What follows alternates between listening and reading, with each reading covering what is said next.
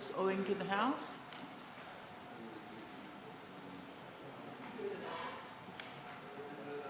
Nothing to do with the budget. Can we come another day, please? Get on. All right, okay, slowly. My other question, Honourable Speaker, is can the Honourable Minister give an update of the Tambua shop, as I note a recurring 50K allocation in Seg 5 for Tambua shop expenses? Seg 5.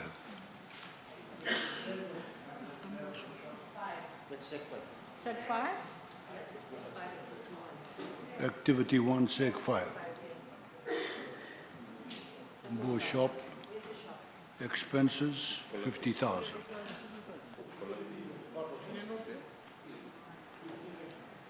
Is the Tambua shop in operation?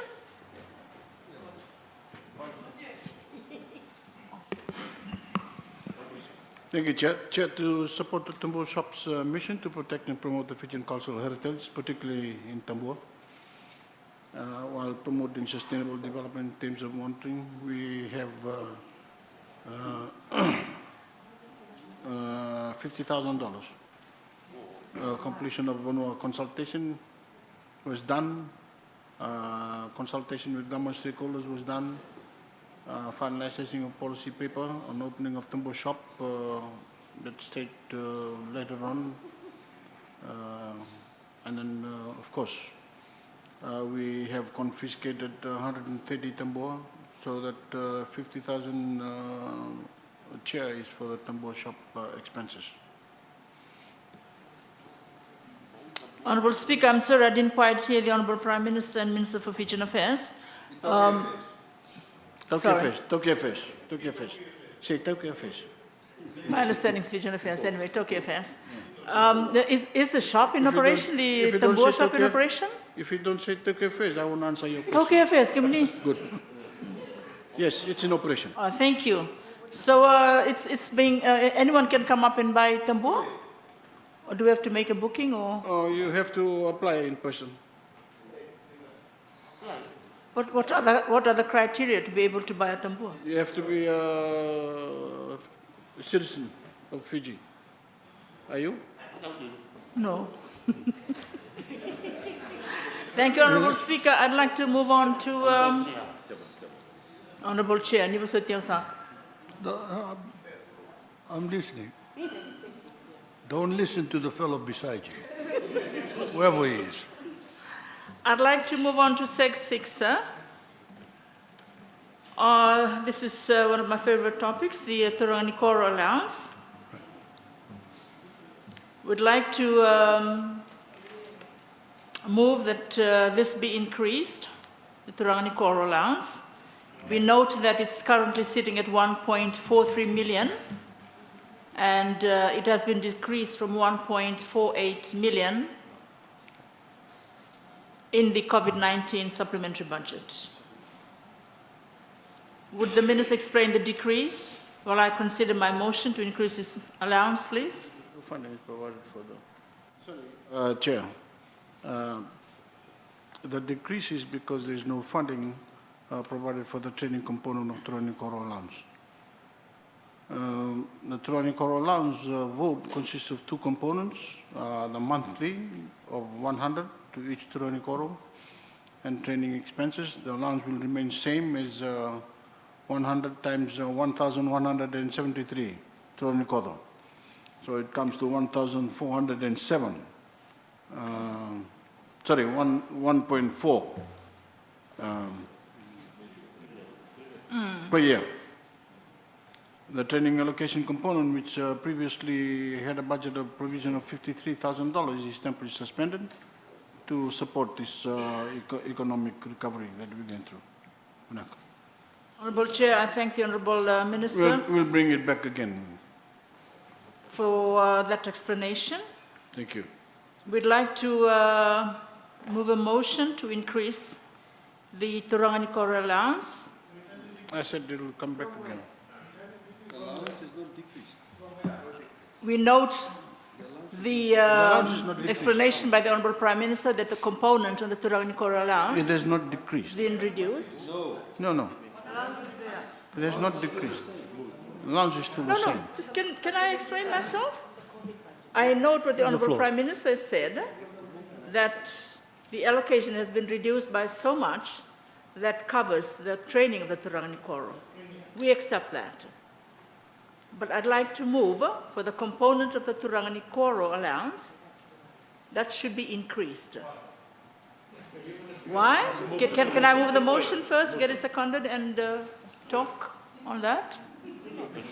Honorable Chair, I'd like to move that the Turangani Koro allowance be increased, Sec 6 by, from that amount 1.4 to be increased by 2.86 million in respect of the Turangani Koro allowance. I second, Honorable Chair.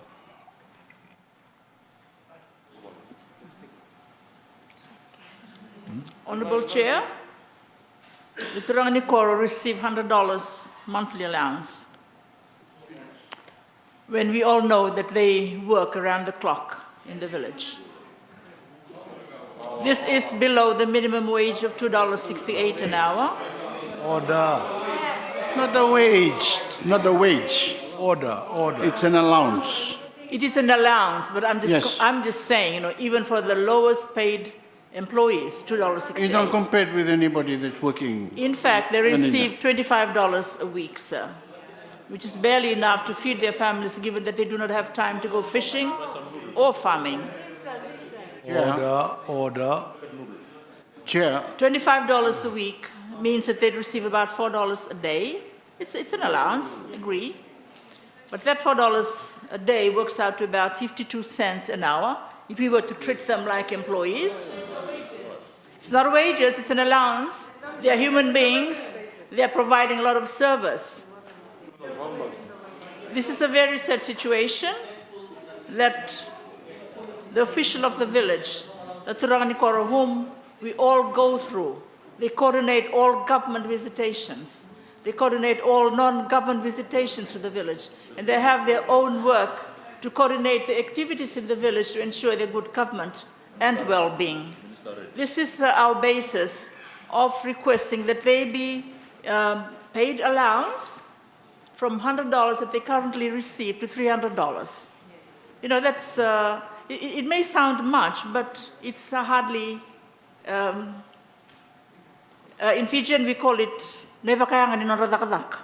Ay saunitiki na suka, but $300 is not sufficient for saunitiki na suka for 1 month. So that is the basis of the increase that we are asking, Honorable Chair. Thank you, sir. Anyone else wishing to take the floor? Honorable Bulutavu? Honorable Chair, I support the motion by the Honorable Antiliti Angioni Baravi, given the role played by the Turangani Koro. Staying in the village, the Turangani Koro is very busy. All government ministries, even the DO, the ROCOs, any other government delegation comes to the village, they come to the Turangani Koro. I'll give an example. Last year when the agriculture census took place, most of the Turangani Koros had to fork money from their pocket in accommodating this the census team that came around in the village and also providing meals for them. Not only that, they were given later the information that came to us. I can tell you that later, Honorable Minister, given that the officials in Lambasa had come to request that the allowance was a bit late, so we had to provide accommodation, also food and yangona. And that was the base, them traveling to collect debtors in other areas. They were sleeping. They slept for about 4 nights at the village, at my village. And that is some of the difficulties that Turangani Koro, they go beyond. Not only this allowance comes at the end of the month, but the different delegations and also NGOs, and also government partnering with NGOs in terms of Ministry of Forestry partnering with SPC in the Reach to Reef project. They have their own officials too, that sometimes they come and sleep in the village.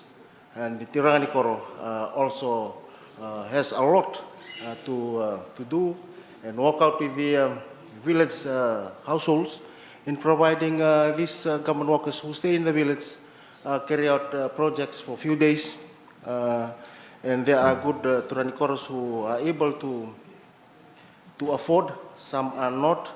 But again, they do not have any office. They run around here and there trying to print out their letters, and even sometimes the various applicants by various villages in terms of license. The FNPF applications that is certified by the Turanikoро, and other government forms that are certified by the Turanikoro or need the support letter from the Turanikoro. That is an office by itself. But again, $100 allowance is not enough. And I support the motion to increase their allowance, given that they are one of the government's immediate agent in the village, contacting with the people, and also they become the focal point of government in distributing information and awareness on government programs, especially when the budget is announced. The various allocation will be announced by various ministries. The Turanikoro will reveal to the Mbosibakoro on where to get those assistance and forms for social welfare too. The Turanikoros play a very important role in certifying those forms to confirm that a particular applicant is a member of the village. That's my contribution, sir. Thank you. Honorable Aditya Mumukepa. In supporting this motion by the Honorable Gioni Baravi and also the Honorable Moore, what he has just articulated here, everything that happens in the village has to go through the Turanikoro. And people appear sometimes after they have made an appointment, but many times without any appointment. So the Turanikoro cannot do anything else except be available for people who come to the village, because they have to get the permission of the Turanikoro, more so now because they are termed to be people employed by the government. So that has brought a different light to the work of the Turanikoro. And I think in particular what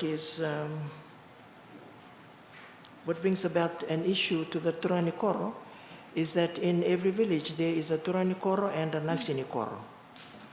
And the Turanikoro, whilst he is seen and proved to be doing a lot more work than the Nasinikoro is paid twice what the Turanikoro gets. So in a question that was given, Honorable Chair, that was answered by the Minister for Health, was that the nurses, the Nasinikoro, they go through some training which enables them to be provided a higher or twice as much as the Turanikoro. So what can the Honorable Minister, the Prime Minister, do in terms of improving the livelihood and the life of the Turanikoro, seeing that they are so important in the life of the village? So in supporting that motion by the Honorable Gioni Baravi, my question is, although he has said that they will be assisted in the future, but what can he tell us now to give some relief to the Turanikoros? Thank you, Honorable Chair.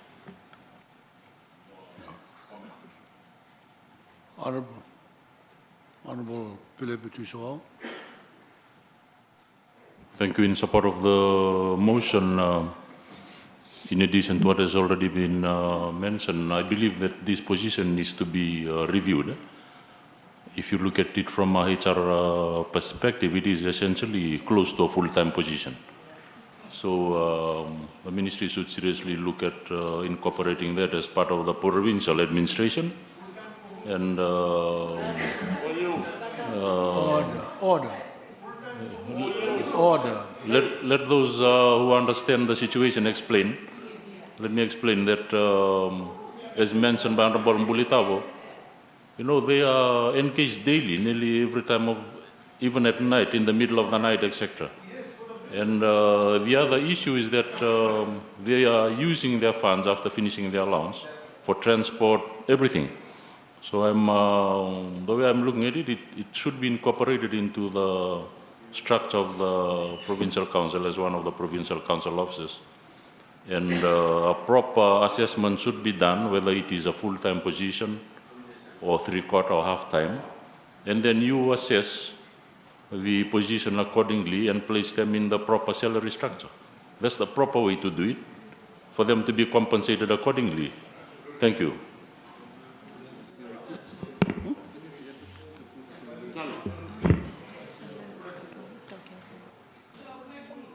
Honorable.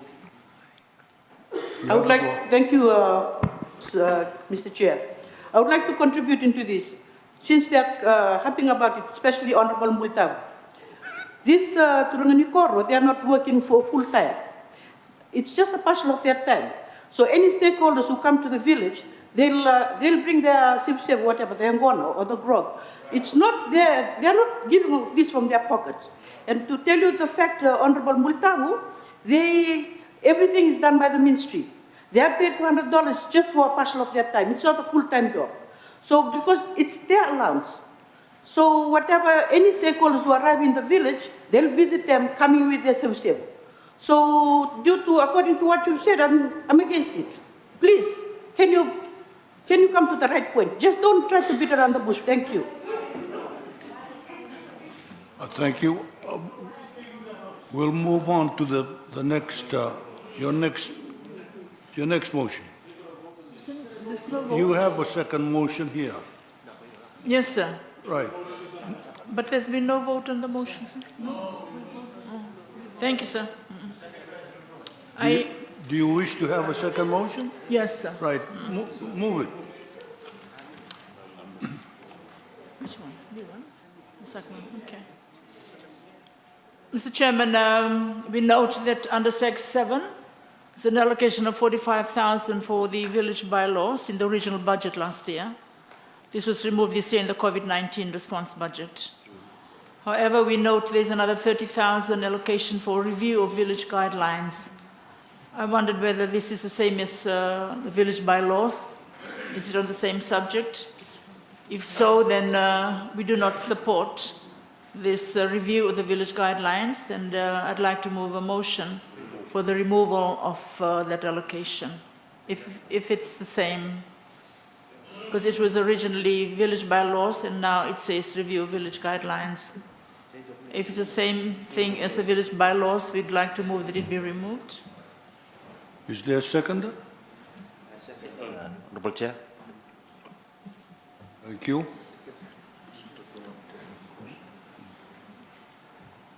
You can speak to your motion now. Thank you, Honorable Chair. The people in the village do not need guidelines to be determined for them. The draft village bylaws that were circulated earlier had provoked a lot of resistance from across the spectrum of the Fiji society. Therefore, this expenditure is not in line with what the people want and That's not true. must be left out of this head. That's not true. Thank you, Mr. Chair. Anyone else wishing to participate in this? Thank you. debate? Thank you, Chair. Thank you, Chair.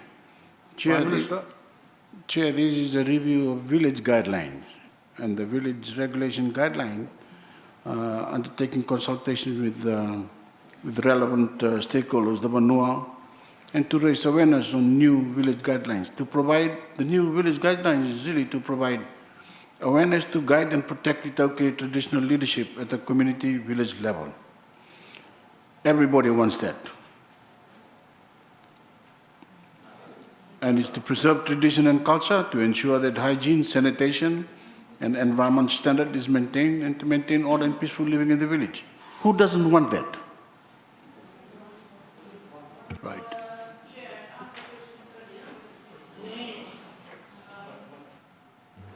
Well, it's the same as the village bylaws, and if it's the same as village bylaws, we'd like to remove.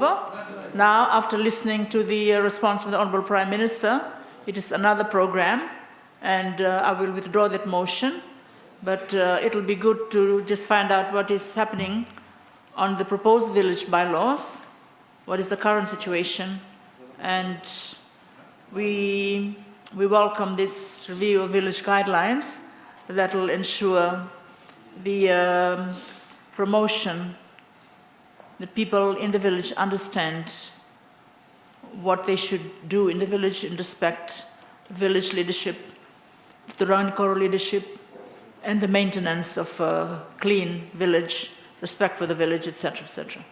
Thank you, sir. Honorable Minister. Honorable Chair, the village guideline with the budget is something that we in Ministry of Health fully support. It is something that we've been working with Minister of Hitoki Affairs, with the Roko TUIs, and also our community health workers with support of the Turani Koros. In terms of the wash, water, sanitation, hygiene purposes, there are certain challenges in certain villages, and this is something that we fully support in terms of moving forward, especially now in the COVID environment in which we are in. We move on to activity 2. Activity 3.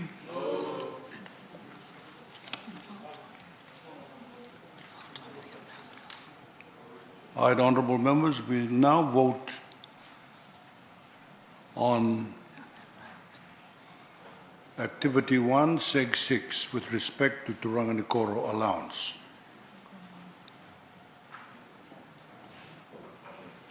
In program 1, head 5 to be increased by 2.86 million in program 1.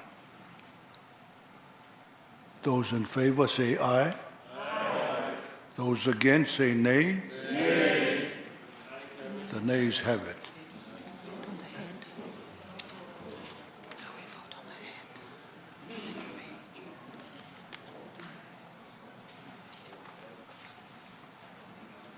Honorable members, the Parliament will now vote on head number 5. The question is that the amount of head number 5, Ministry of Itauke Affairs, be approved. Does any member oppose the motion? Yes. Those in favor say aye. Aye. Those against say nay. Nay. Ayes have it.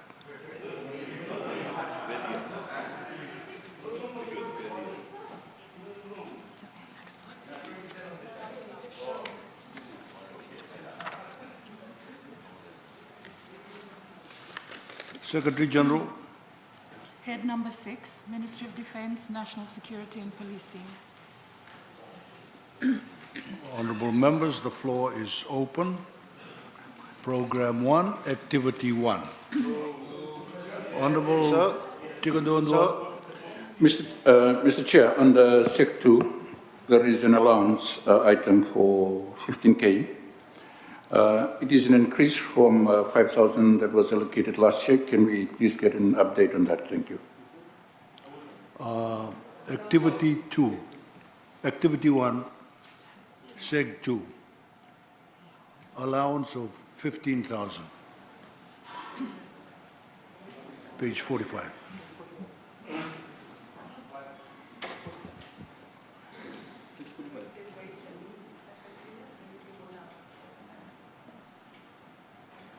Sir, what is your question? I just needed an explanation for the increase from 5 to 15K for the allowance under the SEG. It's actually a reduction. It's a reduction, Honourable Member.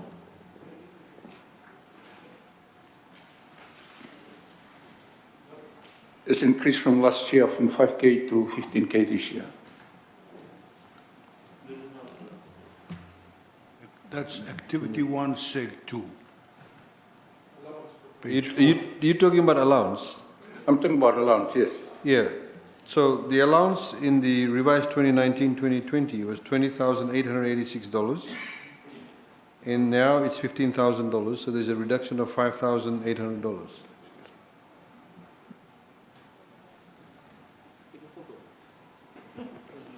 Honorable Bultavo. Thank you, Honorable Chair. Just on Seg 1, on personal emoluments, I note that there is an increase in personal emoluments, but there's a decrease in the allowance. Whether this increase in personal emoluments is that there are new staff coming in, or there were some empty posts have been filled. Thank you, Chair. The increase is because of the regularization of few posts that were with the, you can link that with SEG 7, which is on projects, the National Security and Defense Council Secretariat. What has occurred in this budget is few of the posts has been regularized. So it has been taken on in SEG 1 and will be less from SEG 7 because work has progressed in as far as the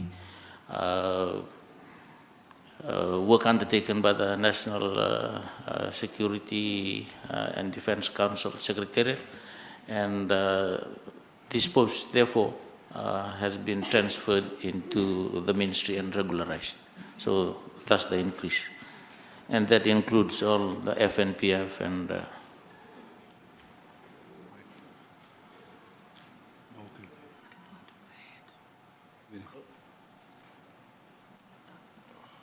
Honorable Bultavo. Another on SEG 7. Thank you, Honorable Minister, for that. On national security and defense review, as you've alluded to, there is a reduction given those have been absorbed into those personal emoluments. But what is the review and what work is left now for the national review to be completed?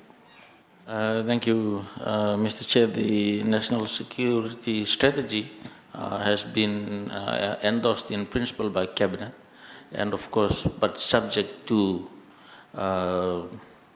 legal vetting again by the Office of the Solicitor General. And of course, coming back to your previous question and the link to SEG 7, Cabinet has also agreed the establishment in phases of the Office of the Secretariat and the work of the Council. And this is where these fluctuations in figures are happening. But the last meeting that we had with the Office of the Solicitor General was on the 26th of June. And hopefully that final vetting will be completed soon, because the Cabinet paper has already been drafted for this to go back into Cabinet, and then the next work from there is the bill, and then the review of the ministry headquarters, and then all the policy papers that come with it, the defense white paper, the police white paper, and the intelligence white paper. I also wish to mention, Mr. Chair, sir, that with this, the ministry has been renamed as Ministry for Defense, National Security and Policing. But with what we have now in the ministry headquarters, apart from the secretariat that was agreed way back in 2016, the Honorable Leader of the Opposition would know, all that we have in the Ministry of Defense is still what was used to be when it was Ministry of Home Affairs. So this is the work that we are going on. So the review of the office, the headquarters itself, and then the subsequent documents. Thank you, Chair. Thank you. Honorable Bultavo. Yeah, still on SEG 7, I note that there is the Fiji Day celebration is not in an activity in SEG 7 this year. We understand of the COVID restrictions, but there is a Remembrance Day celebration that is there, which still will take place. What is the ministry's plan if the COVID restrictions is lifted, whether the Fiji Day celebration will still be held or not? The Fiji Day celebration obviously is, as we announced in the budget also the last time, is in the Ministry of Civil Service. It's going to be across the ministry effort. The amount, of course, has not been reduced given COVID-19, but it's still there. It's the Ministry of Civil Service. Cross-ministerial event. All right, we'll move on. Parliament will now vote on head number 6. The question is that the amount of head number 6, Ministry of Defense, National Security and Policing be approved.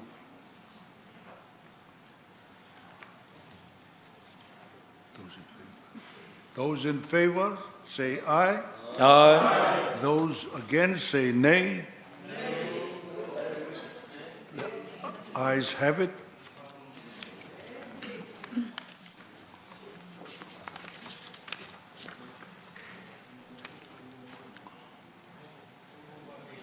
Secretary General. Head number 7, Ministry of Employment, Productivity and Industrial Relations.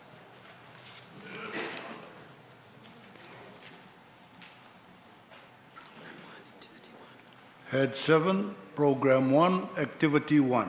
Mr. Chair, Floor is open. Mr. Chair, Who's Mr. Chair? Yes, Honorable Dever. Yes.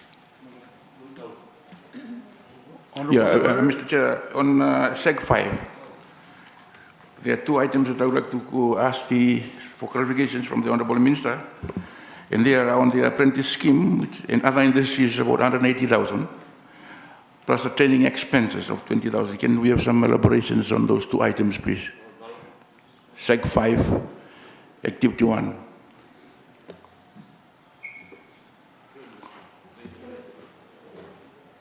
Thank you, Mr. Chairman. Chairman, this allocation is for the apprentices who are engaged with government staffing services.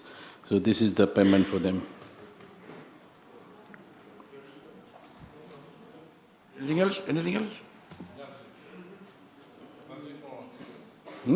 So, Mr. Chair, how many do you envisage will be, using this allocation in terms of how many you would think? Currently, it's a 4-year program, and we have 10 at this point in time. Yeah. Activity 2? No. Activity 3? No. Honorable Tigundundua. Thank you, Chair. Mr. Chair, under Sec 10, the allocation for workmen's compensation is increased to 1.2 million from 1 million last year. In the 2018 to 2019 budget, the allocation for this was 1.75 million. When Honorable Lever recorded reduction in the allocation last year, we were told by the Honorable Minister that the allocation was for the pending cases. And the Minister stated then that the Accident Compensation Commission was now there. It would deal with future cases forthwith. Now, this does not make sense, Mr. Chair. It was decreased from 1.75 million to 1 million last year to handle pending cases because the Accident Compensation Commission would deal with it all. Now the allocate is increased again to 1.2 million. Has the number of pending cases suddenly increased? Why are they not being devolved completely to the Accident Compensation Commission? And why is this initiative still showing up in the head if the Accident Compensation Commission now has the legal mandate to deal with these issues? I'm just requesting these clarifications while I consider whether to table a motion. Thank you, Chair. Thank you, Mr. Chairman. Before the ICCF came in, there were huge applications with the Ministry for Employment. And when the legislation came in, it stated that all the pending cases will be dealt by Ministry within 6 years. So the legislation allowed Ministry to continue with the pending cases, and I'm happy to inform this Honorable House that this 1.2 million that has been allocated is ready for the payment. In other words, all the cases have been dealt with, and after the announcement of budget, all those applicants will receive.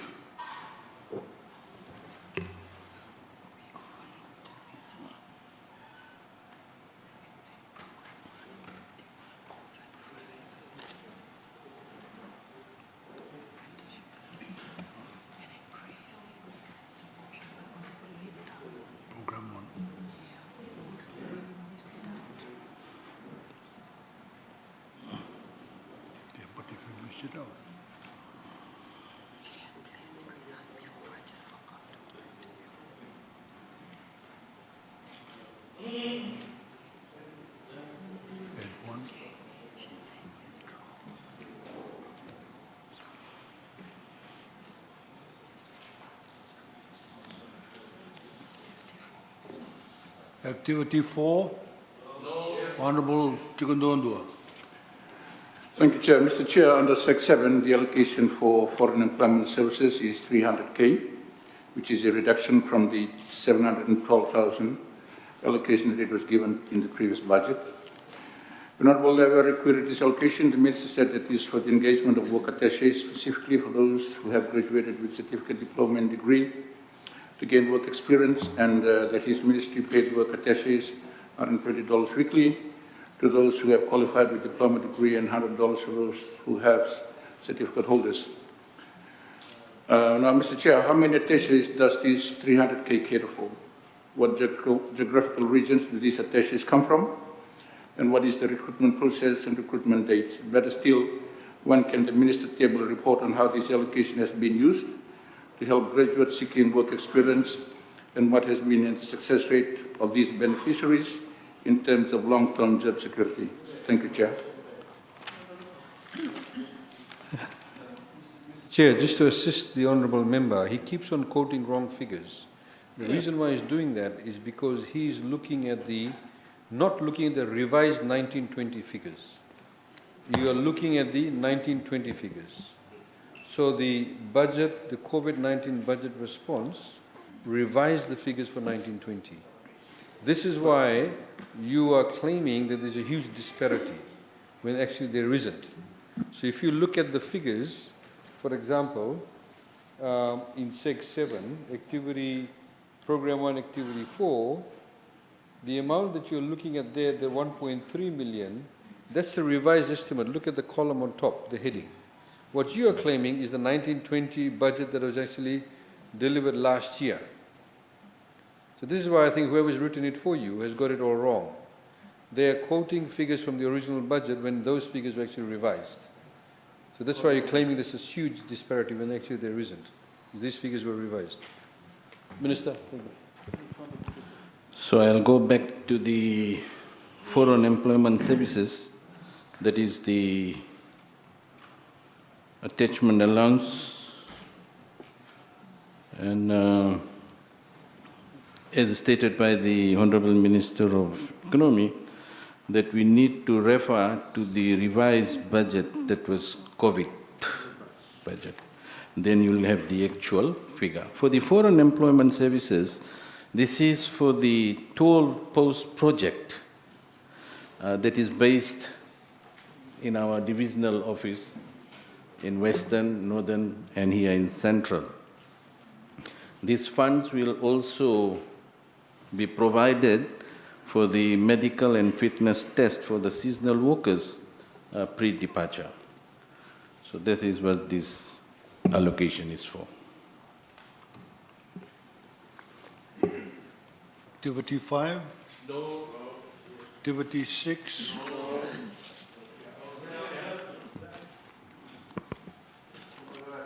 Chair, sorry, in Sec 5, Activity 6, in 2019-2020, it was 148,000 in terms of that activity, especially in Sec 5.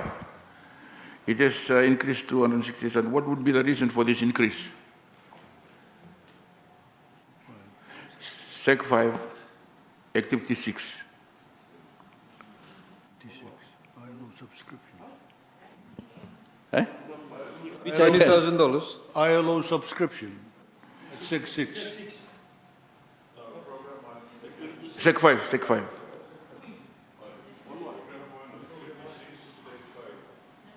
National minimum the wages. Can we have some update on that, on the clarification, Mr. Chair? Thank you, Mr. Chairman. This 100,000 that is allocated here is for the survey of the national wage minimum next year.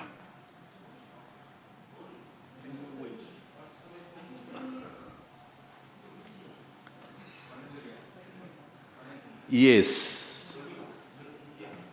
I just want to add on, I know why you people are harping on, because last year, as I mentioned to this House, that the review has started, it has begun. Unfortunately, we had to face COVID-19, and the report, the draft report that was supposed to be presented to the IRAP, the tripartite partners, could not happen because of COVID-19. So you can see the interest of government in this regard on the review of the national minimum wage, and that's why 100,000 has been allocated so that we can take this survey next year. Thank you. Right. Activity 6. Right. Honorable members will now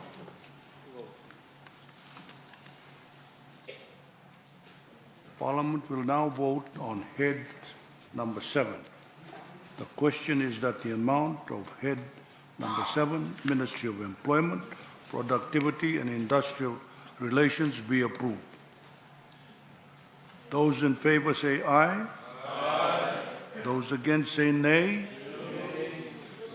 The ayes have it. Secretary General. Head number 8, Ministry of Foreign Affairs. Ministry of Foreign Affairs, Program 1, Activity 1.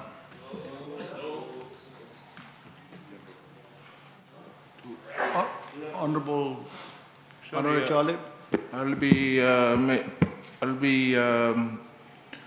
be asking question on activity 2, sir. You're still on activity 1. Oh, sorry, program 2. Program 2. Honorable Activity 1, Philip Sec Tishol. 7. Yes, Sorry. you have the floor. Sec 6. PIDF operating grant, could we please be provided an update on that organization, given the concerns raised in the past on the duplication of roles in regional organizations? And our view is that since it's a duplication, that could be rationalized and probably phased out. Thank you.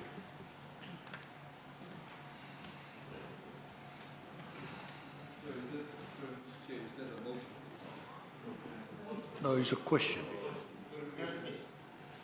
Just a clarification on the roles of the organization, its current functions, and whether there is still It's not a duplication of the Forum Secretariat.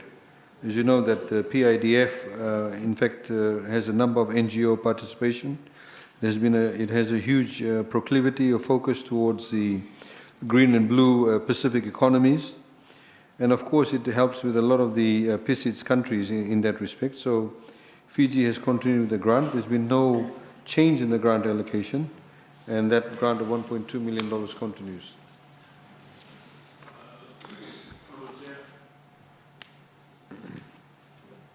Roger, can I just further to that? Other times we live in when we need to be aligning ourselves closely to our big neighbors, because PIDF is perceived to be anti-Australia, anti-New Zealand. No, it's not. So that's not true. You know, if there is a perception there, I think we should remove it because the time is now to be close to our big neighbors and given the realities of what we face. But this is the perception that we have, Honorable Chair. It's only you that have that perception. We are close to our neighbors. Thank you. Just also, Mr. Chair, could clarify from an economic perspective, if we weren't that close, Australia for the first time, Honourable Gavoka, Australia for the first time actually has given direct budget support. Direct budget support is not given to people who you are not close to. You give direct budget support to people you are close to. New Zealand is doing the same. So how can PIDF be seen to be anti-Australian, anti-New Zealand? All right. Honorable Tigadondua. Thank you, Chair. I would like to move a motion. Mr. Chair, pursuant to Standing Order 100, subsection 2, I move without notice that Head 8, Program 1, Activity 166, be decreased by 700K from Head 7 in respect of PIDF operating grant which has an allocation of 1.2 million under R. He wants to reduce PIDF grant from 1.2 million to 750,000. Is there a seconder? I second the motion, Chair. Honorable Tigdondo, you have the floor. Thank you, Chair. Mr. Chair, at the time of austerity, it is prudent to look carefully at the value for money. To date, when we, this House, have not been privy to return of investment to the people of Fiji, PIDF will have to work with 500K in the coming years, because so far it seems to be a white elephant with no direct impact to the people of Fiji. Thank you, Chair.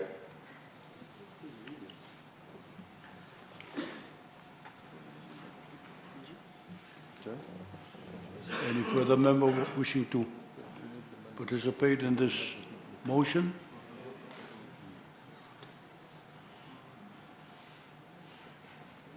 We'll now vote. Sorry.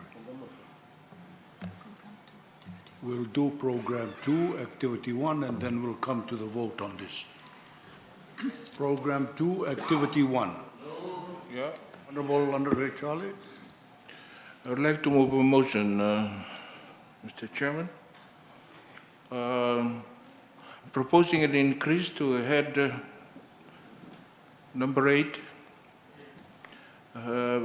Head number 8 to be increased by $2 million in Program 2, Activity 1, Sec 7.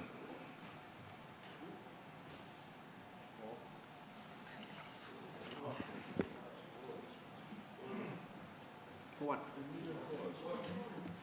Opening of embassies. Opening of embassies. Second the motion. What was it?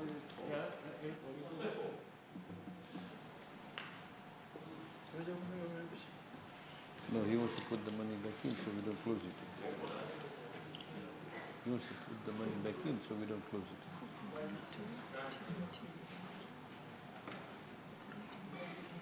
Yeah, this one. 6, 7. This one. Yeah, 6, 7. Is there a seconder? Chair. You have the floor, Honorable Charlie. We support the continuation of some of our missions abroad, and we would like to see that the Washington DC mission continues, and the Brussels mission continues also, and also the Papua New Guinea mission.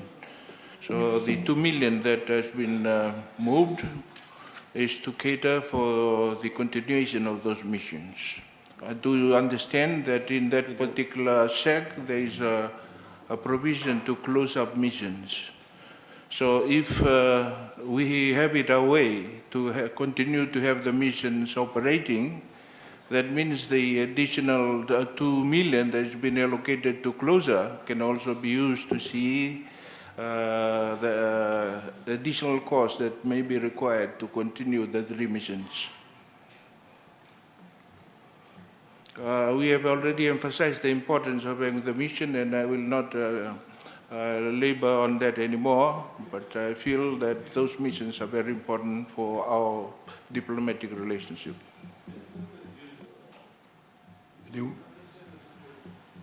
Any further honorable member wishing to participate in this motion? Honorable members, we will now vote. On Activity 1, Sec 7, Program 2, with respect to operating grants and transfers, that Head 8 be increased by 2 million in Program 2. Those in favor say aye. Aye. Those against say nay. Nay. The nays have it.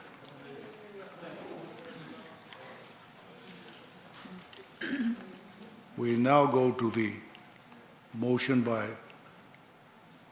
Honorable Tikonderoa Andua that Head 8 be decreased by 700K in Program 1, Activity 1, Seg 6, with respect to PIDF operating grant. Those in favor say aye. Aye. Those against say nay. Nay. Nays have it.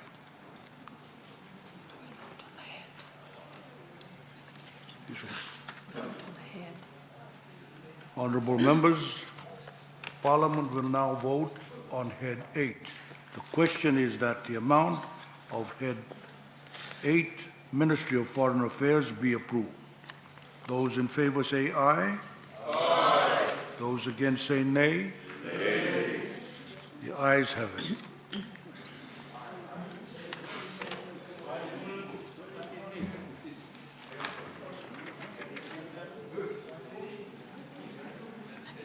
Secretary General. Head number 9, independent bodies.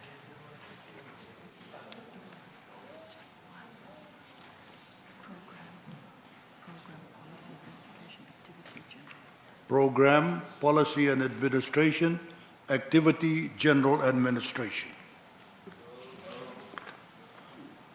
Honorable Biman Prasad. Thank you, Mr. Chairman. Just some clarifications on two of those bodies. One is the Auditor General's Office. This is a clarification from the Honorable Minister for Economy. In 2018-19 budget, we had about 5.9 million allocation. We're reducing it to 5 million. Understandable, but as we discussed earlier, Mr. Chairman, the responsibility of the Auditor General's Office, particularly when we are going to operate within a very, very strict budget, I think what I would want to know is whether the reduction in the budget is going to have any impact on how the Auditor General's Office is able to monitor expenditures throughout government ministries and government entities. The second issue is the Media Industry Development Authority. I see it's been allocated 76K. We still don't, I think last year it was allocated 150K. We still don't have a chairperson. The position is still vacant. And I'm not sure whether that allocation, given that we've had experiences of the Media Industry Development Authority not even being able to present its annual report to this House on time. So I would ask the Attorney General to give some clarification on those two. Thank you. Honorable. Thank you, Mr. Chair, sir. Mr. Chair, sir, in respect of the Auditor General's Office, unfortunately, this is the problem one can have if you just compare year on year when you have only one line budget items. So, for example, the Auditor General of $5.9 million in 2018-2019, they actually hosted an international meeting. So that's why there's an increase in the budget. It did not mean, therefore, consequentially, that a reduction in the budget meant that there's a reduction in their capacity to operate. You know, when you host an event, you can get $200,000-300,000 more, etc. So what they were in Tosaya meeting, which is the International Auditor General's meeting. However, so it does not affect the operations. As you know, also there's a reduction because the Auditor General has taken a 10% pay cut. Of course, the reduction of the FNPF. So it'll carry on with its normal operations. There's no problem with that. In respect of the Media Industry Development Authority, yes, there will be a chairperson that will be appointed. I'm glad the Honourable Member is very keen about the Media Industry Development Authority being up and running when he was completely opposed to it, I remember a few years ago. But the expenditure there is essentially for one salary position, one wage position. In the event that, when people are employed, and it's a very modest sum of $76,000.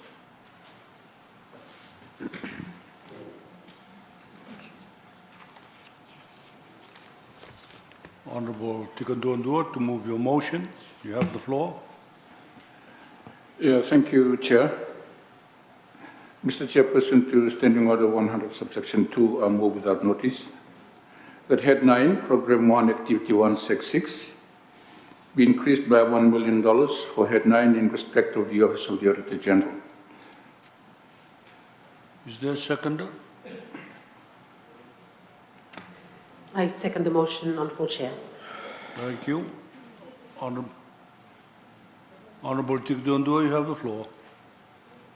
That's right.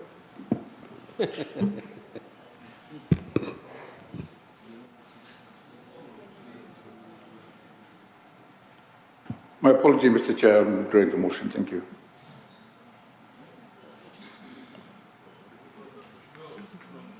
You're withdrawing this? I am, Mr. Chair. My apology. Thank you. My gratefulness.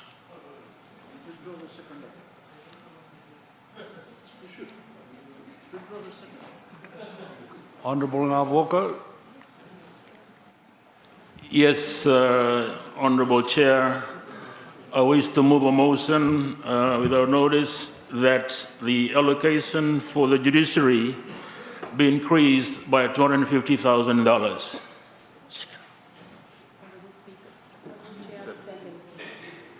Is there a seconder? I second the motion. Honorable Ngavoka, you have the floor.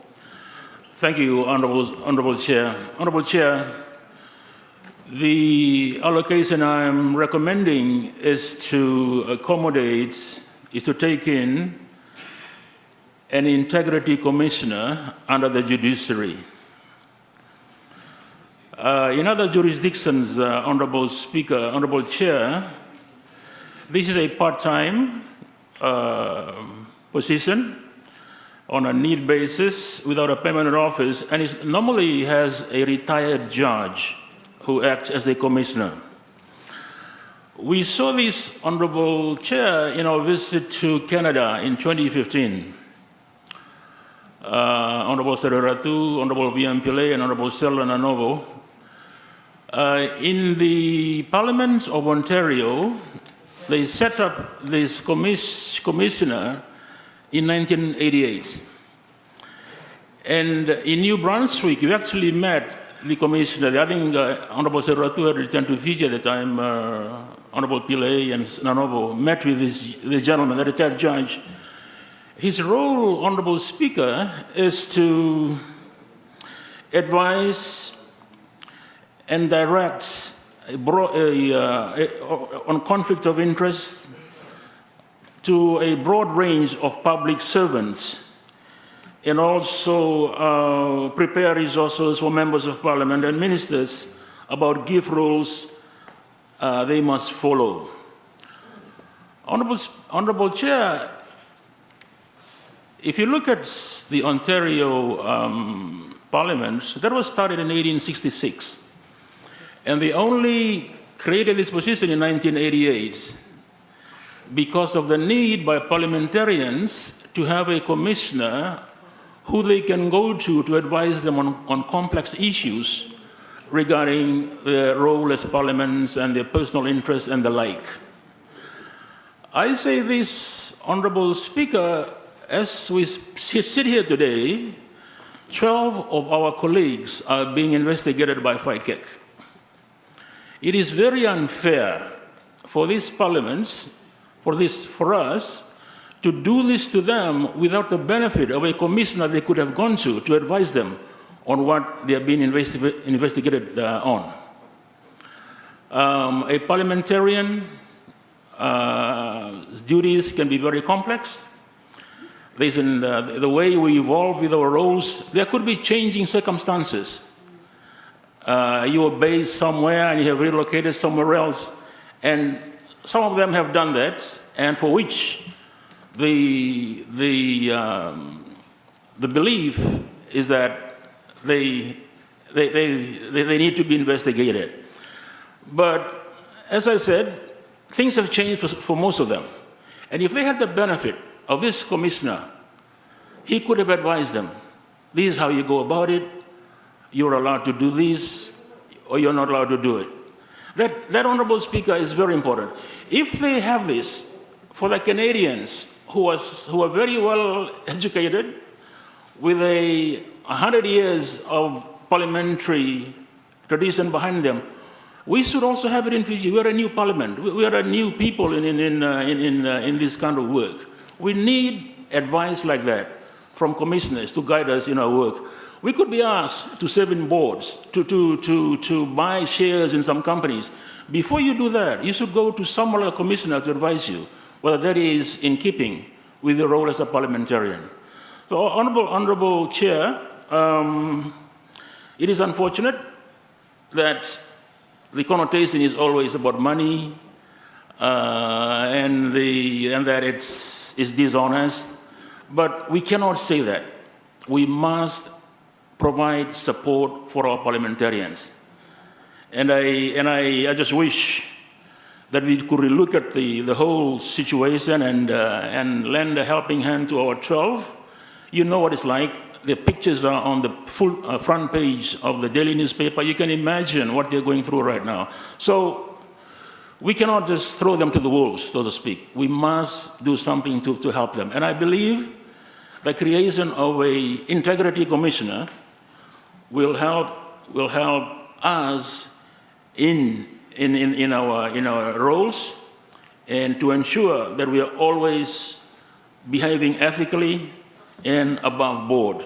We met this person in New Brunswick. He's so affable, a very approachable person. I just was just saying, I wish we could have this guy in Fiji. He's so, he was a retired judge, and he was giving us an example of what he does for the parliamentarians in that part of Canada. So, Honorable Chair, I think we should consider this. The position must come out of the judiciary. It needs to be independent, but in some jurisdictions, it can be a part-time and on need basis, but someone that all of us can go to when we are not sure about certain things to do with our role here as parliamentarians. I hope, Honorable Chair, that we can all agree as a parliament to do this. It's for the performance of our duties to the highest standards, and something that we all need to help us do our job. Thank you, Honorable Chair. Is there any other member wishing to take the floor on this? Honorable Chair. Yeah.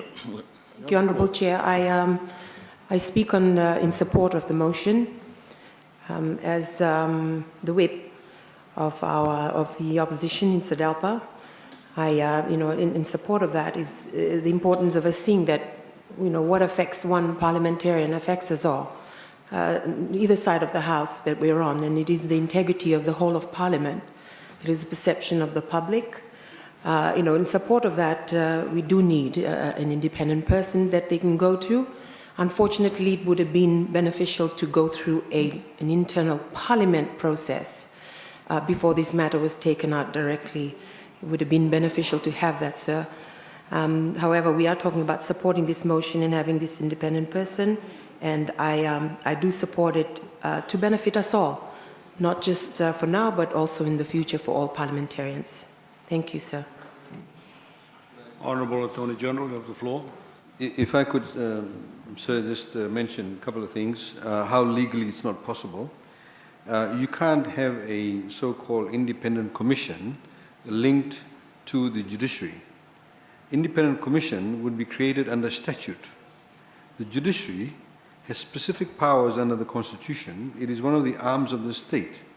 So legally you can't do that, number one. Number two is that the Honourable Member talked about these police officers who've been charged by FICAC, and then he used that to talk about the support for members of Parliament. As mentioned earlier on when Honourable Prasad talked about the Transparency Commission, which I had alluded to, I referred the two members who have moved this motion to Section 149 of the Fijian Constitution, which actually creates a code of conduct for members of Parliament, including right from the President and ministers and everybody else, that are defined under this particular provision. It also creates the Accountability and Transparency Commission, which would do precisely what they're actually suggesting. And the reason why that has not been put in place is because the enabling law was tabled as two separate bills in this parliament. And the committees did not review the bills on time. And those bills then lapsed after the term of parliament ended in 2018. So they now need to be brought back when we will be informed that the committees can actually review those bills. The committees need to tell us. And I would please urge them, if they refer to Section 149 of the Fijian Constitution, it talks exactly about those issues that was just been highlighted. And Mr. Speaker says, you know, being charged by FICAC is not being sent to the wolves. These are certain laws that people have breached, in the same way that the police would charge somebody else. So I would say that I hope the members actually see the wisdom in this, actually withdraw it, because legally it's not possible to put a commission created by statute in the judiciary. And secondly, that we already have a provision in the Fijian Constitution that we can set up such a commission.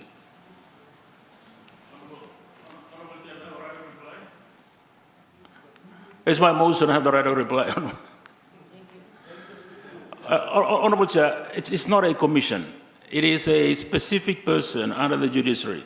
No, you can't do that. And Honorable Chair, I brought this up when a UN team came to the GPH, and they all took note of that. And I'm sure their report is somewhere here in Parliament, that parliamentarians need this person, this kind of office, whichever form it takes. But we cannot be working in the dark, so to speak. The Canadians also have the Constitution, they also have the transparency, they have all that. But they found a need for this. So I believe this position, whatever it comes under, must be made available for the benefit of everyone in this House, Honorable Chair. Mr. Chair, from a finance perspective, one cannot allocate money for a particular position when you do not know what are the parameters of that position.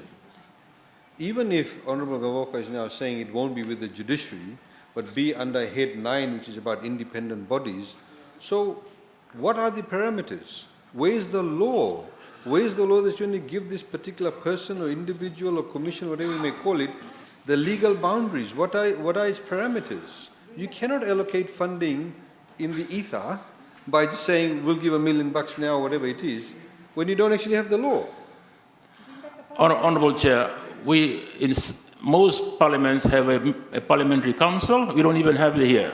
We don't have a parliamentary council here. Honourable member, we'll bring this to a vote. We've had enough talk on this. The motion is that Head 9 be increased by 250,000 in program Police, Policy and Admin. Activity General Admin, Seg 6, with respect to judiciary. All those in favor say aye. Aye. Those against say nay. Nay. The nays have it.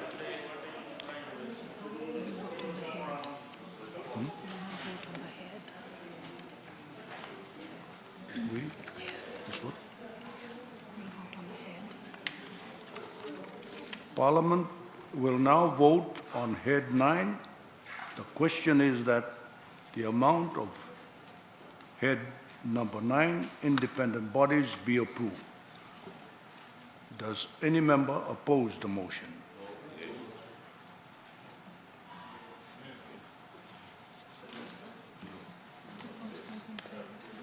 All those in favor say aye. Aye. All those against say nay. Ayes have it.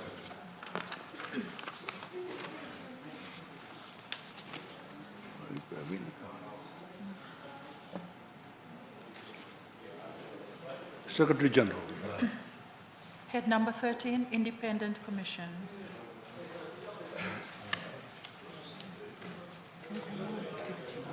Program 1, Activity 1.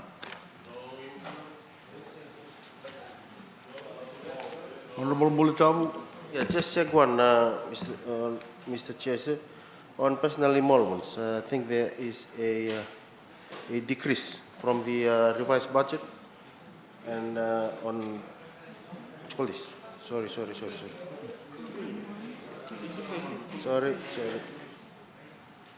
Second one?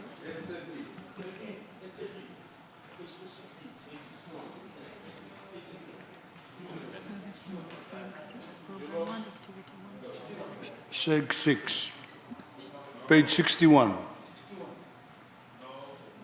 Is that the one?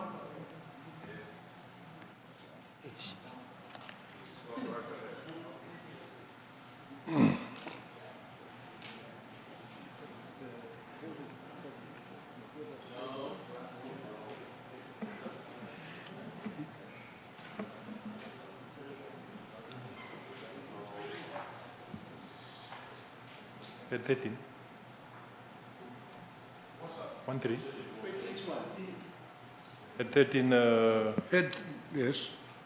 Mr. Chairman, on just regarding the accident compensation Commissioner of Fiji, a increase of 84.5 thousand. Can we just get a clarification into what this allocation is for? Is this relating for the office operations of the office, or is it a compensation payout allocation? Since Accident Compensation Commission is now taken over the injury accidents as well. So can we just get a clarification from the Honourable Minister? Sure. Firstly, as the Honourable Minister for Employment highlighted, that when the law was created, the ACCF, it was actually did not have any retrospective operational, work that it could be assigned to it. So it was moving forward. It was everything post the law being created. So the ones that are actually currently with the Ministry of Employment is to do with those ones that predate the creation of ACCF. We are currently in some discussions to see how we can actually get some of the work that's currently with employment to come into ACCF, because we can then streamline it, save some costs in terms of admin costs, but it will probably require some amendments to the existing law for the ACCF to be able to deal with those matters that they were actually came into being prior to ACCF's formulation.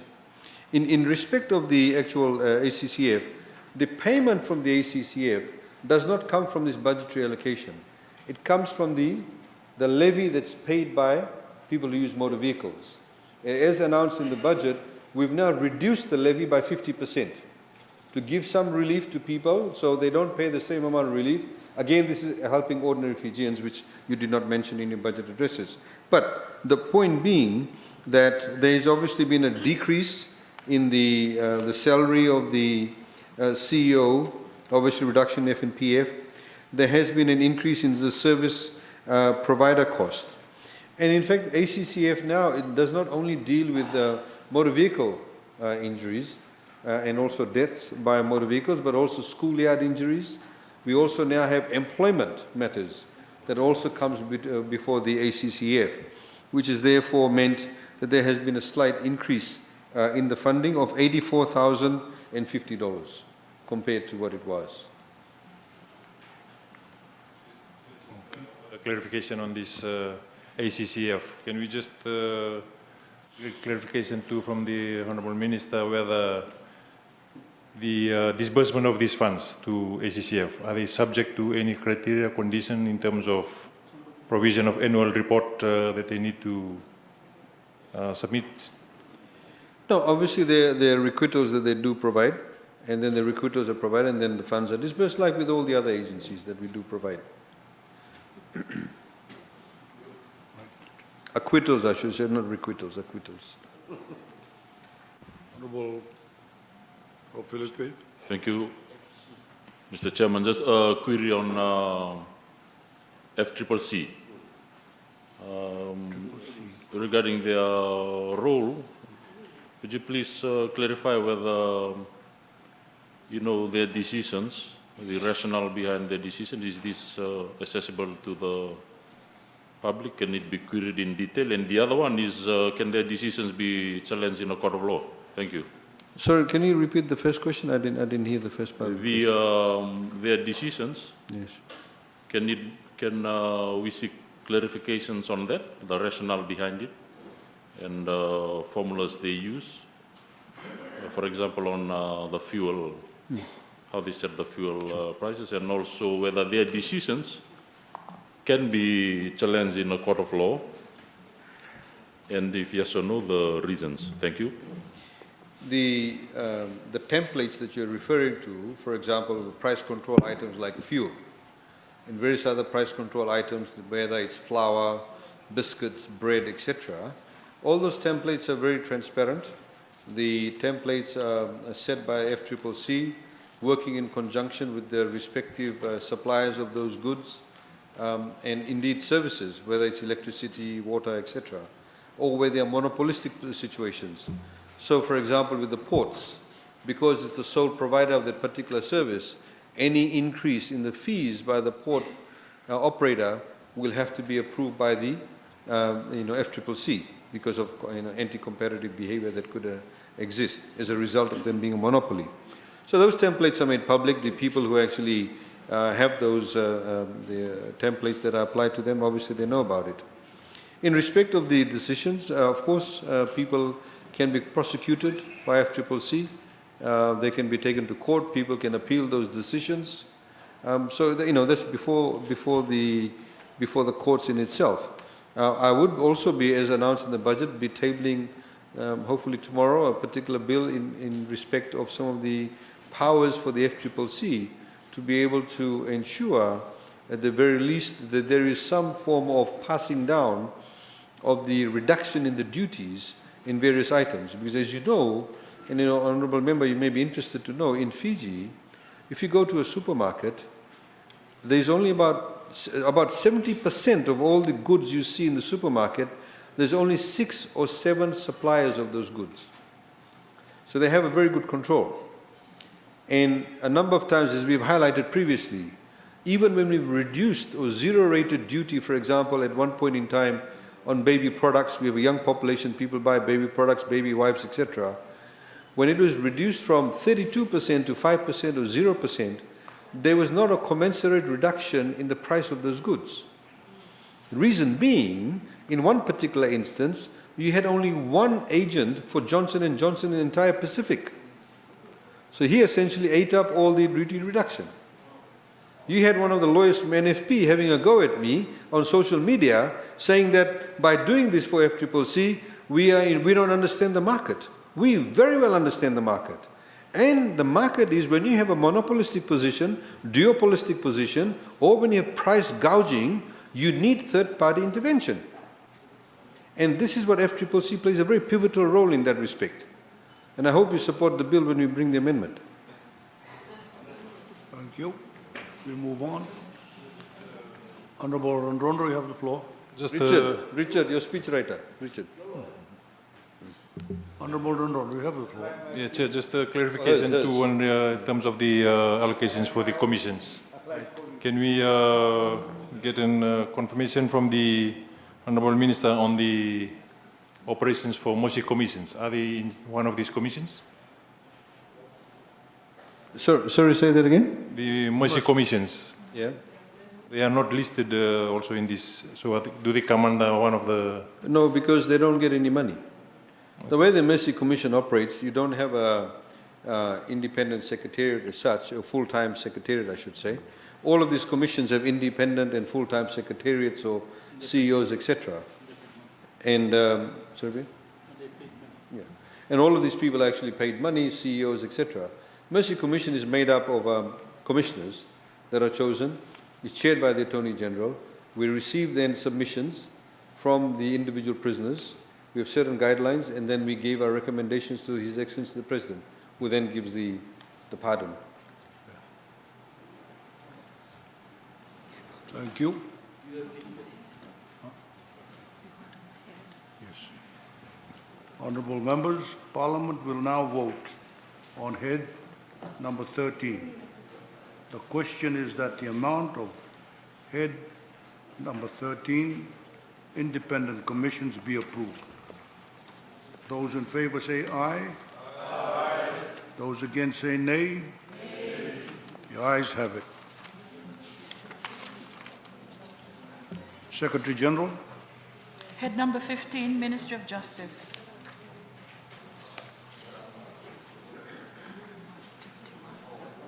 Program 1, Activity 1. Program 2, Activity 1. Program 2, Activity 2.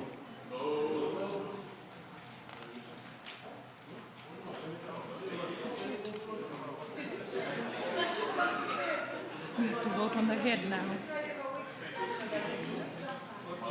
Honorable members, we will now vote on head number 15.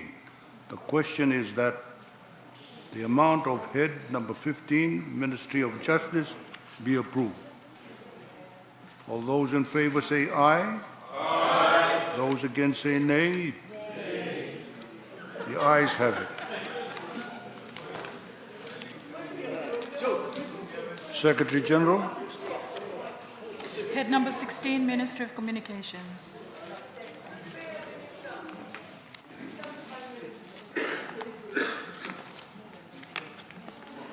Chair,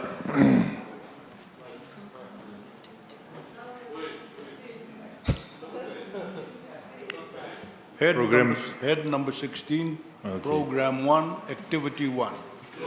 Yes, Chair, regarding Seg 7, there's an increase of 163,000 in terms of special expenditures. Activity 1, Activity 1. Yes. In Seg 7. That's Program 2 you're looking at. We're doing Program 1, Activity 1 at the moment. Right. Okay. Honorable Jordan Barabi. And Seg 5. Honorable Chair, Program 1, Activity 1, Seg 5, there's an allocation of 50,000 for Constitution Day. Can the Honorable Minister inform the House what form of celebration will be undertaken for Constitution Day, $50,000? Sorry, if I heard you correctly, what sort of celebrations? Yes, are we still having a celebration given COVID-19? Yes, I mean, I think if you see that we've allocated $50,000, obviously if there are restrictions that will stop us from having large gatherings, that will be factored in. But Honourable Member, you may also know that for the past number of years, we've also been organizing essay competitions throughout Fiji. We give prizes to children, students. We have singing competition. We have, people reading oratory. So all of those expenses are catered for within this. And my other question is the Jubilee celebration, Independence. That's in civil service. All right. Honorable Chair. Program 2. Honorable Chair. Program 1, Yes. Activity 1. You have the floor. Seg 5. Yes. Govis Communications, 800,000. Can the Minister clarify what other services this company provides for Fiji? Does it do tourism work, whether it did work for COP23 or other activities for ministries? We note that it has done work for other dictatorial regimes which has suppressed human rights. So we're interested in the expense of activities in Fiji. Thank you. They provide general public relations services to the government of Fiji, both domestically and internationally. Yes, as we've elucidated on a number of occasions in this parliament, that they have provided support to us for the COP23 and post-COP23 efforts, and they do provide those types of services for Fiji. In respect of obviously a number of situations in respect of spreading Fiji's message. They do have a lot of contacts. So, for example, even with COVID-19, a lot of the messaging that we've had with overseas counterparts, a lot of the, they get us positions in various editorials. Those sorts of things obviously help us to position ourselves. You would also note, Honourable Member, there's actually been a reduction in the allocation. There was $1.1 million allocation. Now it's $800,000 reduction to Corvus for those purposes. Mr. Chairman, I like to move a motion on that without notice. You have the floor. That head 16 be decreased by 800,000 as per the allocation for Govis Communications. Thank you. Second. Remove. Second. Honorable Chair, I second the motion. You have the floor, Honourable Tushawal. Thank you. Just to clarify, remove by 800,000. We think that it is a drain on our national resources, which should be better spent on health or education for the welfare of the people of Fiji, rather than being wasted on a company with poor reputation that had worked with brutal and murderous dictatorial regimes around the world. The Ministry of Information have been invested in all these years, and we have people there we could utilize our local talents for the work which it is doing. Not only that, but we also have various experienced journalists, not only in Fiji, but in the Pacific, who could also use for this particular work. Thank you, Honourable Chairman. All right, we move on. Program 2, Activity 1. No. Honourable Levere. No, Chair, I'm still on Activity 1, Chair, Sec 5. On which?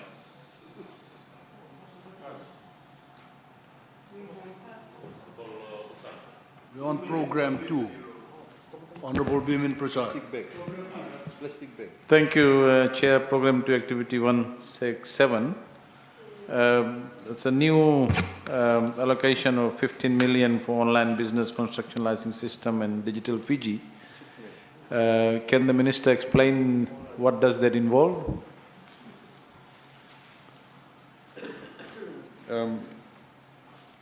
Speaker, sir, the honourable member is incorrect. This online business construction licensing system is 6.6 million, not 15 million. I said both together, it's about 15. Oh, sorry. Okay. Yeah. Yes, the online business construction licensing will allow Fijians everywhere, overseas and locally, in also foreigners to apply for new business license, getting construction permits, participation from government agencies to approve the applications all online. Both applicants and processing agencies will be able to track the progress of the application submission. So, you can actually do all of this digitally. When we say business licensing, we actually mean that the approval of you to be able to start construction of the building. So, for example, if I may be a new company or new company that's wanting to start a hotel in Fiji, I could be overseas. I could apply for the hotel license. I could earn a registration of company, I should say. Then I could put in my permits. All of that can be done all online. And the approvals, for example, from National Fire Authority, OHS, Ministry of Health, the immigration, everybody gets into that. And then you have all online applications, ease of doing business. That's in that respect. The other wins is in respect of the government's digital transformation to bring key government services online. So, for example, we have the Register of Lands, Titles and Deeds, the infrastructure clouding, cloud hosting and license subscription, the business process redesigning, study and solution implementation, data harmonization. One of the issues, as I'm sure you would appreciate, that we don't necessarily in Fiji have not been very good in respect of collation of data across the different agencies. And we want real live data, data that's available. So if today somebody asks us exactly how many people in the province of Namosi are growing, for example, cassava, we may have some data, but we don't have exact data. If somebody says to us today, how many people actually operate, canteens from home, we can't tell you. We should be able to have that kind of data. So this is all part and parcel of the rollout of the Digital Fiji program to get some quick wins on that. So for example, applications being available on mobile phone apps. And also part of that is the national switch, which will be part of rolling out cards. We found a country that's very vulnerable, for example, to climatic changes. There's been a lot of issues in the past about people double dipping, social welfare double dipping. We recently had a case where a lady, who receives, when you get $1,000 per baby, we had a lady whose baby had passed away, and even though the baby passed away, she still was able to go and claim $1,000. We had another lady who had the same mother, same baby, claimed $1,000 in Ba, $1,000 in Lautoka, $1,000 in Nandi, all on the same day. If we had real live data, if we were able to pick one up, the names would have actually been immediately within a matter of minutes or seconds, all the BDM officers in Fiji would have picked up. So that's what we're trying to do. We recently actually had a case where somebody who was actually in a de facto relationship, because there was some tussle over the property, was able to get 2 death certificates. There are leakages because people are able to take advantage of the fact that there's manual intervention in some processes. So who's doing this? I mean, have we hired a... No, this is done through the the Singaporeans. The Singaporeans, of course, are managing it, but we have individual vendors that actually provide those services too. It fits in all, you've seen the work that's been done in the immigration department. We now have actually the capacity, the technology for people to go, the immigration department to go to people's homes, where they're incapacitated, to be able to issue them with their passports at the hospital. They had somebody to go for emergency flights. We have people now who can go to post offices and actually get, if they're in Tavua wanting a passport, they don't have to come to Suva or Lautoka or Nandi. They can actually do it from their own hometown. So it reduces the cost of people in terms of time, having to travel, take time off work, cost in respect of physical, financial work, and of course increases productivity and provides a better service. That's part of that program. Program.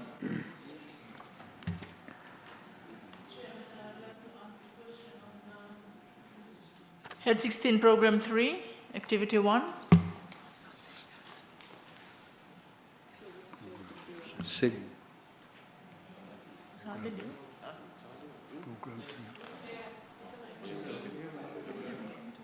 We haven't gone to that. Come back. You normally the other way around, but...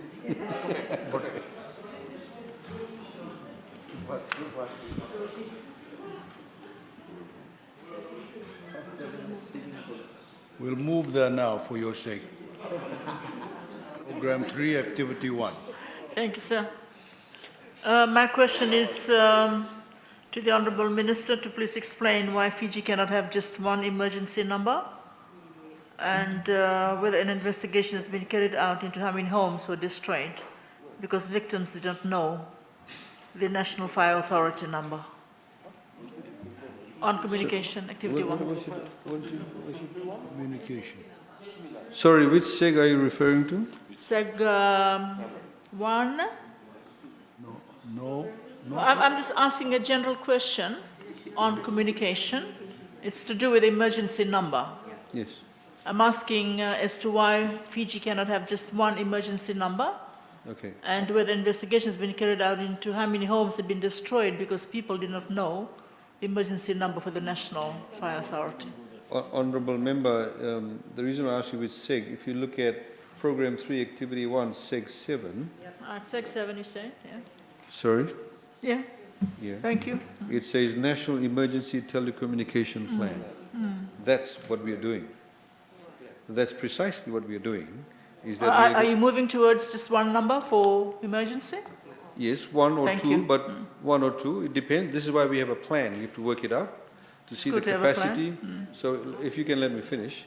And then I will actually, once the plan is done, the study is done, then we'll have either one number or two numbers. Some countries have two numbers, some countries only have one number. So in our case, we're going to see what's the best plan. and that's why we allocated that funding for that.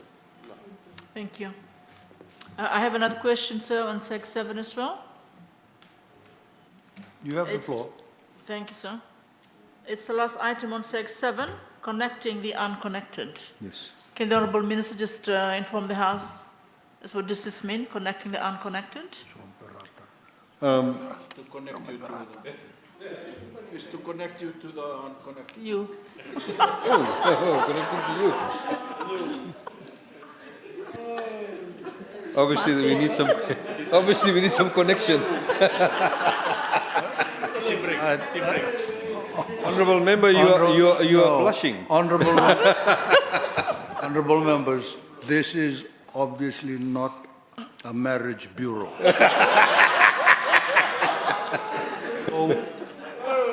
So we need an explanation from the minister. Thank you, Honourable Chair.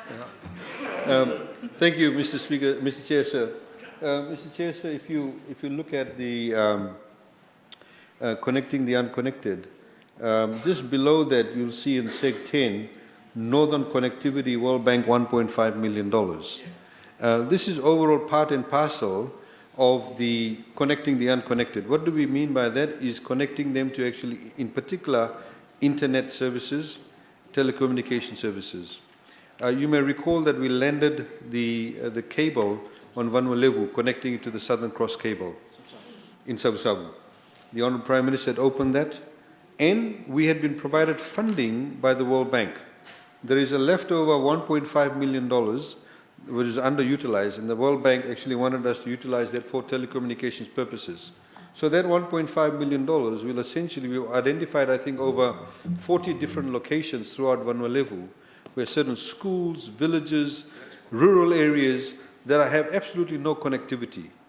And the telecommunications companies won't go there because there's only like 20 houses, or 15 houses, or 5 houses. There's no economic return for them. We will actually connect them through this particular program, as we've done through the telecenters. You know, you can get data back. One of the things that we do want to do moving along as far as telecommunications is concerned, at the moment we're very old way, in particular, say, dealing with disaster management. We expect our commissioners to all go out in the vehicles to see what's actually happening, but we don't necessarily rely on what the people over there are able to tell us real-time data. So we have your Turangani Koros, you have your district advisory councillors, who, if they are connected, can send us pictures, can actually send us data, information back almost immediately, if they are connected. So that's the Northern Division. This connecting the unconnected is overall to do with Fiji. And we are going to focus initially on the Western Division and for this utilization. So we're developing a plan as to what are the areas, where are the critical areas, where are what we call the brownouts. Brownouts are areas where you get some connectivity sometime, otherwise, other times it fades out, or your blackouts, or complete black spots where there's no connectivity whatsoever. This is part and parcel of getting the connected, unconnected from that perspective. And is $30,000 sufficient? So yes, because it is developing a plan. We already have staff within the Ministry of Communications. So the way we work is very smart, so we have people doing 2 or 3 jobs. But this is part and parcel of mainly for consultations when we go out and do the surveys. But the staff themselves, who are paid from Seg 1, will be actually funding it. Thank you. Thank you, sir. Honourable Bulitavu. Follow-up. Whether that connecting the unconnected will also link up with the current mobile service providers, given the towers too, sharing, and some of them do not want to move into other, you know, only Digicel can catch in some area, Vodafone does not, and given there are difficulties to, as you've mentioned. As we've highlighted previously, in a number of countries, the telecom providers are actually regulated or mandated through law to actually share infrastructure, and where infrastructure actually is owned by everybody. So they're shared infrastructure services. Of course, in Fiji, it's been allowed to carry on like that for years. So we've now come up with the next best thing, which is an MOU. So Digicel and Vodafone now, and also TFL, have now got MOUs, particular, to be able to share infrastructure. For example, in Lambasa, I forget the site, the actual lease up to the mountain site is owned by TFL. So they've got a gate. Delacoro. So they've got a gate. And they can lock it. So if Digicel or Vodafone wants to go, they don't give them the key when they have competition, blah, blah, blah. So all that is being sorted out so people can share infrastructure. And also, now the strength of the tower needs to be built to, at least category 4 or 5 and be able to carry transmitters. So before you have one tower with one transmitter because only one company. Now you're going to have one transmitter, but you're going to have one tower with 4 or 5 transmitters. It needs to be built strongly. So that's the next place we're getting into. And you will see, and hopefully you'll support that also with the data levy amendment, the amendment to the Act that we're going to carry out. We're going to give another 0.5% more. They've all agreed to that, from which we will also not only continue with the telecenters, but also in respect of addressing the black spots. Honorable Biman Prasad. Thank you, Mr. Chairman. Sec 10, allocation to Walesi. While the platform is available for access to broadcast television, wireless internet, I think there are serious complaints, from people using that in many parts of Fiji that we've been to. And so I want to ask the Minister, what are the problems? What is happening? Why is it, why are people who are using it actually facing a lot of difficulty? In some areas it goes off. Sometimes it's not available for days. And so these are issues, it could be technical issues, but we are allocating quite a big sum, and we want to be assured, the people want to be assured that the services available under this platform is improved immediately. If I could, Honourable Member, just highlight to you that since July last year till June of this year, what Walesi has done. There have been 7 customer care outlets open, modular offices, you see those, containerized ones. Singatoga Bar, Rakiraki Savusavu, Suvalatoga Lambasa online premises. Customer growth, terrestrial viewers have increased by 16% from 119,000 to 137,800. Satellite viewers have increased by 101% from 1,100 to 2,378 viewers. Walesi app has increased the usage by 47%. So obviously a lot more people are watching their television on their phones nowadays. So there are now 456,464 viewers who've downloaded Walesi app. I hope the same number download the KFG app. In fact, that asks you more information than the KFG app. Community installations. Total of 711 installations in community village halls done for free. When we say do it for free, it's not just connecting them to the satellite dish if there is a necessity for that, but also giving them a free TV set and a set-top box. Terrestrial coverage expansion. These areas have never had access to free terrestrial television, and they are in Naitatsiri, Wanimbalavu, Nakorosule, Nawaisomo, Lomaivuna, Taulevu, Rakiraki, Nayala to Nayavu, in Singatoga, Duvu, Vatograsa, Rukruklevu, Sila, Torre, Valley Road, Narata, interiors of Ba, Rakiraki, Tavua, Tailivu, Natovi area, and Nataleira, Savusavu, Buddha Bay, Wailevu East, Wailevu West, Rambi Island, interiors of Dakondrove, Malake, Sangani, interiors of Bua, Nasolo, Daria, Kumbulau, Dikombia, Kandavu. Satellite installations in remote areas, free-to-air access, Lau Group, Moala, Lakemba, Yadata, Matuku, Oneilau, Rotuma, Yasawa Group, Vatulele. They have established another 13 additional transmission sites during the year, taking the total number of transmission sites to 22. Current population coverage is at 90% via terrestrial. In other words, from tower to tower. And obviously, we want to increase to 95. And the remaining 5% is satellite network. And public Wi-Fi area, the 16 public Wi-Fi sites, total of 43 TB data used in the last 12 months, an increase of 328%. 26 FNU facilities have 100% free Wi-Fi coverage. Total of 464 TB data used in the last 12 months, an average of increase of 70%. The OTT Walesi app infrastructure upgrade to meet increased demand. There are 17 additional servers deployed at ISP telco networks for content delivery to improve user experience. Data use increased by 237%. And last but not least, obviously, we had during COVID-19, the education channels that were rolled out by LSE. One of the issues, of course, Honorable Prasad, is that when people may complain, is, in particular, people use it by phone. So when, for example, there's a rugby match going on very popular, and if the capacity, the data for the telecom provider is too much traffic, so it does freeze. That's, again, we are talking to the telecom providers to make sure there's enough bandwidth available for them. Honorable Dusawau, you have the floor.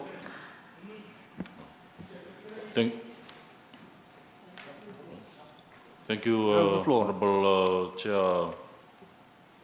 I'm requesting, I have a query of the Minister regarding Seg 7, cost of telecenters. 500,000, whether that is still in progress. I noticed that's been a regular budget item.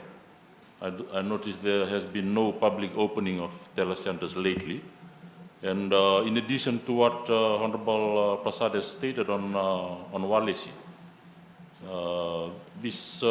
in this COVID-19 situation, I consider this a luxury item. This needs to be reviewed. And the other issue here is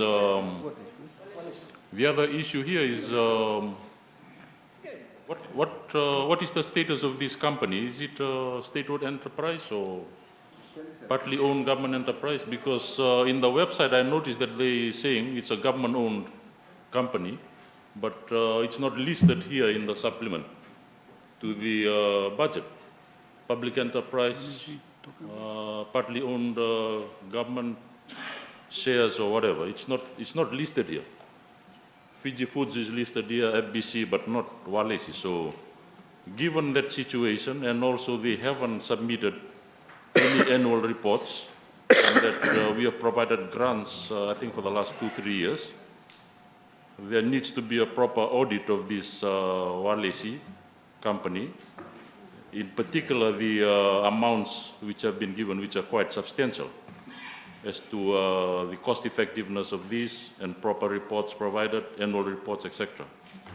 So without notice, I'm moving a motion that Sec 10 and Head 16 be reduced to 5 million, pending the proper assessment, review, and submission of reports.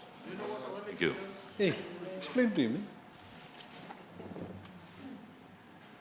Do a second, mate. Honorable Bulitavu, speak against the motion.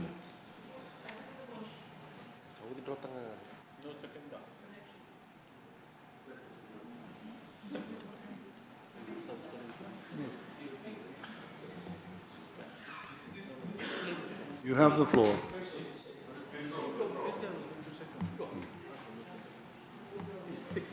Do you wish to move a motion on this, or are you withdrawing it? I'm waiting for the explanation on the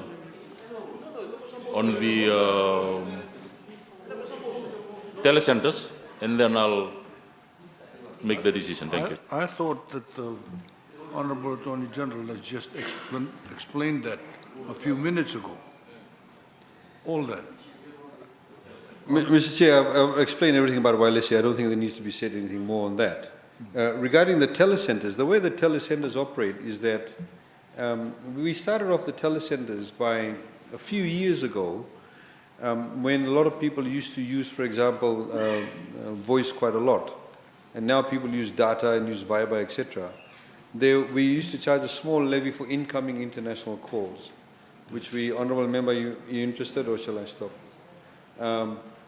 Where we set aside funds, and then I still remember the day that the Honourable PM actually opened the first telecenter, and we opened it actually in 3 places, in Sangam, in Levuka, and also Raki, where we in particular went to schools that did not have computer labs. And we gave them computers, we gave them webcams, we gave them, printers, etc. And we gave them access to data.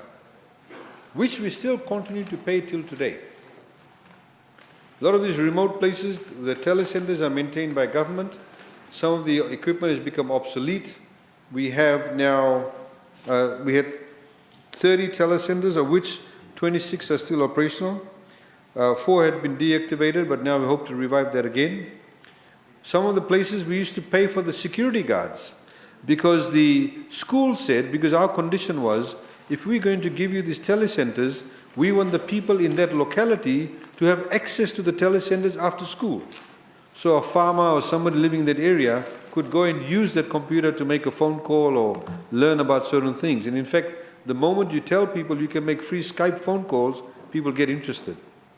So we actually had to pay for security guards. The school said otherwise we would open it after 3 o'clock. That money goes towards the maintenance and the upkeep of these telecenters. This is why today we have a huge penetration rate in or accessibility of internet. Yes, sometimes we actually paid for the computer teachers too, for just to run the telecenters. Yes.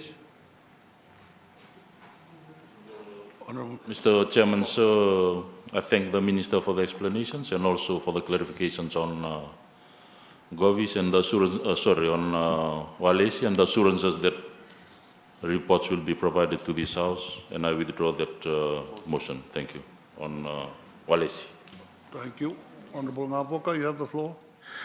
I was going to speak on the motion to support him, sir, but I think he's drawn it. Because Wallace is a serious problem, Honorable Chair, yeah, but I will do right now. Right. Program 4, Activity 1. No. All right, we have a motion to vote on.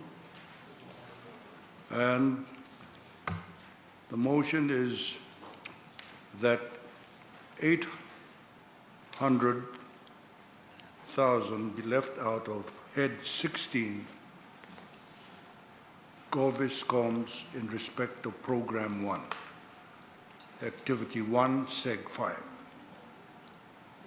Those in favor say aye. Aye. Those against say nay. Nay. The nays have it. Honorable members, the Parliament will now vote on head number 16. The question is that the amount of head number 16, Ministry of Communications, be approved. Those in favor say aye. Aye. Those against say nay. Nay. The ayes have it. Honorable members, we will now suspend proceedings for refreshments in the big committee room, and proceedings will resume in half an hour. Thank you.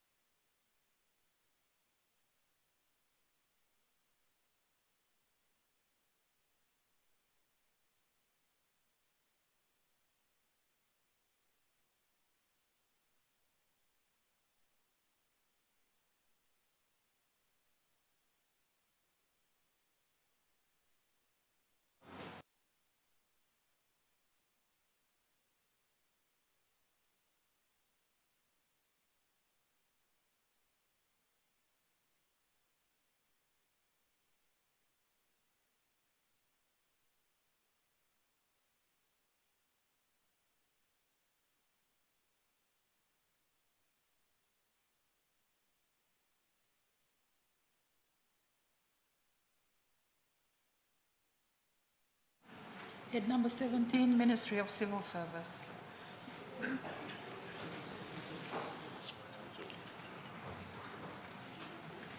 Program 1, Activity 1. Honorable Leonora Gergera-Tambua. Thank you, Honorable Chair. Honorable Chair, I just wanted to ask under Seg 5, could we please get some clarity on the $150,000 location for leadership training, please?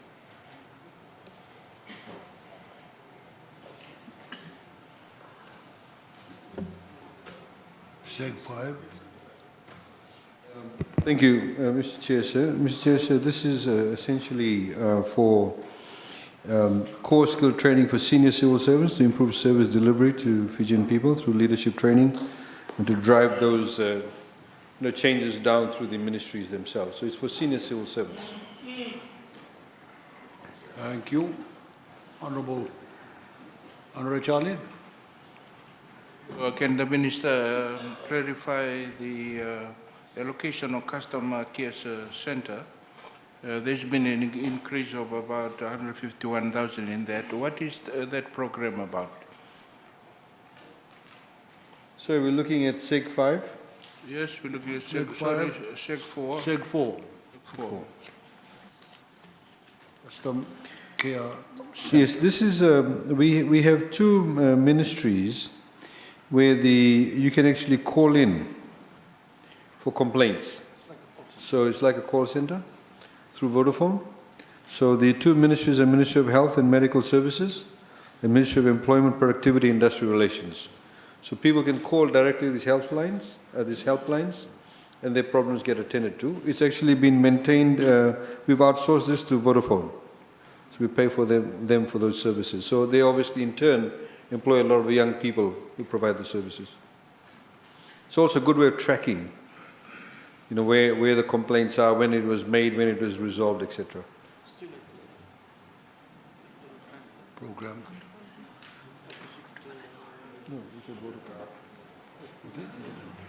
Honorable Gergera-Tambua.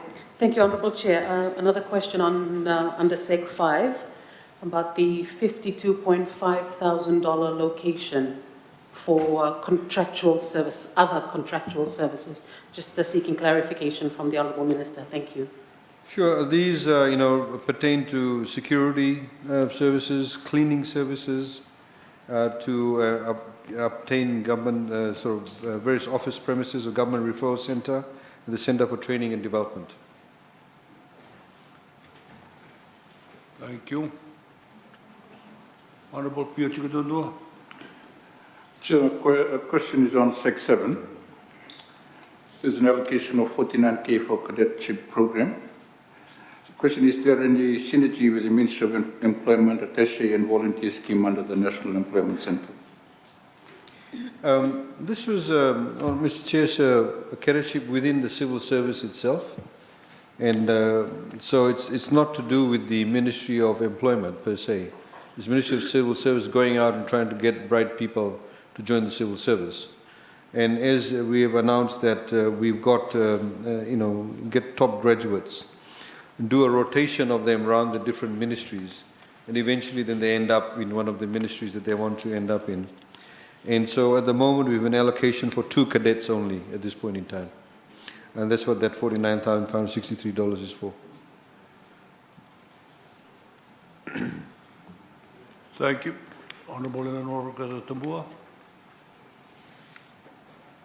Thank you, Honourable Chair. On, I think, Seg 7. In Seg 7, in the 2019-2020, in the 2019-2020 budget, there was an 861K allocation for Civil Service Coordination Implementation Unit. Could I just get a clarification from the Minister about whether that unit had been set up and what happened and what does it do? Thank you. In the 2019-2020 budget, yes. There was a 861K allocation. Yes. So we just wanted to see clarification whether that unit has been set up. No, it's been subsumed within this ministry. So you will see, for example, if you look at SEG 1, you look at, for example, an increase in the in SEG 1 of 646. So essentially, this is where you have the 18 positions that have actually been regularized. Predominantly, these are for training officers within the Civil Service Coordination Implementation Unit. So they used to sit as project posts. So now they've been regularized. So they're in SEG 1. So what we're doing now, prior to COVID-19, we also, in talks to get the Singaporeans to come and do training, train the trainers here to upskill our civil servants in terms of service delivery. So we're building capacity within our training officers. So then, people from different ministries can actually go for training in different aspects, whether it's service delivery, whether it's, in any part of, say, budget, audit, in terms of how do you deal with complaints, all of that is being done, leadership training. We're trying to do that more in-house, build capacity for that. Thank you. Parliament will now vote on head number 17. The question is that the amount of head number 17, Ministry for Civil Service, be approved.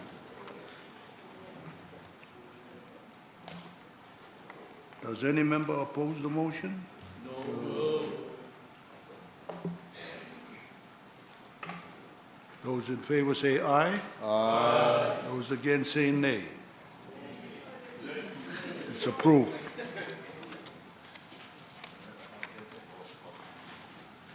Just want to make sure everybody's awake. Secretary General. Head number 18, Ministry of Rural and Maritime Development and Disaster Management. Program 1, Activity 1.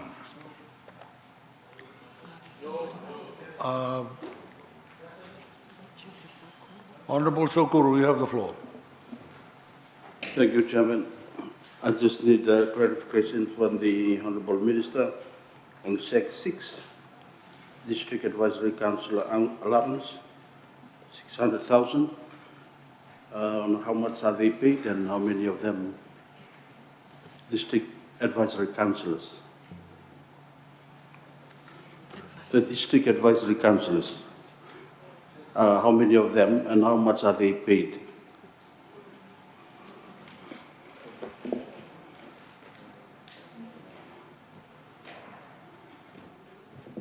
Thank you, Mr. Chair. The advisory councillors, there are all 302 constituencies in total throughout Fiji.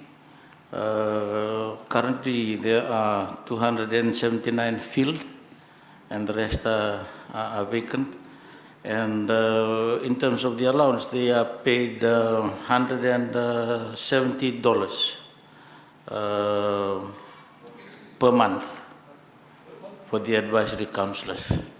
You would probably ask why the difference between advisory councillors in Turani Korus. Turani Korus just look after one village, but advisory councillors, they have bigger areas, and that is why the difference in the rate. I hope. Thank you, sir. Honorable Biman Prasad. Thank you. Just a related question, because we have a lot of issues being raised by people with respect to the kind of things that advisory councillors do and what is their role, what is the ambit within which they operate, and what are the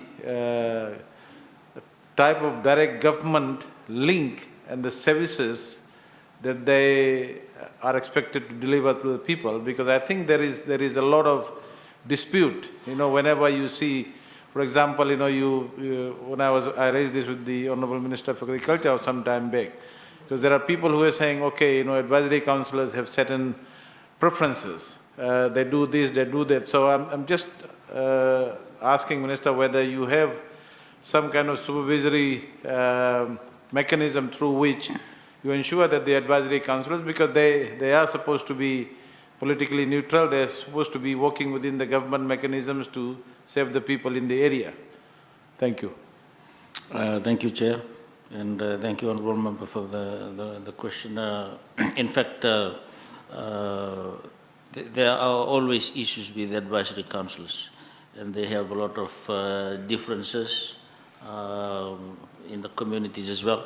But one thing that the government has done in the last few years is to ensure, in terms of the monitoring mechanism, is for them to submit reports. This was an issue that I think, if you recall, Honourable Leader of the NFP, we discussed in one of the previous meetings of Parliament, I think 2 years ago, where they raised questions about not being paid, simply because in terms of monitoring, like Turanga Koros as well, they are now expected to provide reports so that we can then release their pay.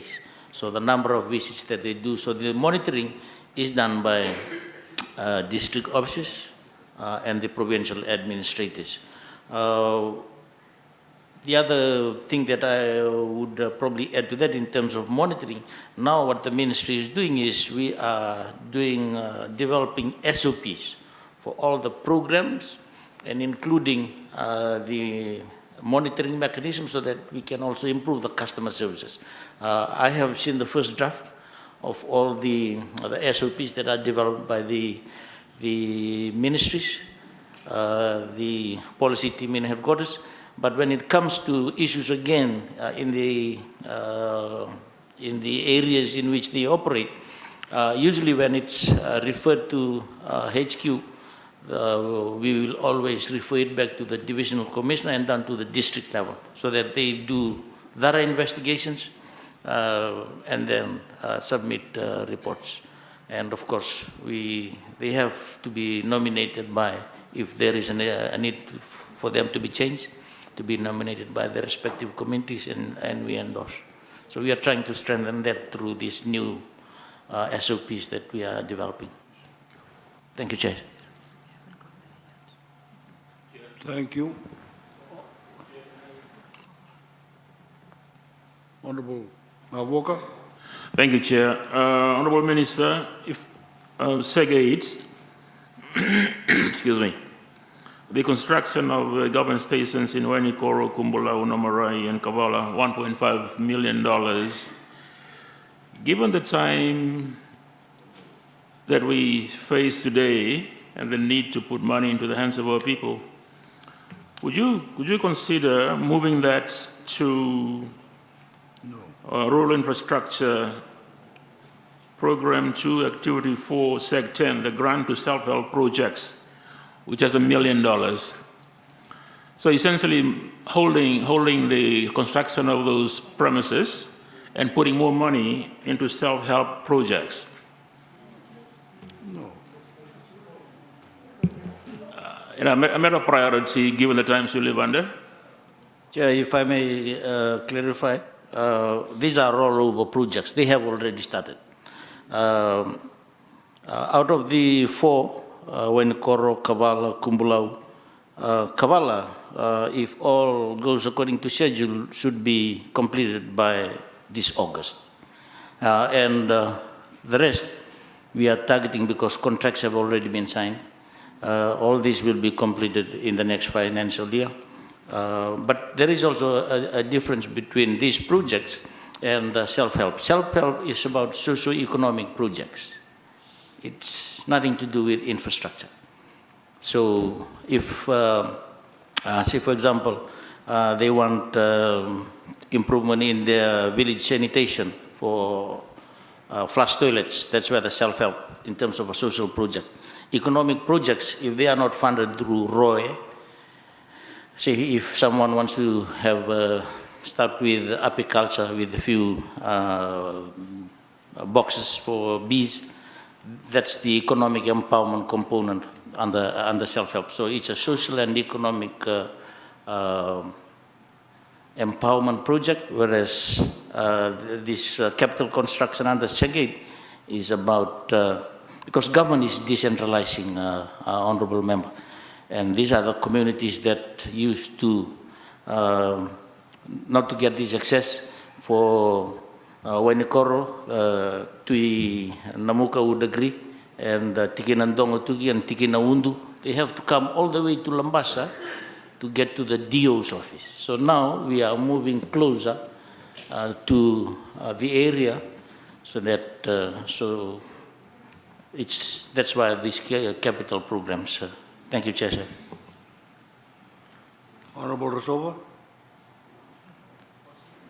Thank you, Mr. Chair. I just want to thank the Minister for his contribution to that. But in regard to that, I haven't been to Wainikoro, Kumbulo, Namarai, but Kavala, that's where I come from. The government station is already in Vunisea, and so is the district officer. Who are in Kavala, you'll do the same. Thank you. Just need a clarification on that. In Kavala, what are you going to do? I think I've just stated why government is decentralizing services. We need to get closer to the communities. And this is the same thing that we did in Danda, in Namosi. We have this station in Kumbulau. Otherwise, the people of Kumbulau have to come all the way to number 1. So it's about decentralization, bringing the services closer to the people. And Kandavu, for obvious reasons, we have completed the police station, now the DO's office, and we bring so that we can see what's there in the area. Honorable Rondo. Yeah, just a clarification on the SEG8, the upgrade and renovation of existing staff quarters. I note that this is renovation and looking after staff quarters is the responsibility of Ministry of Economy. Is there any specific difference why this allocation is being set on this? Is there a list of staff quarters that will be undertaken on this renovation exercise?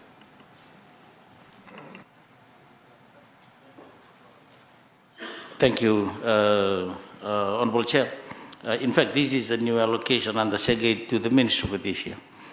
In the 4 divisional geographic divisions, the housing committees are chaired by the divisional commissioners. And this allocation is just for minor repairs, screens, probably a leaking taps, whereas what's allocated here is for in the Ministry of Economy is for the bigger, because again, it's about creating the environment for the civil servants, because now there are no longer what we used to call institutional quarters. It's all government quarters now. So it's the role of the commissioner, if it's even one of the health officials in the health compound has got a leaking tap, this is where the health, and of course, so that I avoid confusion as well, there are some ministries that are allocated some money for this as well. Because in some forestry, for example, it's in rural development as well. Some of the facilities were not constructed by the Ministry for Works then, PWD. We have our own prefabs, sort of like you'll see it's in Tukavesi and a few other government stations. But this is for the entire civil service, so that the commissioner can just attend to some minor repairs for government quarters, not government rented quarters. That's another story. Thank you, Mr. Chair. Yeah. Thank you. Just further clarify. Sorry, just further clarification. This essentially, if you see the Ministry of Economy, it won't have any capital works in the CIU. It won't have any capital works allocated money to it. It rests with the respective ministries. So, for example, the CWM Maternity Hospital, the 7 million, even though it's coordinated by CIU, the actual allocation is with the Ministry of Health. In the same way with this. So even with this one here, there is, after some of the cyclones, the plumbing, as the Minister said, painting, roofing, installation of hurricane shutters, all of that. So when you actually have it in a cluster, we get a better return for our value, for the dollar. So if we say, okay, there's 25 quarters in, for example, the Western Division that need this to be repaired. So when you actually call for tenders, you actually get very good pricing. But if you call for tenders for individual, quarters, etc., because some of them can be more than $50,000 or less than that, then you don't get that good a pricing. But when you're able to cluster it together, so this is to do with all the quarters that rest within this particular ministry. Yeah. Thank you. Program 2, Activity 1.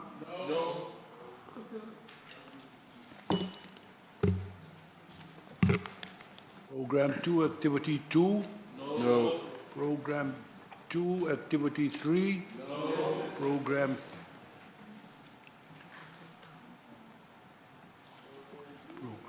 Program 2, Activity 2. Is it? Activity 3. Activity 3. Right, you have the floor. Yeah, just on Sec 7, Honorable Chair, to the Honorable Minister, on capacity building, I think he has already enlightened us in previous budget. But how has this allocation really helped the Office of Commissioners in their serving the community in the division? Community capacity building. Thank you, Chair. This allocation for community capacity building, the Honorable Andilitia Ngenbaravi earlier on Itoke Affairs asked about training for Turangani Chorus, and this is also for the same purpose, but not only for Turangani Chorus, for all the rural development stakeholders. This is where this money is parked, so that whenever commissioners need to have development forums, particularly capacity building for the rural development stakeholders, this is their allocation. And it's based, the allocations are based according to what the activities commissioners plan for the next financial year. Thank you. Honorable. This is just for the Minister to probably looking into. Given most of the attendees, the Turangani Chorus, the advisory councillors, the trickle down of information, especially when you talk about budget, the estimates or the budget toolkits, the programs, into a particular place in that particular division or province or district that covers where this Turangani Chorus or Matantikena come from. Sometimes they are not aware of this information. And if that could be an area to improve, so that all these government actors and agents who are implementers, that they are well informed, so they are also being agents to pass this information to people, so that people can know where to go to in terms of programs to apply for and also to benefit from. Sometimes budget announcements are just on the top, but they don't trickle down, and people too are not informed, and they are not aware to these programs that has been budgeted for.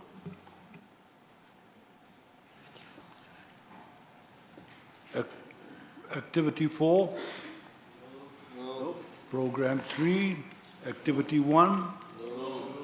Program 4. Activity Clarification 1. on the program 3, activity 1. Program 3, Segate. Activity 1. Yes, you have the floor. Just on the community access road, footpaths and footbridges. Can we just get a clarification or indication whether, in terms of the listing of footbridges that are included in this program?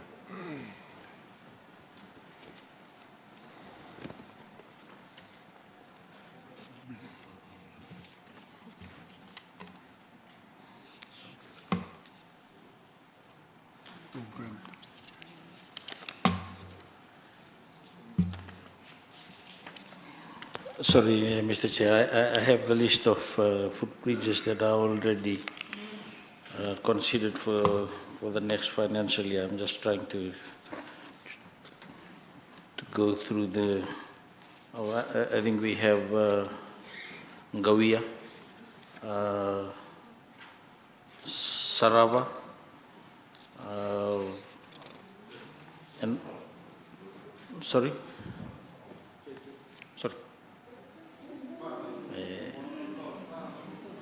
Yeah.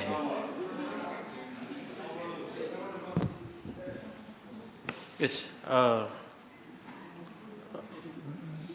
Those are the ones that are already in the list.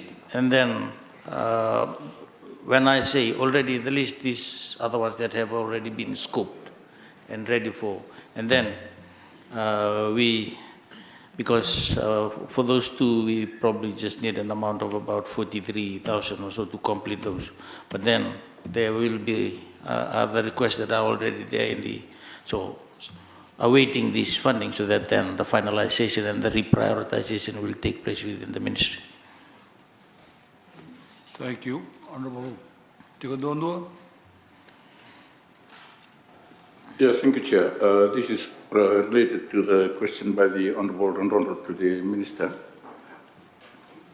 These community access roads, this allocation of $2 million with footpaths and footbridges, what is the interface of this allocation with the role of FRA in terms of the access roads? And also more importantly, what about the allocation given to this farm access road, excluding sugar, is included also in this 2 million? Honorable Minister Young. Thank you, Mr. Chair. I'm glad that the Honorable Chikindondo asked this question, but because this is one of the questions that, the issues that we used to discuss when he was chair of FRA. And of course, Minister for Infrastructure as well. The demarcation between the community access roads and then the PWD standard roads. But for farm access roads, it's with the Minister for sugar, and for non-cane, it's with the Minister for Agriculture. This allocation is for, when it comes to rural access roads, there are rural roads that are under the FRA inventory, and then there are other roads that are not in that inventory, and that's where this allocation comes in. Thank you. Honorable Tigadondua.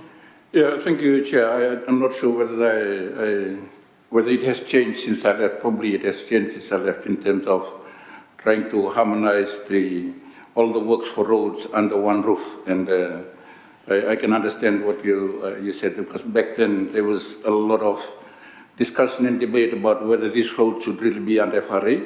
But it seems now that it's not the prevailing thought that it should be allocated under rural infrastructure, meaning that we are now going back to the old way.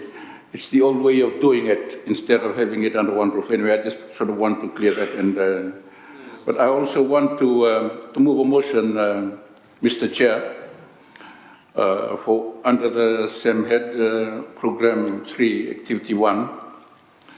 This is to do with Sec 7 on emergency water. I believe the notification is there with you.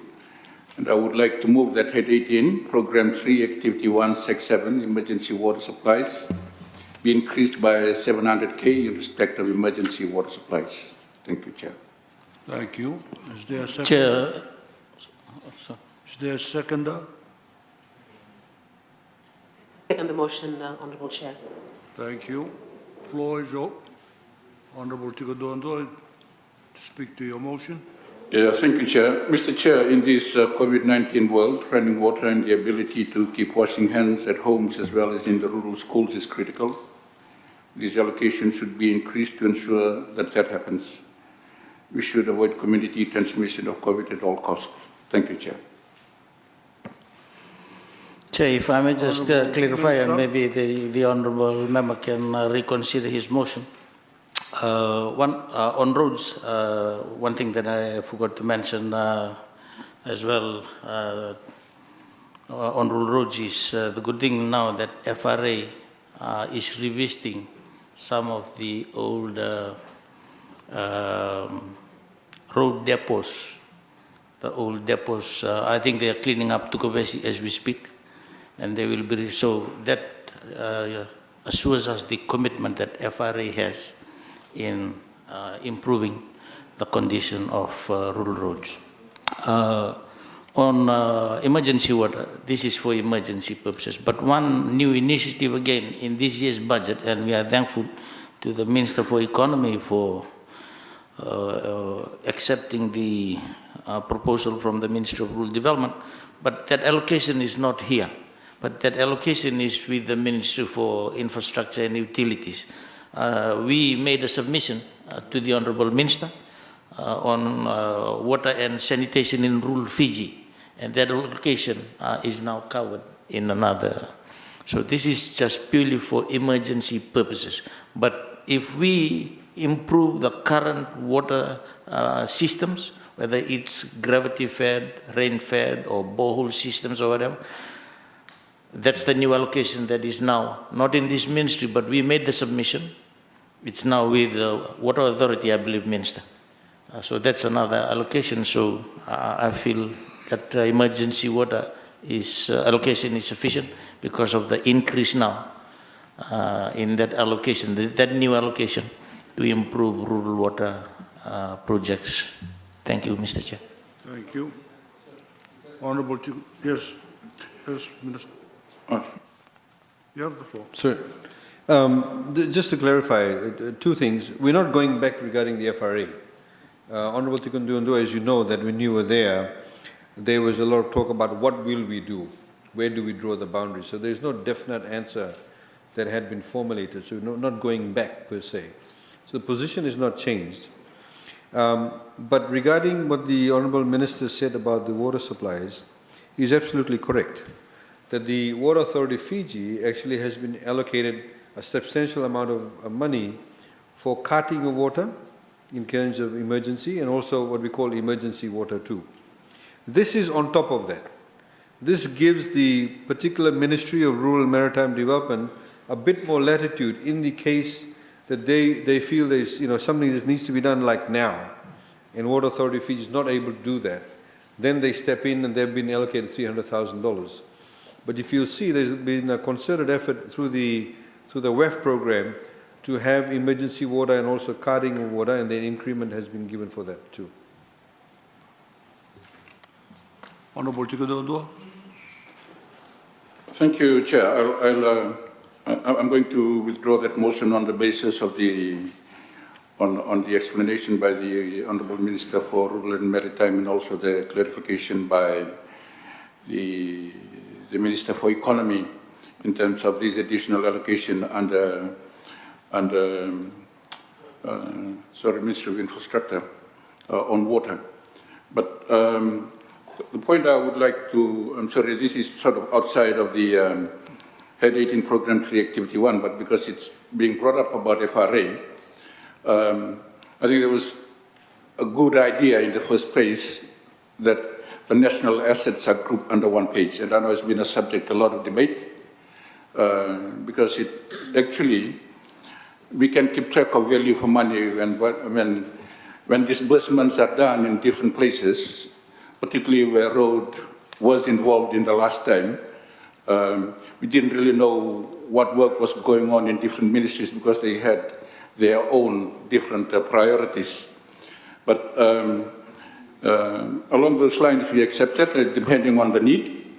But it would be said, though, that if they start desegregating these activities that used to be under one roof, because we need to manage this national asset under one particular, allocate money under one roof also.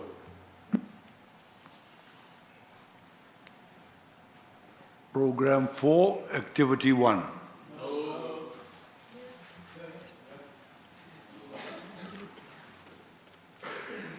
Honorable Yuri Barabi. Thank you, sir. Program 4, Activity 1, Seg 7. Mr. Chairman, I'd like to ask the Honourable Minister.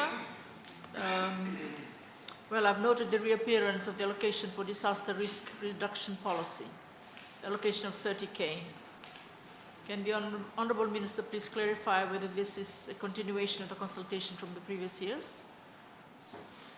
So, Chair, how much will it take them to finalize important policy? We all know how vulnerable we are to natural disasters.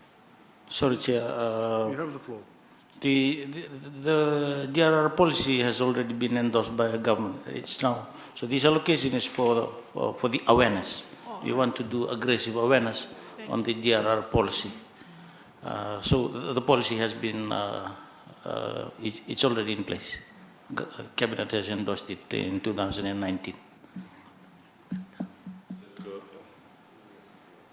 Honorable Bulitabo, have the floor. Thank you, Honorable Chair. Just a quick question to the Honorable Minister.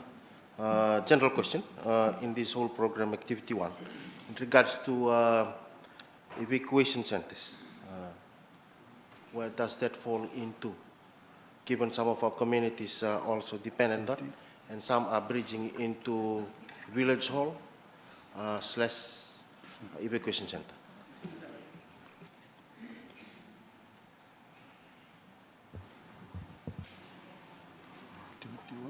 Chair, the evacuation centers, we have in aid in kind, we have allocations from some of our partners, and we also have a few projects that will be rolled over for next year. So apart from what we have been allocated, this is where the self-help project allocation can come in as well. But this is one area that we are working very closely with our partners, particularly New Zealand and Japan, to help us with not community halls, but properly constructed, designated evacuation centers. Honorable Chairman, on Sec 10, Sec 10. Honorable Minister, Disaster Relief and Rehab Fund, we noticed the input by the civil society organizations, Fiji Council of Social Services, Red Cross, etc., in disaster relief, and even in this COVID-19 relief. Are they covered in there despite Honorable Bala labeling them as politicized? Honorable Minister. You want funding for them, Honorable Member? There's assistance, it would be... Thank you, Chair. We have what we call cluster systems. That's where the non-government stakeholders come in. There are 9 clusters in total. The WASH cluster, the protection cluster, shelter cluster, and the list goes on. And this is where it's only chaired by government, but this is where all the civil society and non-government organizations come in. And under the Act, the Fiji Council of Social Services coordinates, apart from the Fiji Red Cross. They are the 2 members of the non-government and civil society organizations that are member of the Disaster Management Council. And all agencies outside of government that are key stakeholders in disaster management or risk reduction, they must link through the Fiji Council of Social Services and the Fiji Red Cross. And of course, all these civil society organizations, they are already included. And that's why they receive their funding from DFED, from MFED, from JICA, because they have a working relationship with the NDMO office. And also, Mr. Speaker, sir, there are occasions when we have disasters where certain groups come and ask for letters of support so they can have funding. So it's based on their connections with the communities where we make recommendations, and most of them have received funding. Thank you. Honorable Johnny Barabi. Thank you, Mr. Chairman, sir. I'd like to ask the Honorable Minister as well on this Disaster Relief and Rehabilitation Fund.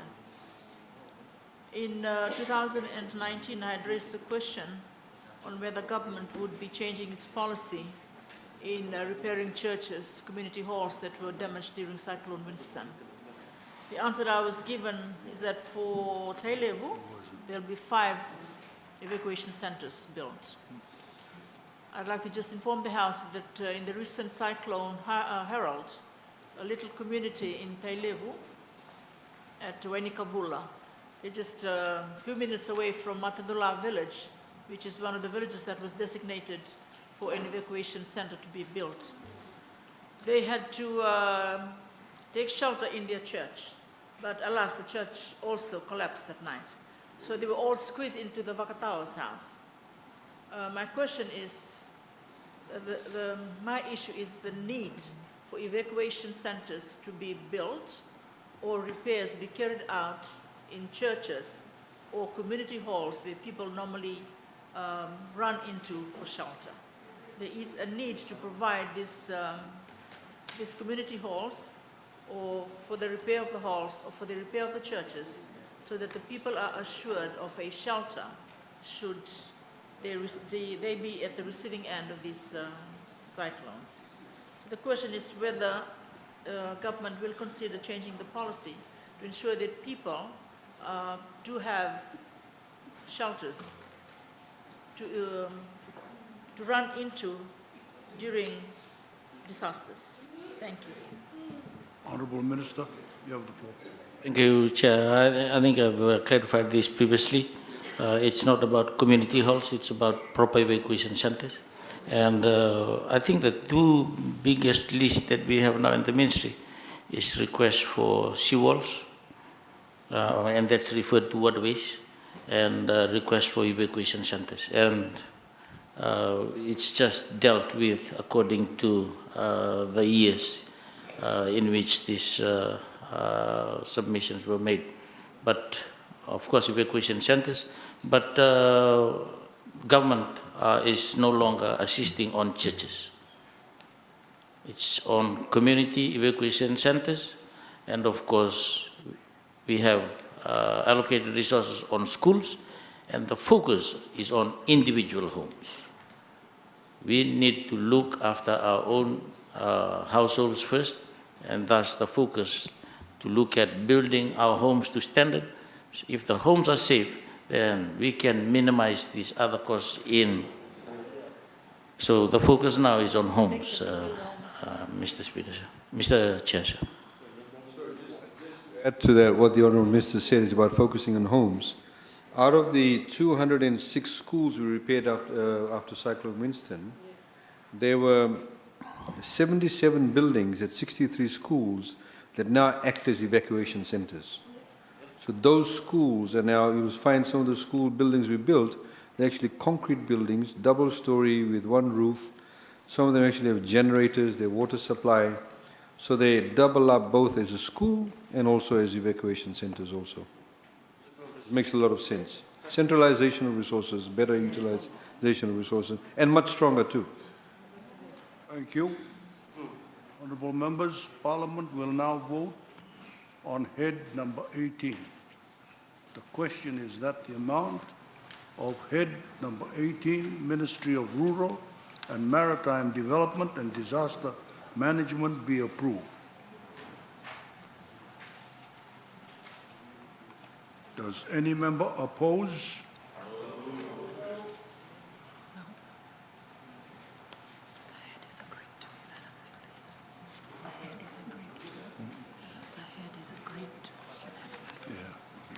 Thank you. The head is agreed to. We move on. Secretary General. Head number 19, Republic of Fiji Military Forces.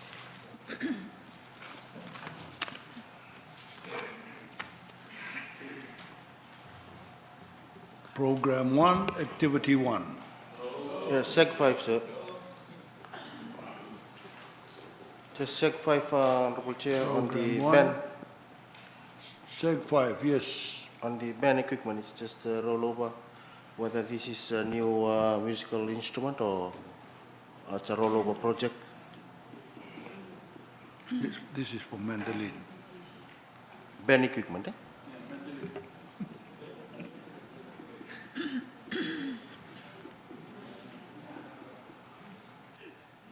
Chair, yes, we have the RFMF band, and most of the equipment needs to be needs maintenance, and of course, probably a few needs to be replaced. So that's why we need that allocation.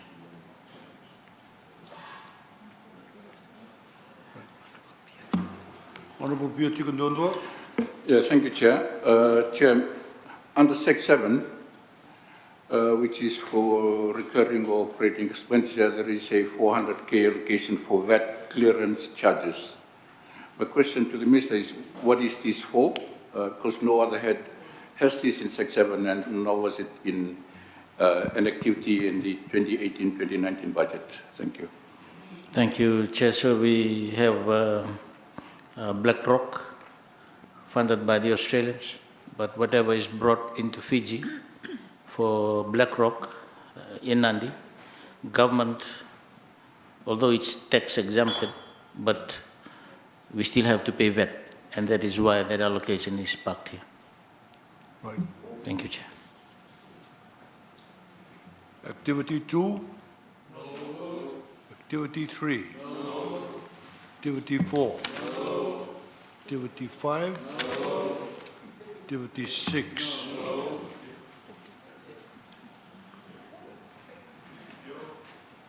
Honorable Naburelu?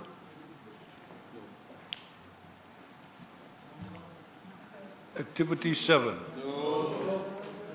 Activity 8? No.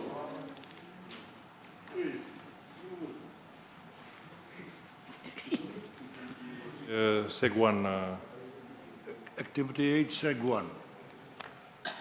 We just get a clarification from the Minister on the decrease in the established staff. Does this mean that there will be lesser people employed in terms of the established staff? Activity 8, Seg 1. Page 95.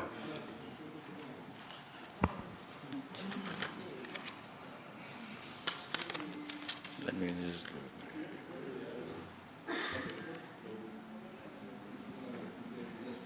Chair, the reduction is merely just for the FNPF contribution of 5%.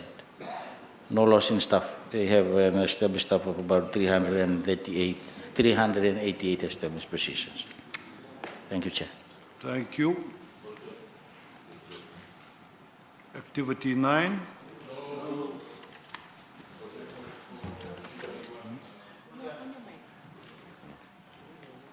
Chairman, on overall on the Fiji Military Forces budget, the concern has been expressed regarding that portion of the budget and the increased cost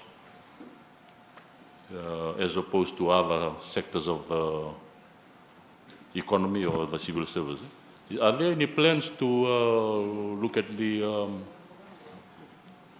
review of the costs and rationalizing probably some of the costs internally moving forward? And also regarding the, given the amount which are given every year, the reports regarding the spending of this budget, i.e. the annual reports. Thank you. Thank you. Chair, let me take the second question on the annual reports. I know the committees have raised it to the RFMF. I have also summoned the Chief of Staff to the office. Chief of Staff is working on all the outstanding reports. On the review of the force, Chair, we talked this morning about national security strategy. Once we have the national security strategy in place, and then the review, because that's in the national development plan as well, the review of the Ministry for Defense, and of course all the RFMF, the naval component, and so it goes with our national security strategy, Mr. Chair. Thank you. Speaker. Sorry, Honourable Chair. Yeah, Prime Minister, you have the floor.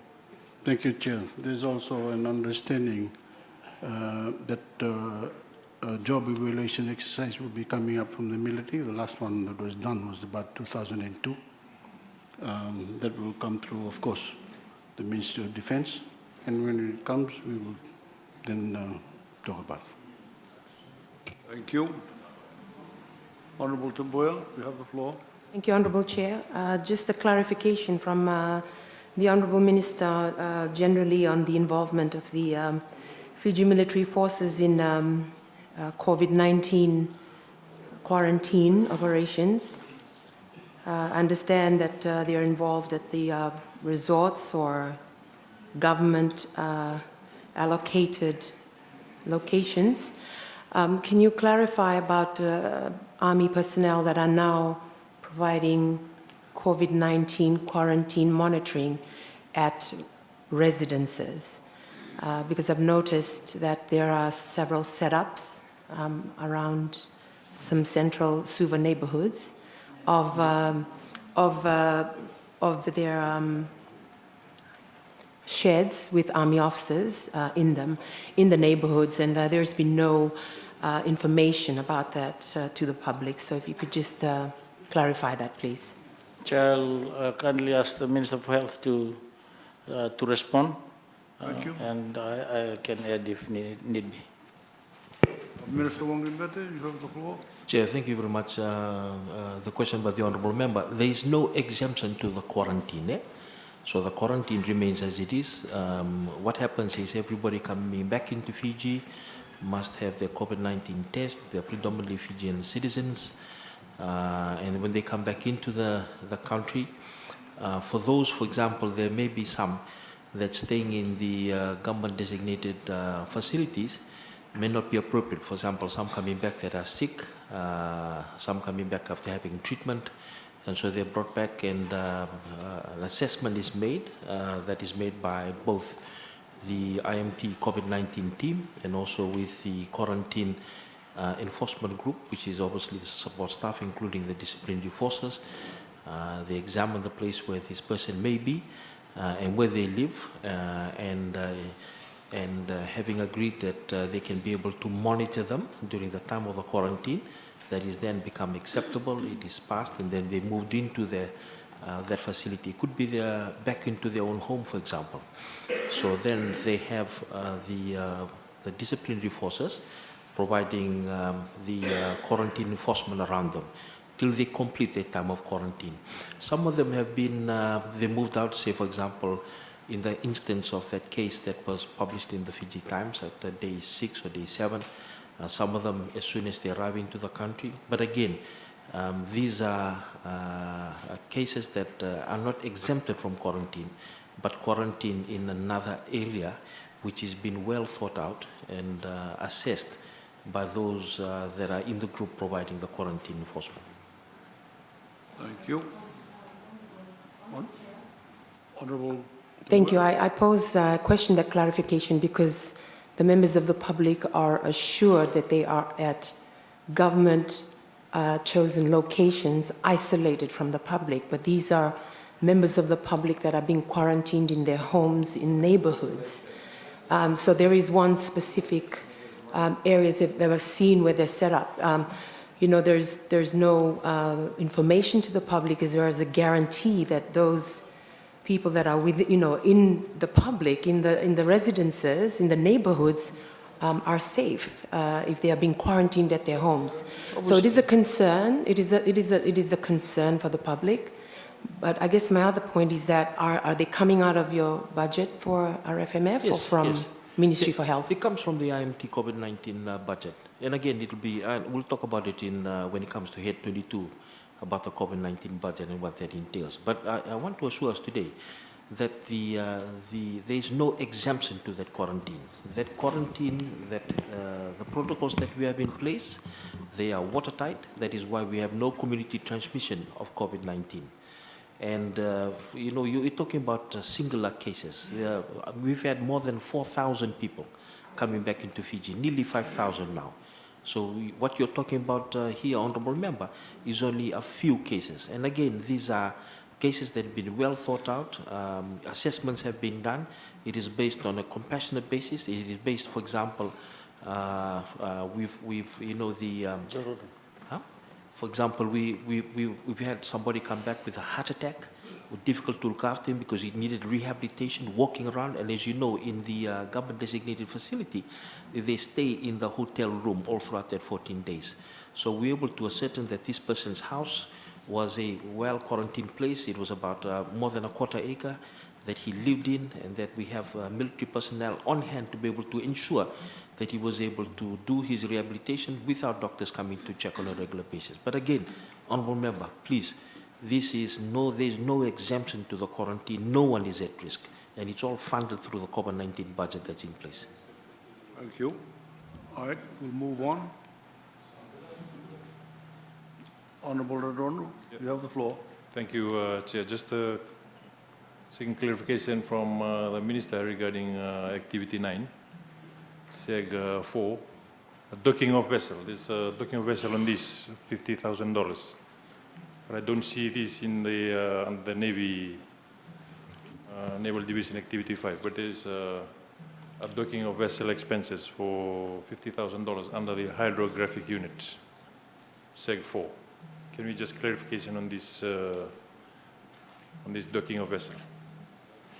Chair, every now and then, it's not only for hydrographic vessels, but most other vessels, fishing boats, they need to be docked for. So that is that allocation for some repairs that need to, major repairs on it. Okay. So just like fishing boats and all the naval other vessels, boats. or is it a specialized hydrographic vessel that has been docked here? We have two vessels now, the RFNS Kadau and the RFNS Wolasinga. But the intention now in the Fiji Navy that Wolasinga, which is specifically designed and equipped, and even the Minister for Lands has already been taken, because a lot of works that probably the surveyors in the Ministry of Lands would like to undertake will be, and of course I think the next ministry that we're looking at is Waterways, to go and look at this capability, state of the art. Everything is done within the boat, printing of new maps, and so that's the RFNS Wolasinga. So that leaves the flexibility to the Fiji Navy to use Kadau, which is a much bigger vessel, and on a sort of a multi-purpose role.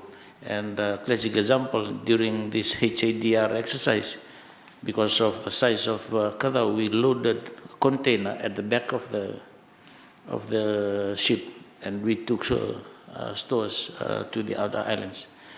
So we have two vessels at the moment, which were given for hydrographic purposes, but the Chief of Navy and Commander FMF has options. And it looks like Wolasinga is going to be the dedicated vessel. Thank you. We'll move on. Parliament will now vote on head number 19. The question is that the amount of head number 19, Republic of Fiji Military Forces, be approved. Does any member oppose the motion? As no member opposes, the motion is agreed to. The head is agreed to. Secretary General.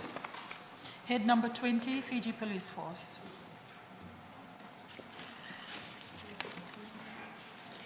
Program 1, Activity 1. Mr. Chair, on SEG 1, on the re-engagement bonus of 615,000, can we have some clarifications from the Honourable Minister on that amount which is there in SEG 1? SEG 1, Activity 1. Re-engagement bonus, 615,715. Is this for the special constables or this for the retirees who are taken back as re-employed officers? Just some clarification on that, Mr. Chair, sir. Thank you.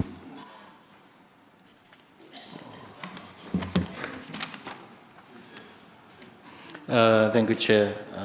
Re-engagement, I think your good self and the leader of the opposition would know that in the police and the military officers are re-engaged after every 3 or 5 years. So this is the re-engagement, why we have the re-engagement bonus. After every 5 years of service for the police, regular force officers, if re-engaged, are entitled to this re-engagement bonus under the Police Act. So they will be re-engaged until the day of their retirement or whichever comes earlier. So after every cycle of 5 years, they go through this.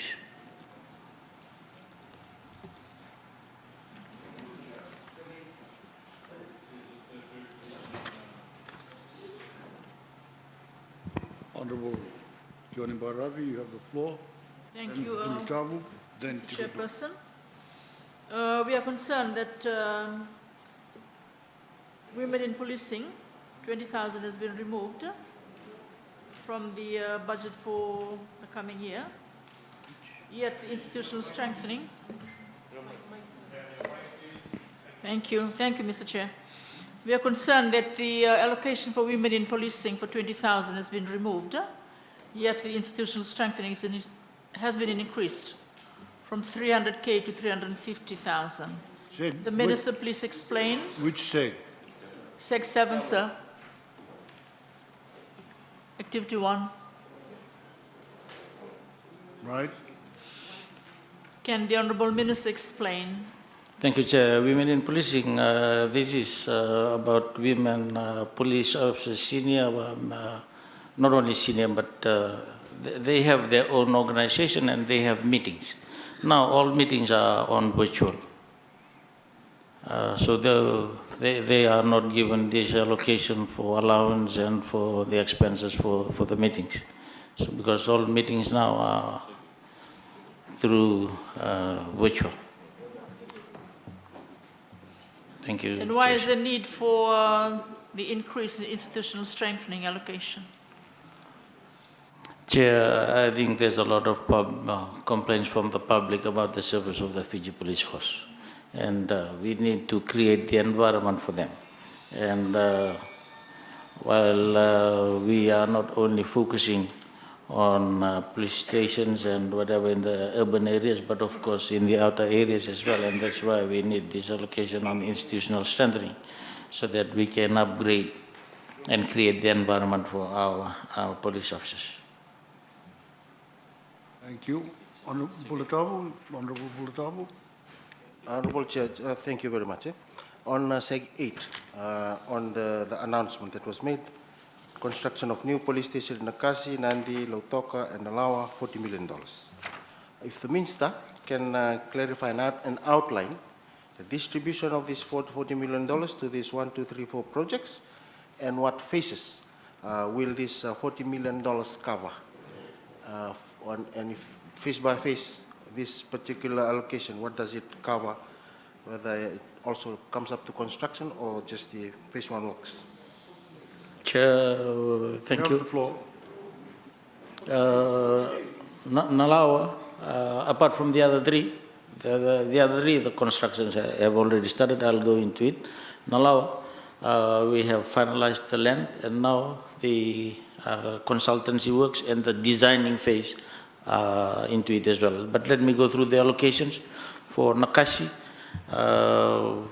currently the police station is into its phase 2, whereby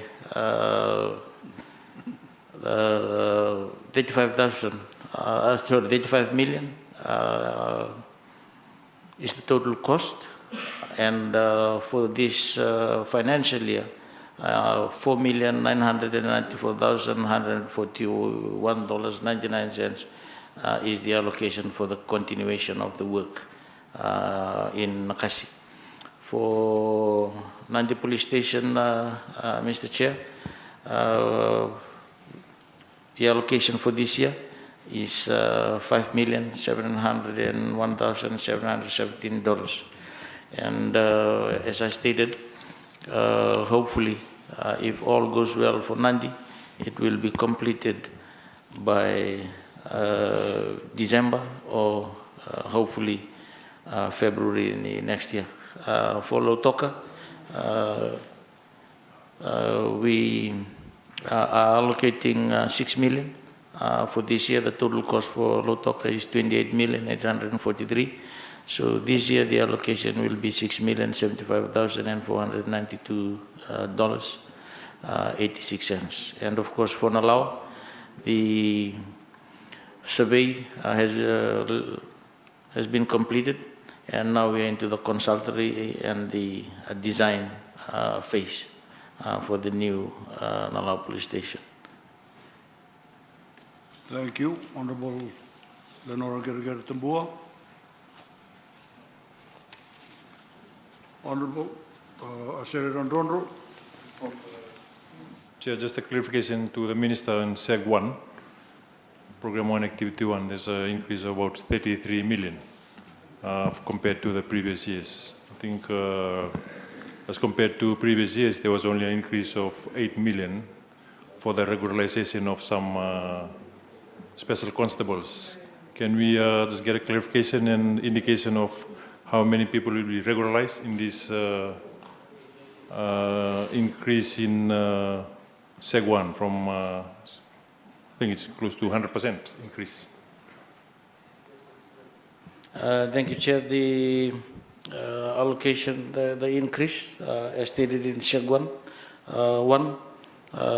it is to cater for the shortfall in personal emoluments for the existing 1,918 officers. So that will involve an amount of 14,293,413. And then we have the continuation of phase 2. I've talked about the restructure, reform and restructure in the police force already, Mr. Speaker, sir. A few years back, before we started with this reform, there were about 3,046 members of the regular police force. But as we speak, we have about 4,130. So we, in this whole restructure, will probably double the number of personnel in the Fiji police force. So with the continuation of the restructure, we have already in phase 1 in 2018-19, 621 new officers were recruited. And out of that 621, 601 were police constables and 20 were civilian. And into this phase 2, the continuation, it will involve an amount of $6,418,806. That will include the phase 2 of the restructure, where 164 special constables will be regularized.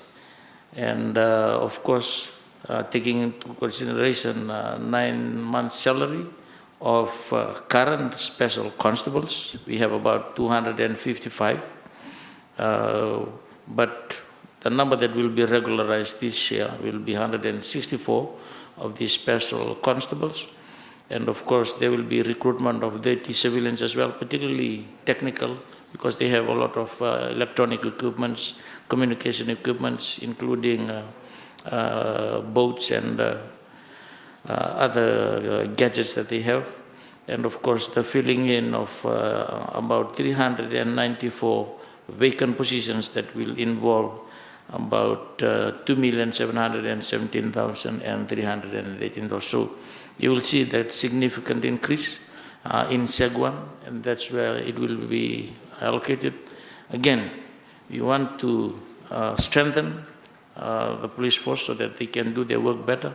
And of course, with the capital works under SEG 8, we will improve their working environment as well.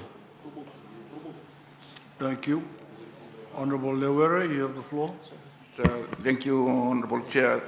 On SEG 9, on the last item, on the purchase of police boats and outboard engines, how many, can you have some indication as to how many boats will be bought from the 300,000 and how are they going to be distributed? Police boats on SEG 9. How many? And how are they going to be distributed? Which police stations will benefit from this? Thank you. Seg 9. Yeah. How many boats will be purchased from 300,000 allocation, and how are they going to be distributed? Thank you.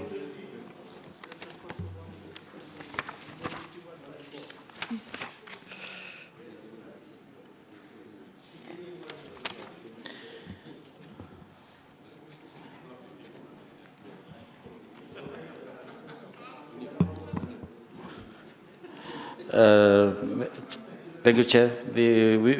That will involve the purchase of two boats together with their outboard engines.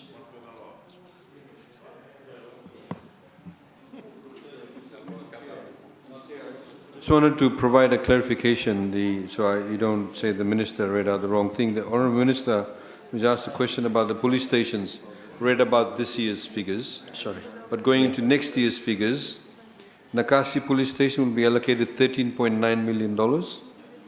And actual works on site is about 30% completed. Nandi Police Station is getting 7.6 million. Actual works on site is 51% completed. Lotoka Police Station going to next year is 18.3 million. So far, 35% has been completed. So you see substantial work's been carried out. Obviously, then the 100% will spill into the following year. In Nalawa Police Station, as the Honourable Minister highlighted, we're also now getting what we're calling containerized solutions. For Nalawa Police Station, you can now get, containerized solution, air-conditioned offices. You have them done off-site, put them on-site, the cyclone, worthiness, etc. But Nalawa Police Station will also have public convenience. The next time you drive down Kings Road, you stop there. We're building those kind of facilities. Just to correct that. Thanks. Honourable Tigudondua. Yeah, thank you, Chair. My question for clarification is on Segate and questions the allocation of the 40 million to for the construction of the police stations in Nakasi, Nandi, Lotoka, and Nalawa. Chair, I recognize that there is a need for police stations to be built for the police. However, I'm trying to question the rationality of this, given I'm trying to find as well an allocation under this program, under Activity 1, with regards to police training, in terms of balancing out the physical infrastructure versus the training for professionalism for the police. And I'm saying this, Chair, because recently I've been strong and being vocal about this. And I'm worried about, my concern is for the welfare of the police who do not quite understand their role and how they're trained, and because of their welfare, need to understand also their limitations and how they can and cannot conduct their functions as police officers. So the police stations are good, but I'm trying to find it here and trying to get some clarification for the Minister, where under these segs is an allocation to ensure that we do not have police officers who get victimized later because of just carrying out their job according to the law they believe. Thank you.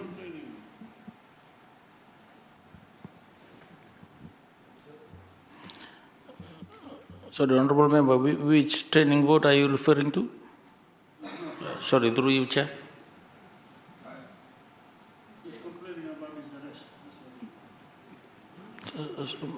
Could you clarify which training board are you referring to?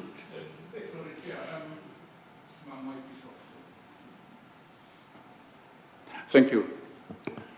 I'm raising an issue of the allocation of 40 million for these police stations. I recognize the need for good police stations for our police. But I'm looking through... Segate, yeah. Segate, sorry, yeah. For the construction of buildings, and these are ongoing. 40 million is allocated for it. My question is more on trying to understand this activity for Police HQ, and I'm looking through all the allocations for the police. and I want to be perhaps be guided by the minister, where the allocation is for police training that would look after the, in terms of making the police understand their role under the law. And there have been instances lately where, unfortunately, I'm raising this question, Mr. Prime Minister, because this happened. And there are 5 police officers who are now being charged because they carried out their job. So I'm just trying to rationalize 40 million for the building, but where can I find in this allocation training for officers so that they do not fall under the same track that others have followed while carrying out their duty? It's for their welfare, it's for their training.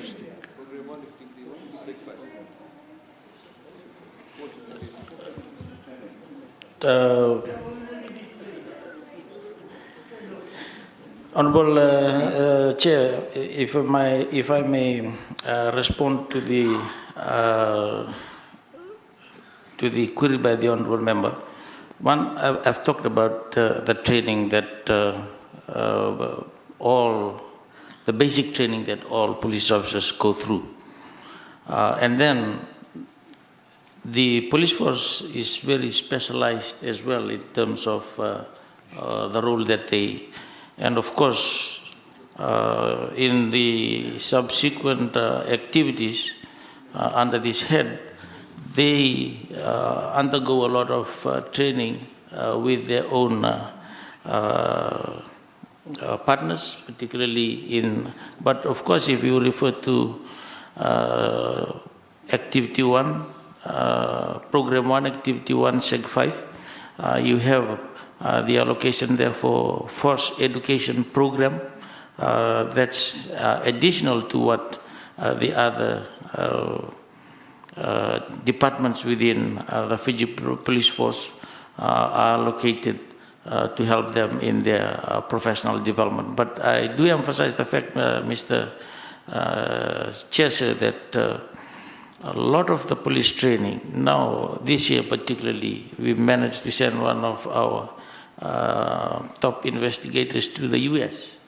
Most of the training are now currently being conducted together with, and of course that's where we get funding from as well. But Activity 1, Program 1, Seg 5, Force Education Program has that allocation of 295,000. Thank you. Honorable Redondo. Thank you, Chair. Just a small clarification to the Honorable Minister regarding road safety awareness program. It has now been set under Seg 7. Can we just get a clarification how different is this road awareness safety program from what it used to be done by Land Transport Authority?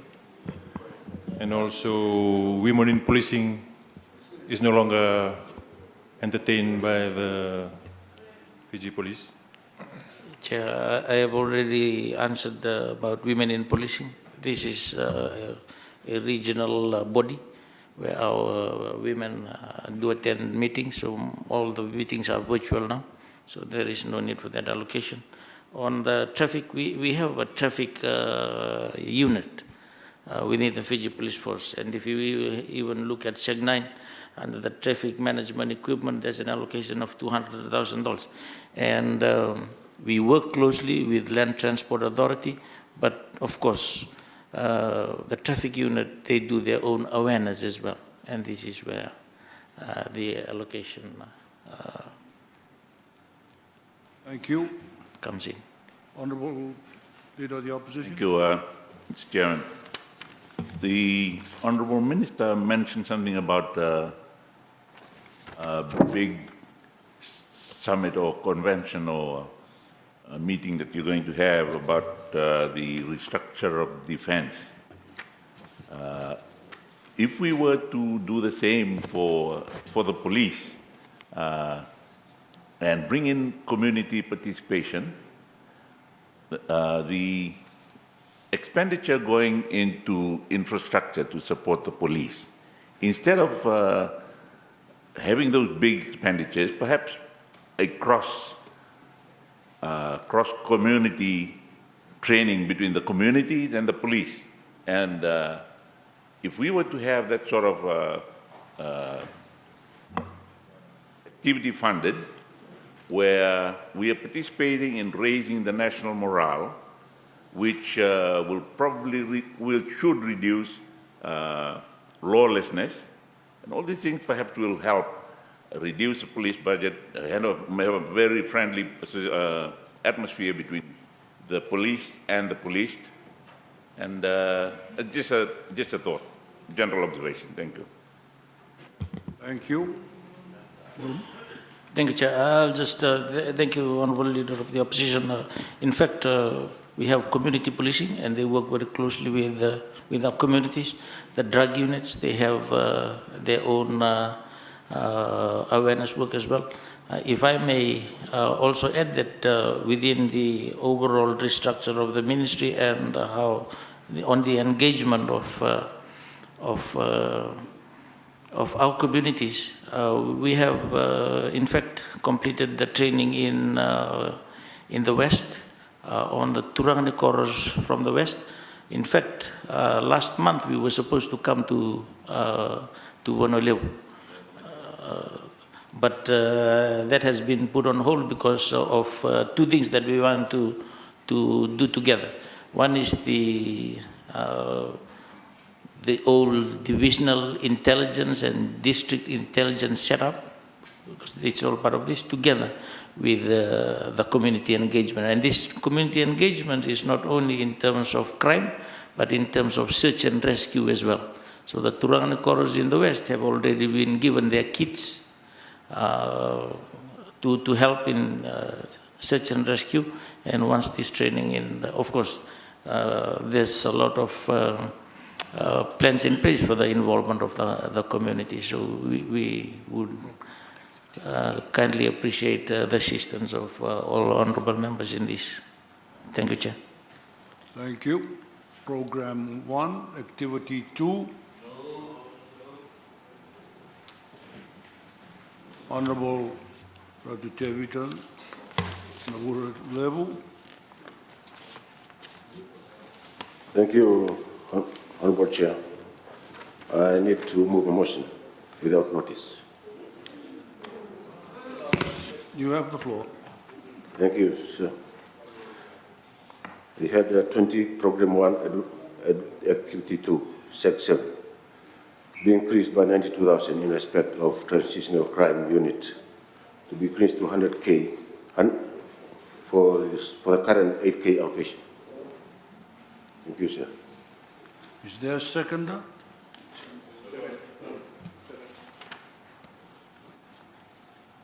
Second the motion. Thank you. Honourable Level, you have the floor. Thank you, Mr. Chair. Thank you, sir. I think it's crucial this point in time for the Criminal Investigation Department, the International Crime Unit, capacity and staffing to be maintained and not to be reduced in order for the detection and the prosecution of transnational crime remains a priority, especially during this tough economic downturn. We must remain vigilant and keep watch for possible dangers, in particular for the importance of trafficking hard drugs into our country and to our neighbor countries. Thank you, sir.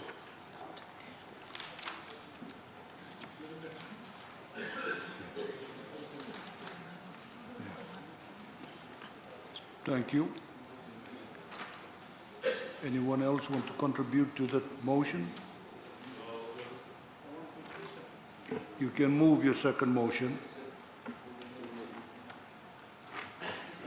Thank you, sir. Second motion is on 20, Program 1, Activity 2, Sec 7, increased by 10K in respect of the CID funds expenses to the previous allocation of 2018 to 19, 150. Is there a seconder? Second. Honorable Noborelebo, you have the floor. Thank you, Mr. Chair. I move that the allocation for the CID fund, Sec 7, be increased to 10,000 to the previous allocation of 150,000 in 2018 and 2019 was 150K. This should ensure that the officers in the unit know the government's committed to reduce crime and supportive of their work, and the funds are not hindrance to their work of detecting crime. Thank you, Chair. Does anyone wish to participate in this motion? We move on. Activity 3? No. Activity 4? No. Activity 5? No. Activity 6? No. Activity 6, sir. Program Activity 1. 6. Yeah, I'm Right. on the ball, sir. To the Honorable Minister, through you, Honorable Chair. One of the things that I've not seen in the whole of the police budget is the renovation of police quarters and barracks. If you move around the country, in Lombasa, even Novosa and Kiasi, the conditions in which these police barracks are in, most of them, the windows are covered with plyboards. And even not renovated. If you even go to Nassau, if there is plans in the pipeline in terms of having that in the budget, or what are things, measures in place to ensure that these quarters are maintained. And given in Nassau too, we had recently a fire in one of those barracks, given the conditions they were in, and also the wear and tear.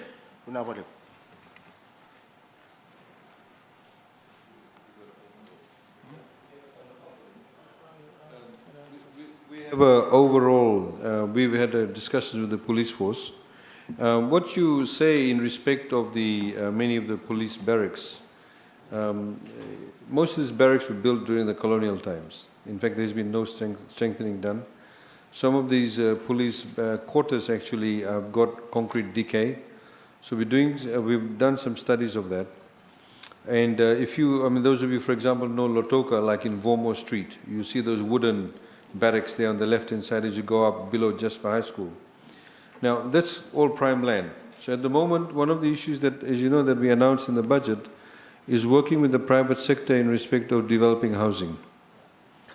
So all that land is basically state land. So we've had discussions with the Commissioner of Police where we're going to start building concrete strata title apartments for the police. They can actually own those themselves. So that will give them an asset in itself. Some of these can be more readily done as opposed to the others, because like Vomo Street has got sewage, water, everything is connected. We've already got some preliminary designs we are doing in that respect. So there'll be a long-term solution, but we can start those projects quite early. So there are some of them, those quarters that have been fixed. We have a general allocation, if you look in Head 50, in respect of overall expenditure, which we then can use for emergency purposes.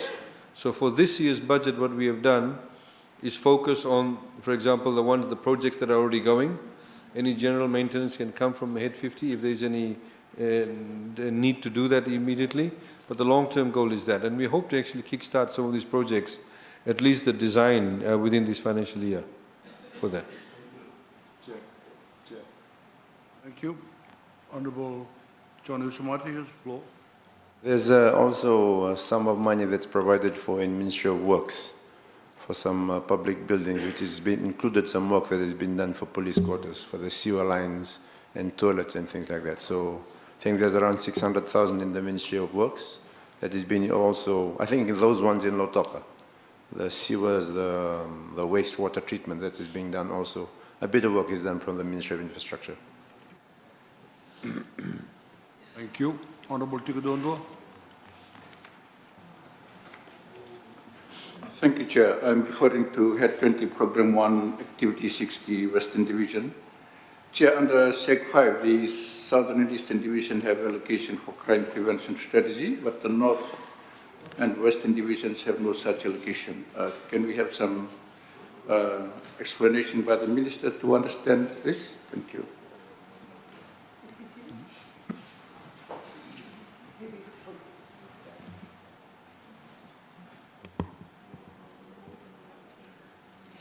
Sorry, Honorable Member, through you, can you just repeat your question, please? Thank you. If you look at Program 1, Activity 6, and for the Western Division,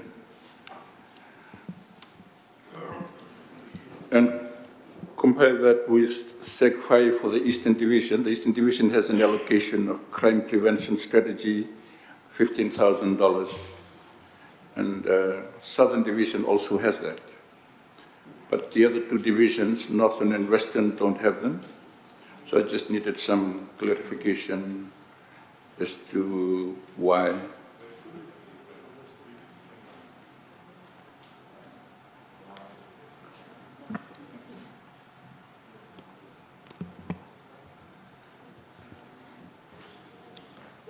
Thank you, Chair, for crime prevention strategy for the Eastern Division. This is based on the work that's already being undertaken and those that are pending.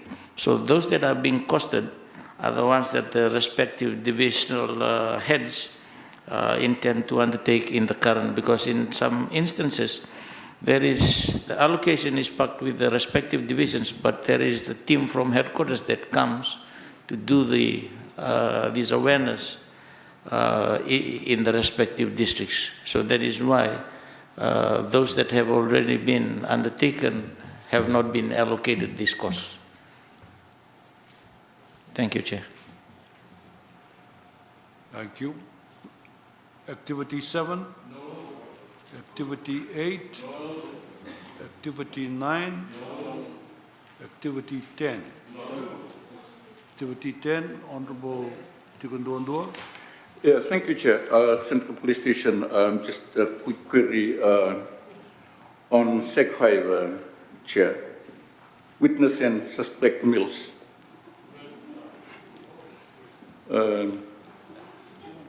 I'm raising this because there is allocation for, for meals for suspects, but in light of this COVID, I know Mr. Chair raised this issue with the Honourable Minister, particularly the option of containerizing detention centres. If there is any, because of social distancing, if he's had any other developments further to his answer the last time. I know you have containerized solutions for other aspects of operation, but what about detention? Trying to make sure that when people are detained, that they are also, practicing social distancing. Yes, Chair. Currently in Nandi, we are using containers, but not the best, I would admit. Most of the containerized units, which we are currently trialing with the Police Special Response Unit. But of course, definitely there is consideration for this, because I've highlighted also in terms of the detention, two areas that we need this, apart from office space, is about detention, extra cells, and of course, for the storage of exhibits as well, so that rooms within the existing police stations can be freed up, because exhibits are taking up a lot of spaces in the current police station. So definitely it's under consideration, Honourable Member. Sorry. Mr. Chair, just to also highlight, Program 1 Activity 9, you see an allocation of $300,000. It says minor improvement works. This is police support services. So again, it does address issues like, broken louvers, etc., footpath, office partitioning, all of those types of things can come under general maintenance for that too. Community police posts, all of that.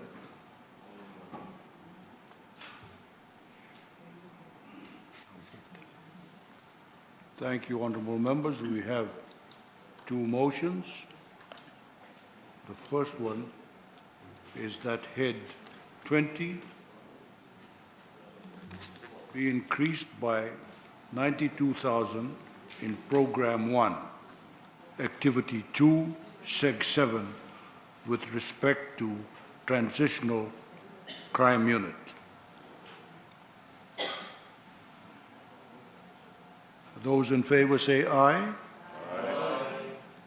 Those against say nay. Nay. The nays have it. The second motion is that head 20 be increased by 570,000 in program 1, activity 2, seg 7, with respect to CID expenses. Those in favor say aye. Aye. Those against say nay. Nay.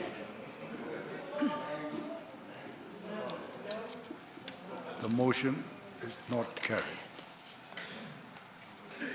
Honorable members, Parliament will now vote on head number 20. The question is that the amount of head number 20, Fiji Police Force, be approved. Does any member oppose the motion? Yes. Those in favor say aye. Aye. Those against say nay. Nay. The ayes have it. The head is agreed to. Now, honorable members, on that note, we will suspend proceedings for dinner. Parliament will resume in an hour's time. Thank you.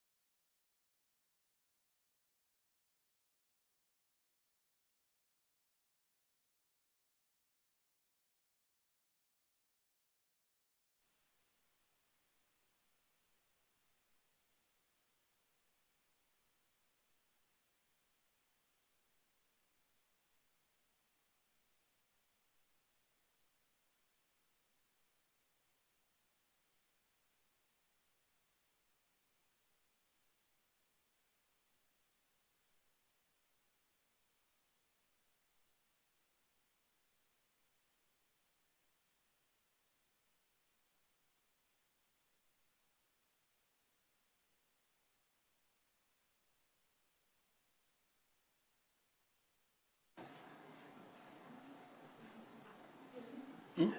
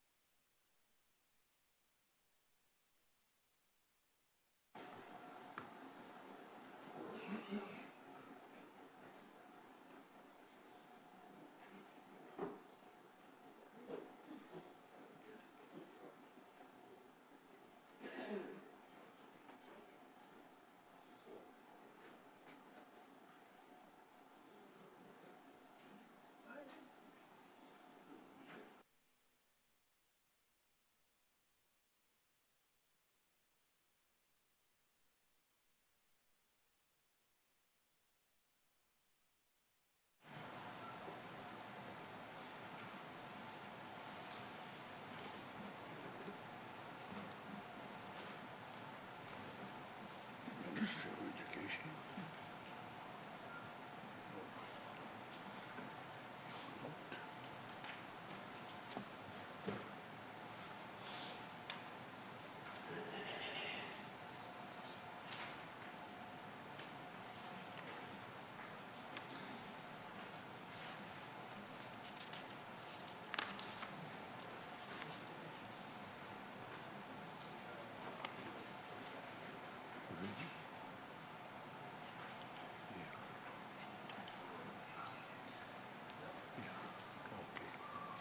We do it up to.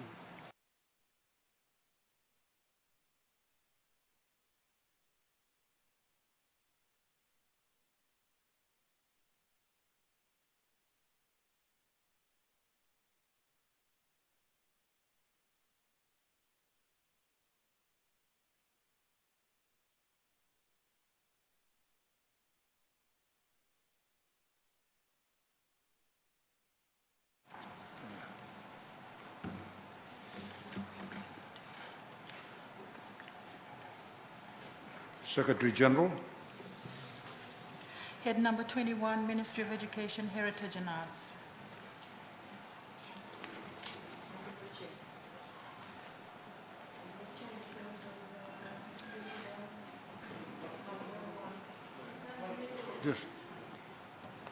Just wait a moment. We just called that out and it's going to start on the activities and the programs. Program 1, Activity 1. No.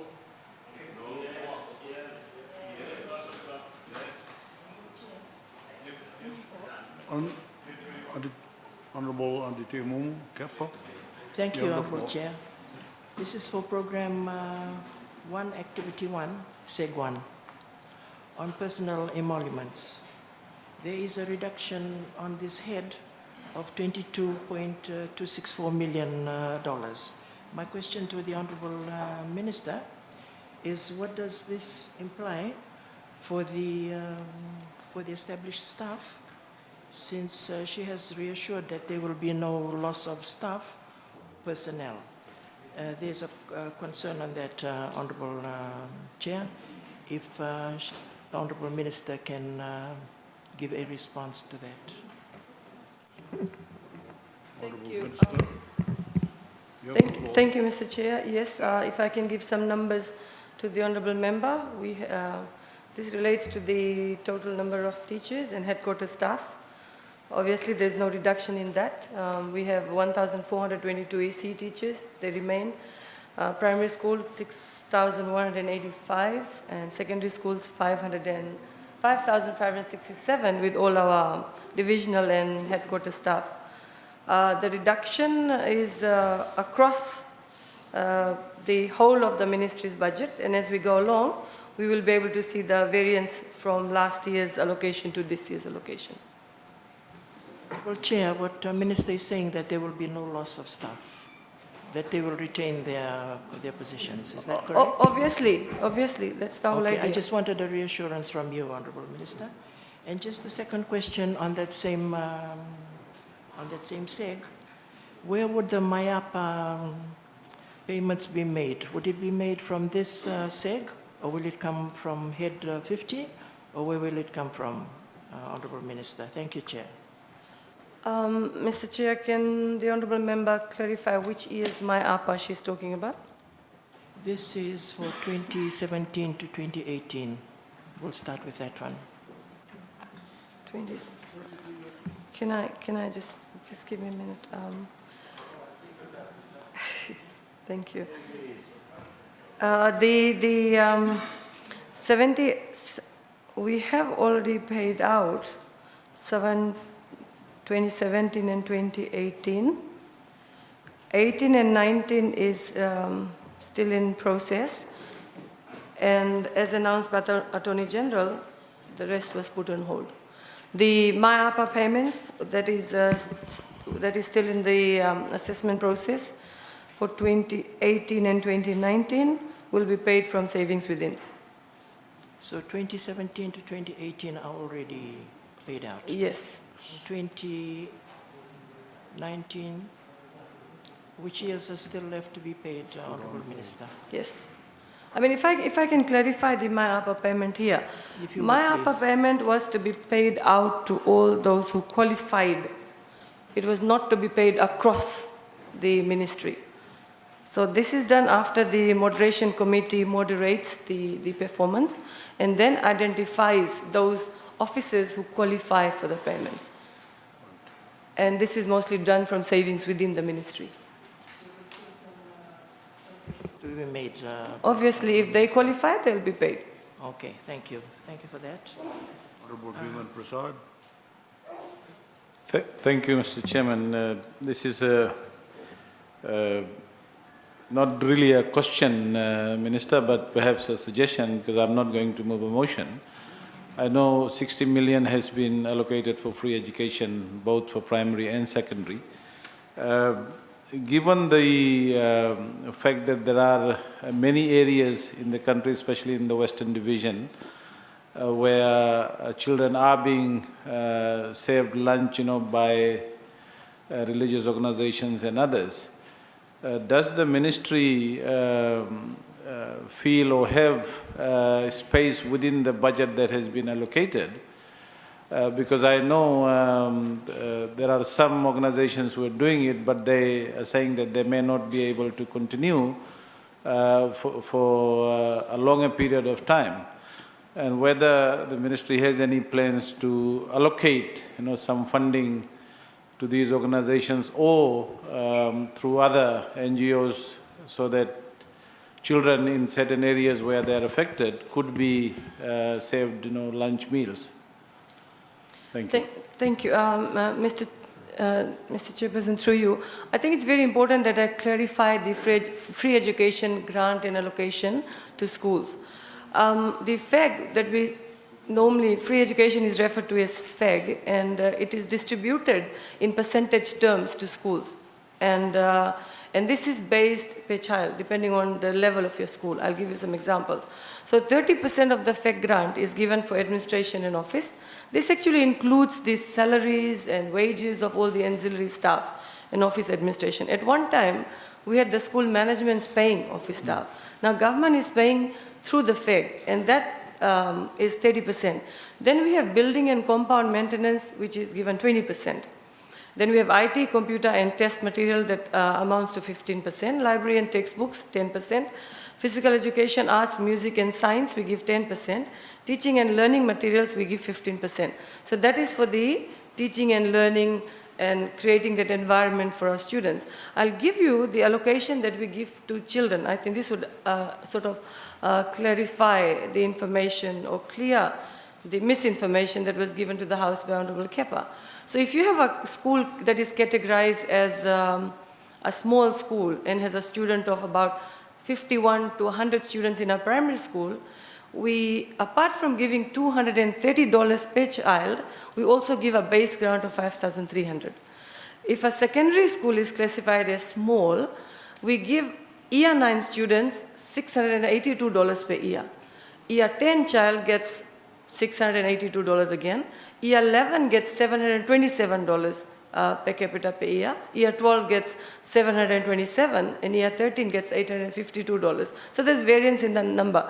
And if you look at a large secondary school, we sort of ensure that there is balance between the grant that's given. So if you're a larger school, you stand to gain more. So the per capita per child is reduced a bit. What we are going to do this year, we're going to relook at and revise that. Because we want schools that are smaller, we want schools that are out in the maritime areas to benefit from this grant. So obviously in this grant, we don't have any allocation for any other bit. But we do have school managements and heads of schools who sort of have savings within this. And since 2015, since the introduction of free education grant, government has never asked them to refund any money. So schools have savings in that. But at the moment, I think I've made myself very clear, without any actual study report which will indicate that yes, children are going to school without lunches, we will not be able to commit anything because we don't have funding for that. But I would like to put on record our appreciation for all those agencies, donors, Mothers Club, the faith-based organizations which have come on board. So apart from that, what we have done, we have a separate allocation for transport assistance. We've just finished our survey. And our survey has indicated that 35,000 plus students have actually indicated that their parents have lost their job and their parents have reduced hours of work. So assistance will be directed towards that. That much I can commit to. Thank you. Just, Mr. Chairman, while I have the mic, just on Sec 7, Minister, the 10,000 allocation for National Research Council, if you recall, you were not the minister at that time, but this Parliament approved the National Research Council. And my question is whether the National Research Council has been appointed, and what is that 10,000 allocation for? I don't think I've had National Research Council being appointed. Thank you. Mr. Chair, through you, this is still work in progress. I followed it up last year when we had the discussions with the USP and FNU, and I was told that the terms of reference was being drawn up. So this will be used as we progress. Thank you. Honorable Chigun, where you have more? Mr. Chair, on Seg 9, in terms of boat and outboard motor engine of 200,000. I believe that there are some river schools which are accessible by rivers. Are they also included in this 200,000 or just the island? And I can actually confirm that every year we give out an average of 6 to 10 boat together with outboard motor engines with fuel and other supplies to schools.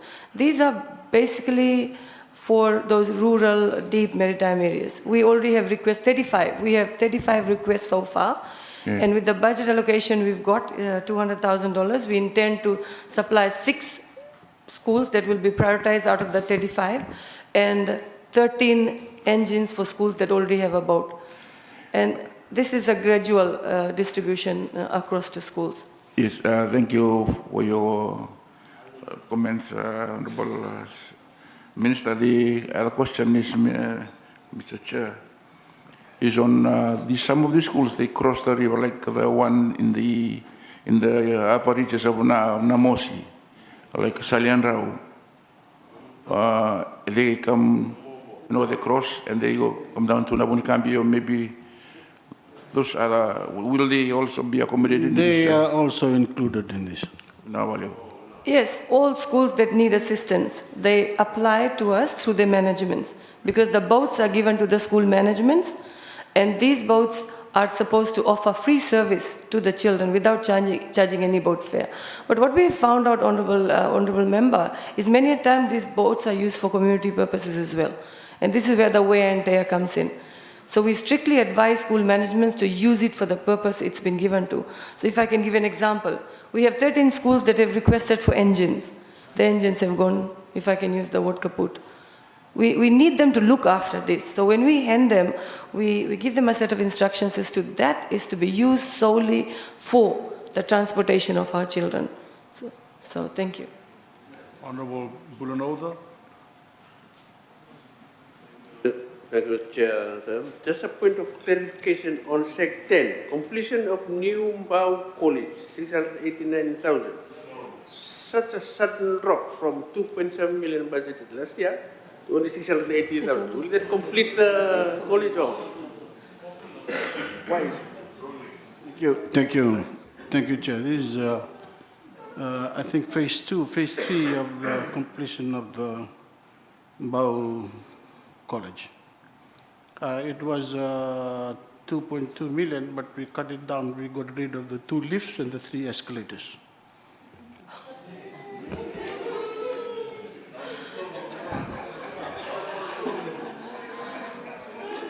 Mr. Chair, thank you, Prime Minister. I think we needed that. For the information for the members of the House, yes, there is a reduction. The reduction in the funds is for us to cater for the balance of the contractual payment. So the building is almost complete, and the amount that we have given is to complete our contractual obligation to our contractors. Thank you. Honorable Androndro. Thank you, Chair. Just a clarification for the Seg 6. Huge increase of about close to $3 million on Seg 6, particularly for Fiji Higher Education Commission. 1.9 million. I think last budget was 690,000. And registration board also had an increase from 300,000 to 430,000. And transport assistance. It's increased from, which is a good thing, but I remember the minister had highlighted previously about some investigations regarding this transport assistance, and has that resulted for an increase in the allocation on the Seg 6? Seg 6. The Fiji Higher Education Commission budget, yes. This is due to the operations of the Commission. And this is an operating grant that we pay them every quarter of the year. For the Registration. FTRA? Yeah. The increase is due to again, it's the operational cost for the registration authority. And again, this is a grant that is given to them every quarter. And of course, it allows them to carry out the operations more efficiently. And the transport assistance? Transport assistance, yes. We did find out that a lot of forms, this is for the student subsidized transport we are talking about, Honorable Member? Yep. Yes. Yes. This, in fact, let me be very honest here. We have a number of students that do not even qualify for that. We have a $16,000 salary bracket where the parents' income is below $16,000, so students apply for that. What we are finding in our system is there are students whose parental income is more. So the review process is going on, and we are trying to see that it is targeted, it is given to those that really need it. But what's happening now, I've just given you the figures of the survey that has revealed to us because of COVID, we needed that increase. Because we have right now we have close to 30,000 students who expect that assistance from us. So obviously that request will cater for the increase that we have been given.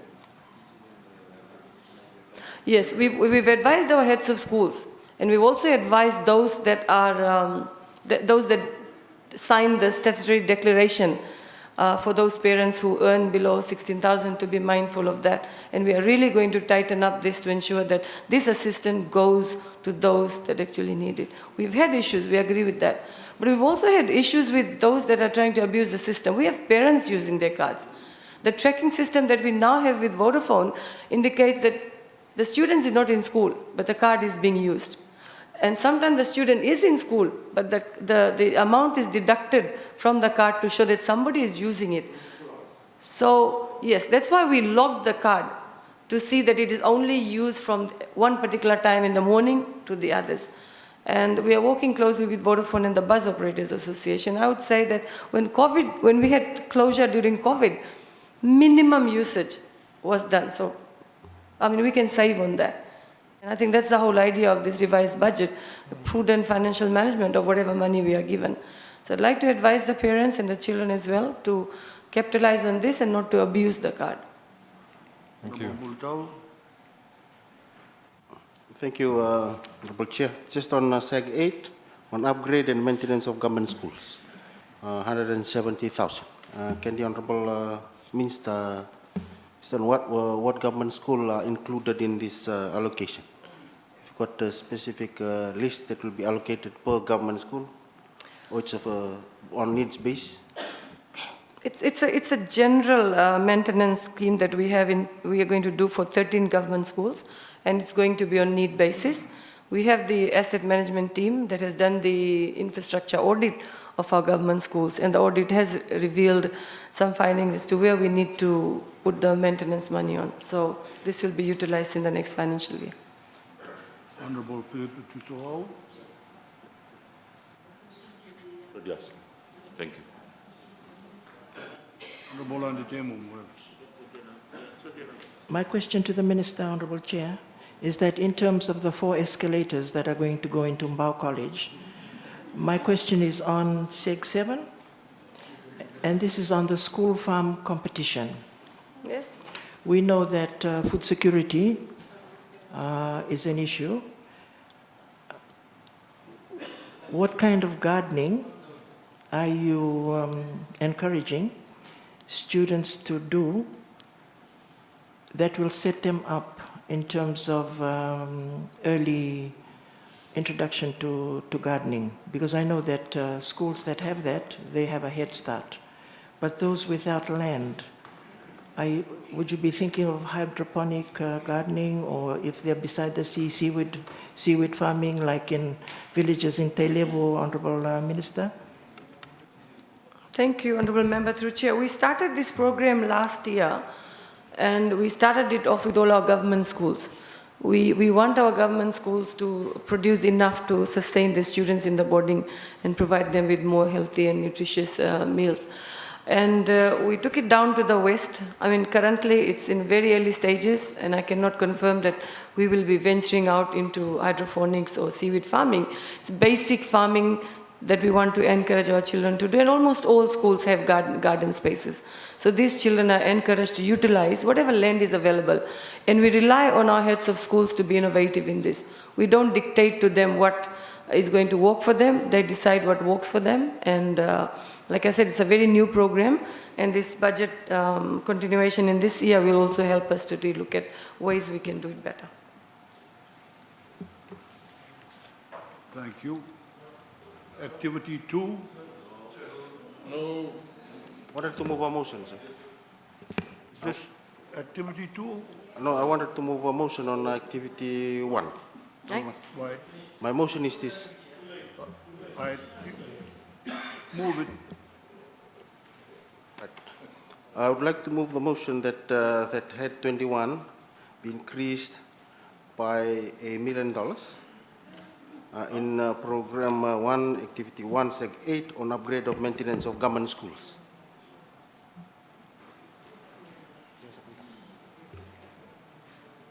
Is there a seconder? I second the motion. You have the floor. Yeah. Thank you. My motion is to increase the allocation to upgrade and the maintenance of government schools by $1 million. I think this issue has been an ongoing issue in all government schools. If you go around all government schools in Fiji, I think they are in deteriorating condition. Most of the boarders and also the hostels are not in proper conditions. Even the water system is not functioning well. And also this has come up from different PTA meetings. But again, it comes up to the principal, to the ministry. But given that this allocation is only $170,000 for 13 schools, if they divide that equally, each school will have $13,000. But again, these are ongoing issues. Probably emails have reached the Honorable Minister in terms of some government school probably one or twice. We were in talks in terms of the Andida Compound School and also the government school. But again, as a parent of that school and also a parent, which my daughter too is a boarder at Andida Compound School, again, there is a need for maintenance of the school. Very old buildings, wooden buildings, hot, the fans are not working, and also the furnitures are very old. The toilets are not in good condition. Even when you come for parent visitation, it's not, in accordance with the standard in which the school was set.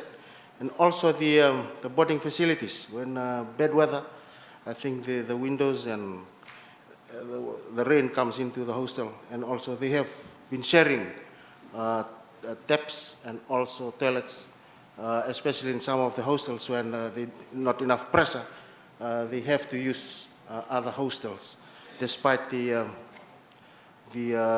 water treatment just closer to the school. And that is the reason why I want to move this allocation by $1 million, given that proper education will depend on the conduciveness of the environment and also our children who are boarders, and that will help a lot in them, their building, and also how they perform academically in our body. Honourable Minister, you have the floor. Mr. Chair, sir, the clarification is this: as we all know, we, because of COVID-19, obviously we're trying to have a restrained budget wherever we can. In respect of the upgrade and maintenance of government schools, $170,000, that's essentially for the upgrading of the ablution block at Natumbua Primary School. The total cost is $169,000. Then we also have Buddha Level Secondary School to cater for the defects of the liability period. Natumbua High School in respect of the retention payment. Our construction of new facilities for government schools. Again, this is the final payment for the QVS school, the design and build a 1x6 room double-story classroom block and basement. We have a tender that was awarded to Concrete Solutions at the cost of $2.1 million. And we have a construction period for 24 weeks and 52 weeks for the DLP, defects liability period.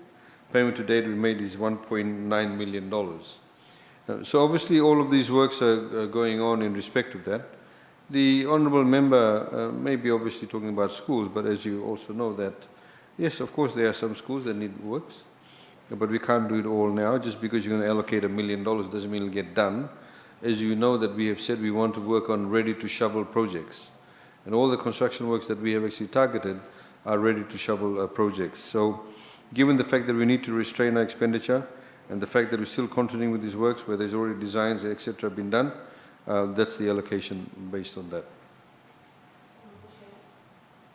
Activity 2? No. Honourable Chair, I wish to also speak in support of the motion by Honourable Mbulitavu. I know that the Honourable Prime Minister just recently opened a hostel in Levuka Public School and would have noticed that the students have to walk a few hundred meters from the dorms to the canteens or the dining areas, and it rains a lot then. That's been their complaint. Students have to walk in the rain, even in the night, to get to their eating facilities. So that would be something that can be looked at for the safety and comfort of those students in Levuka Public School. Thank you, Honourable Chair. Right, we move on. Activity 2? No. Honourable Chair, on Activity 2? Activity 2, Right. Seg 2. You have the floor. This is the only allocation for overtime that's given here for library services, which is $5,000. What is that overtime for, Honourable Minister? Because there's no other activity or program that has overtime except for this one here for library.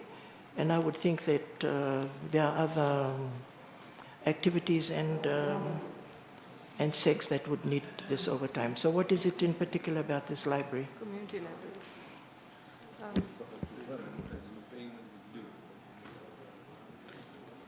I think I'm sure this overtime allocation actually is across all ministries. And this library services works like that. The library services is involved in setting up community libraries. And obviously there would be incidences where we'll have staff working overtime and they would be paid that. Yes. Okay. Program 2, Activity 1. Activity 2. No.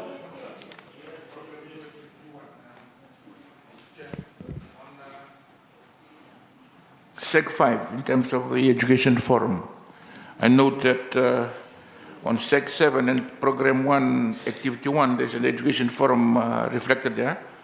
And then it's appearing in that Sec 5 on Activity 1.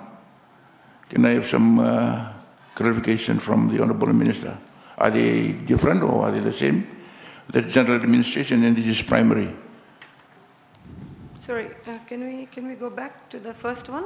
Which one are we talking about? No, I'm just saying that it's being reflected on Activity 1, Seg, what is it? Program 2?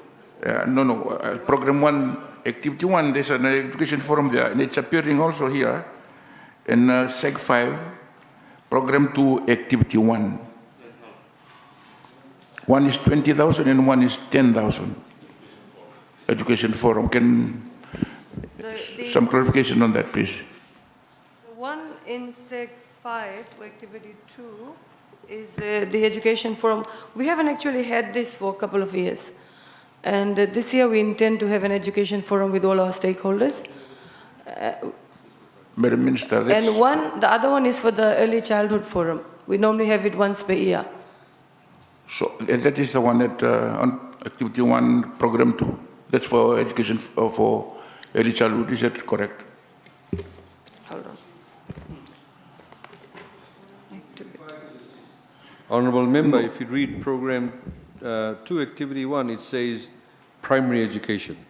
Yeah, I know. So that's related to primary education. Yeah. Yes. If you read Program 1, Activity 1, it's a education forum. So that could be used for early childhood, it could be used for higher education, it could be used for high school, so it's generally. But the one specifically there is for primary. Normally that's how you have the expenditures put. Yeah, I understand that. Okay. Thank you. Honourable Aditya Mumkapa. For Program 2, Activity 1. Number 6, or Seg 6. This is on free education. Honourable Minister, I'm not in the habit of giving wrong information. Yeah. However, misleading. Supported by Auditor General's reports in that there are some overpayments and underpayments to various schools which they have highlighted. And they say one of the reasons is because the Education Act, which they have highlighted, has been given to the Solicitor General's office to review. And for them to review, to capture all the changes that have come about, including this FEG. So my question is, when do you expect the Solicitor General to produce this review, since it's been with them since 2016? Mr. Chair, I wouldn't be able to answer it right now because I don't have that information at hand. I could provide it to the Honourable Member later on. What I can inform the Honourable Member is we are now very strict on compliance. The submission of the audited accounts from school managements and school heads to ensure that we pay them accordingly, we pay them on time, and we pay them the right amount that they are supposed to get. So that's how we are strengthening so that we don't underpay and don't overpay any school. So that is one of the reasons you're having issues with FEG, because of this review that No, is we still don't have issues outstanding. with the FEG. I mean, I would not agree with you that we have issues with the FEG. We may have issues with distribution of FEG when schools don't comply with the the submission of audited financial accounts. Right, can I just stand to correct that, Honorable Minister? Because this has come from the schools, and also it's supported by the Auditor General's reports that state that going right back to its inception, that they've had issues with the fake distribution. So can I just leave it with you? And I would like to say to you I'll that if leave it with you, that's the schools and Auditor managements General. have issues, then they should come to the ministry so we can sort it out. Supported by Auditor General's reports. Can I, Thank you. Mr. Chair, the Honourable Kepa is reading some Auditor General's report saying it should be sent to the Solicitor General's office. That is correct. But the point is, was it sent to the Solicitor General's office? That's a recommendation. It does not mean, therefore, it is with the Solicitor General's office. That's a policy decision. That's an observation by the Auditor General. It does not mean it has to be sent to the Solicitor General's office, because those kind of matters can actually be resolved at a policy issue, at a policy level. So it is incorrect to say, when will the Solicitor General give the report? So that's number one. Number two is what the Honourable Minister is trying to say, and we've sort of discussed it from a finance delivery perspective, is that many of the schools, in our earnestness, there's no doubt, we've probably erred on the side of being, caring for our children, so no child misses out.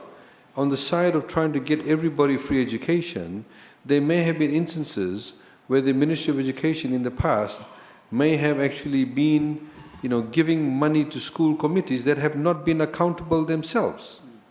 That is the issue. These school committees need to be held responsible. At times, Honourable Reddy was also Minister, he would also tell you, at times they had to hold off giving the grants because the schools simply weren't giving any accountability. The staff, for example, that the Honourable Minister for Education is talking about that now being paid for through FEGS, these were school committee people hiring their daughters and cousins and relatives to be working in the ministry, in the schools, being paid by the government under no proper transparent recruitment system. So all of these issues had to be nutted out. Some of them are still being nutted out. So I think it is completely misplaced to try and justify some of the figures that you've given in the past that is incorrect, to sort of say, well, this is some kind of problem, systemic issue. The systemic issue actually stems from the fact that many of the school committees actually have not been accountable. I respect what you're saying, Honourable Attorney General, but if you were to look at the Auditor General's report, which is the Performance Audit Effectiveness of Institutional Framework for Preventing Corruption, and these are on pages 152 of 20, this is the parliamentary paper number 152 of 2019. I'm just telling you that this is one of the issues that the Auditor General has highlighted that is one of the reasons that they are having issues with the FEG distribution, and it is because of the Education Act, which is supposed to be reviewed by the Solicitor General's office, and it's been with them since 2016. Thank you. Thank you, Chair. Chair, I think while we are there, I'd also like to say, Chair, on the same issue, that from next financial year, in order to ensure that we have sound financial transparent management of the FEC grant that government gives to schools, we are going to have a grant agreement with the Ministry of Education and the school management. So we know that the money is targeted to where it's going. I can assure you that's with the Solicitor General's Office for vetting. And once we release the next financial year grant, we will follow on that. Thank you, Honourable Minister, and also consultations is very important. Thank you. Activity 2. Activity 2. Activity 3. No. Activity 3. No. Activity 4. No. Program 3, Activity 1. No. Activity 2. No. Activity 3. No. Program 4, Activity 1.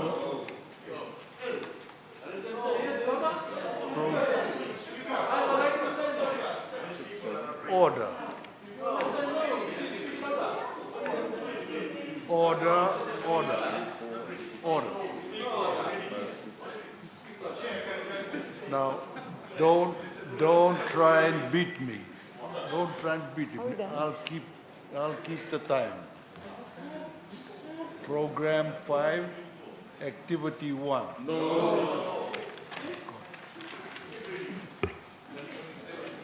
Program 6, Activity 1. Yeah, just on the asset monitoring unit, Chair, just a clarification. The Minister for Education explained about the asset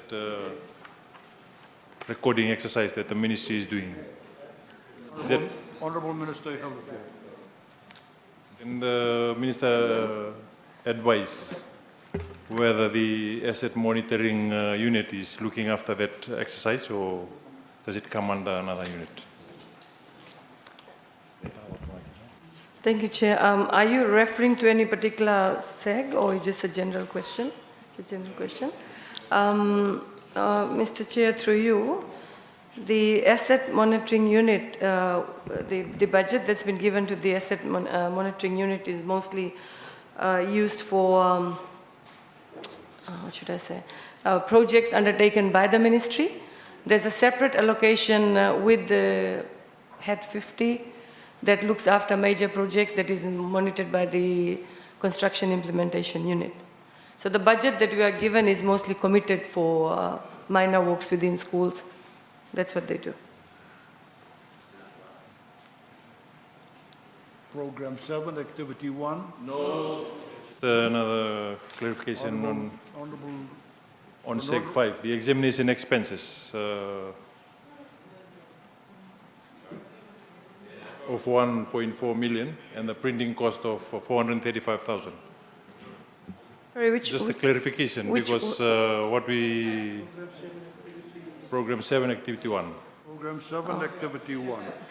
SEG Program 5. 7, Activity 1. SEG 5. SEG 5. The expenditure that has been highlighted there, what we, some schools have experienced is they have had to print the exam papers at their own costs. So what are these examination expenses and examination paper expenses?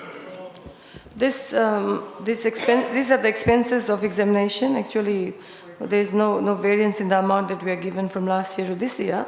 This allocation covers expenses related to the wages for casuals, coders, check markers, packing and dispatch, and allowance for those markers. Meal allowance for staff, stationery and other logistics. And this is based on expected scripts to be printed, cost of materials and meal allowances. Because we've reduced the examinations to 2 this year, we now have year 12 and year 13 exams. So this will cover for the printing cost as well. Thank you. When we have internal assessments, standardized internal assessments, these are printed by the schools. These are 2 external exams that we are going to have this year that will cater for that. Thank you. Honorable Linda Tambuya.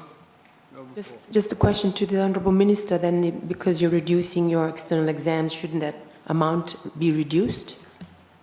Now this, like I said, this amount will include everything. We have markers that we hire to mark. They are paid allowances, each script that they mark, and it includes all the other logistics as well. Those that check, those that code, those dispatch. So this includes all that. Program 8, Activity 1. Thank you, Mr. Chair.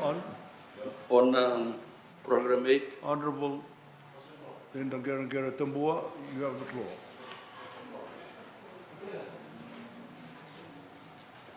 On Sec 10,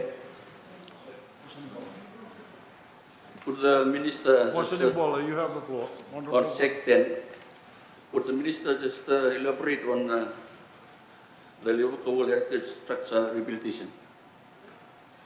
What are the plans and program? Plans. Sec 10.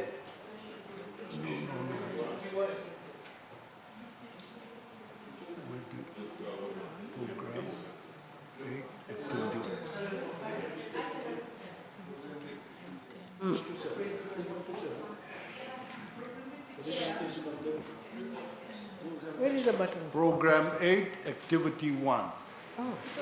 Sec 10. Okay. Chair, I want to respond to that question on rehabilitation of Levuka World Heritage Structures. That is being done by Ministry of Local Government, and in particular by the Levuka Town Council. This is done in consultation. It's a heritage, but Levuka Town Council is there, so they work in partnership. Sorry? Thank you. Heritage issue, and of course the listage is through Heritage, UNESCO, and therefore what this work is for, in fact, is for the consultancy work for the restoration and strengthening of the Levuka Community Center complex through the World Heritage structure that maintains the historical integrity of these buildings. Thank you. Honorable Sokuru. Thank you, Chair. Just did an explanation on Sec 7, Fiji Heritage Foundation Secretariat, and its role. If it's different from other existing bodies such as Department of Heritage, National Trust of Fiji. Just need an explanation on that, please. Can you? Sec 7 now? We are on 10. Program 8, Activity 1. Could you please repeat your question? We can't hear it. Sec 7. Fiji Heritage Foundation Secretariat. Yeah. You okay? You okay with that? This is an operational grant given to the... My question is, on the Fiji Heritage Foundation Secretariat, the role they play, is it different from the roles played by existing bodies like Department of Heritage, National Trust of Fiji? It's a foundation, it's an independent foundation. Mr. Chair, this is the amount given to the foundation for the operation. It's a foundation. It was established in 2012 and is based with the National Trust of Fiji. And it's a trust foundation initiative invested to facilitate assistance towards built heritage in the country that needs to be conserved and maintained. So a lot of built heritage is in buildings that need to be maintained, so it falls within that. Honorable Gilgir Tambua.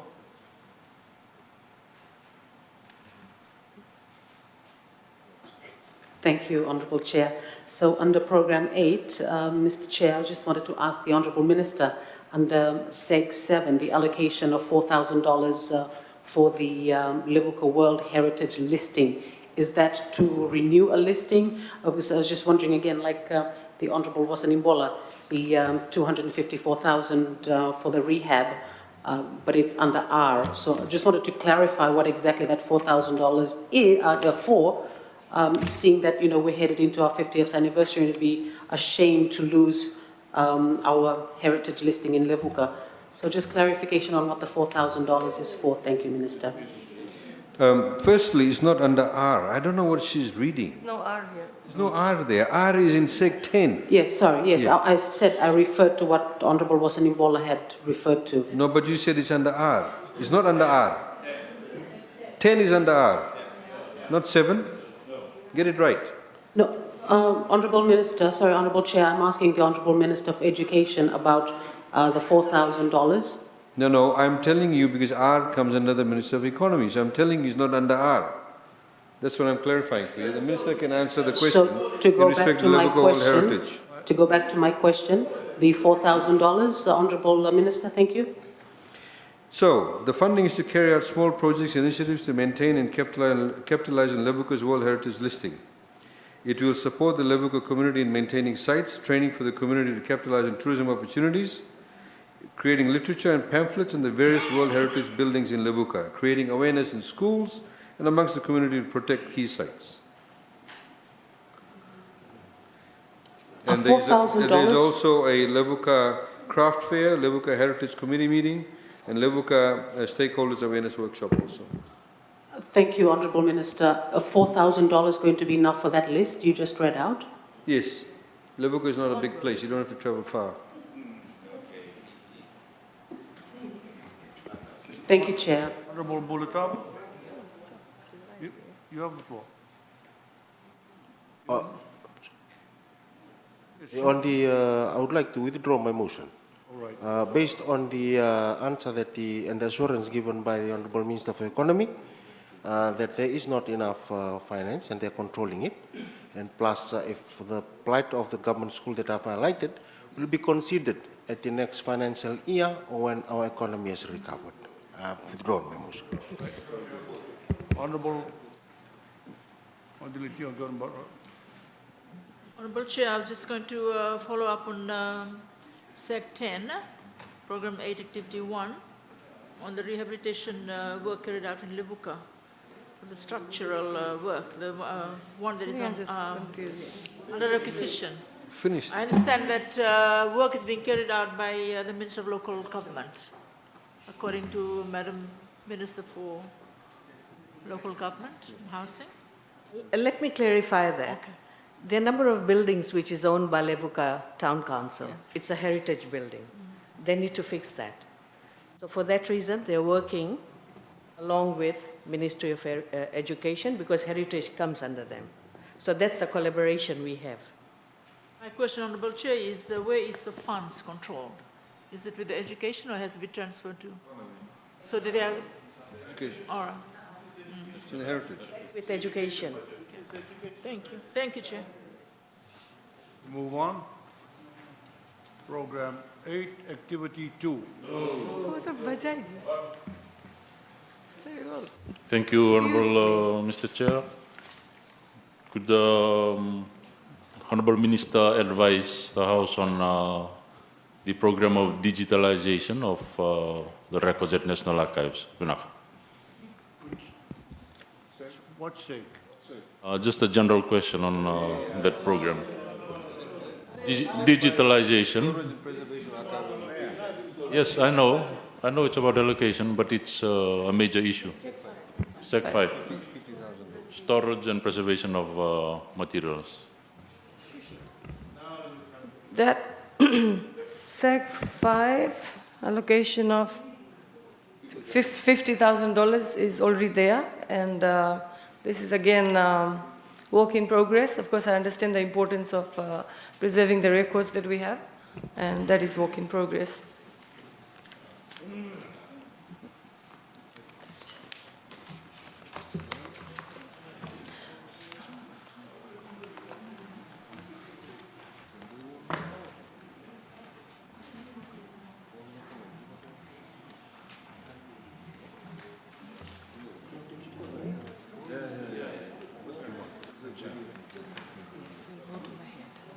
Parliament will now vote on Head 21.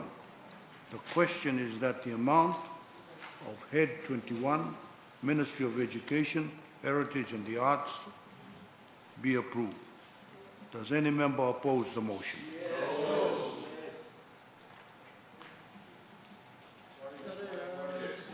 Those in favor say aye. Aye. Those against say nay. Ayes have it. The head is agreed to.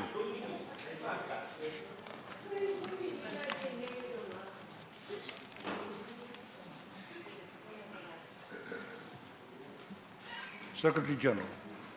Head number 22, Ministry of Health and Medical Services.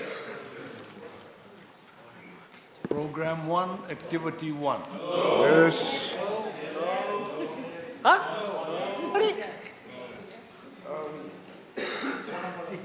Hold it. Honorable Salate, you have the floor. Thank you, Chair. I'd like to seek clarification from the Minister for Health and maybe from the Minister for Economy also in regards to SEG 1, not only for that program and activity, but it's consistent in all other programs and activities in regards to overtime and allowance.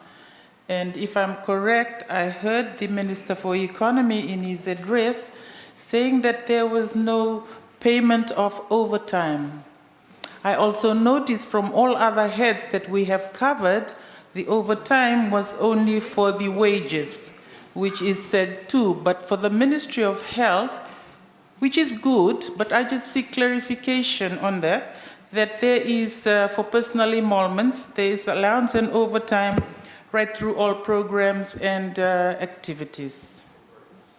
Thank you, Honorable. Thank you, Mr. Chair. Thank you. Yeah. Honorable Minister. Thank you, Honorable Chair. First and foremost, the overtime is now converted to time off in lieu, and you would understand that.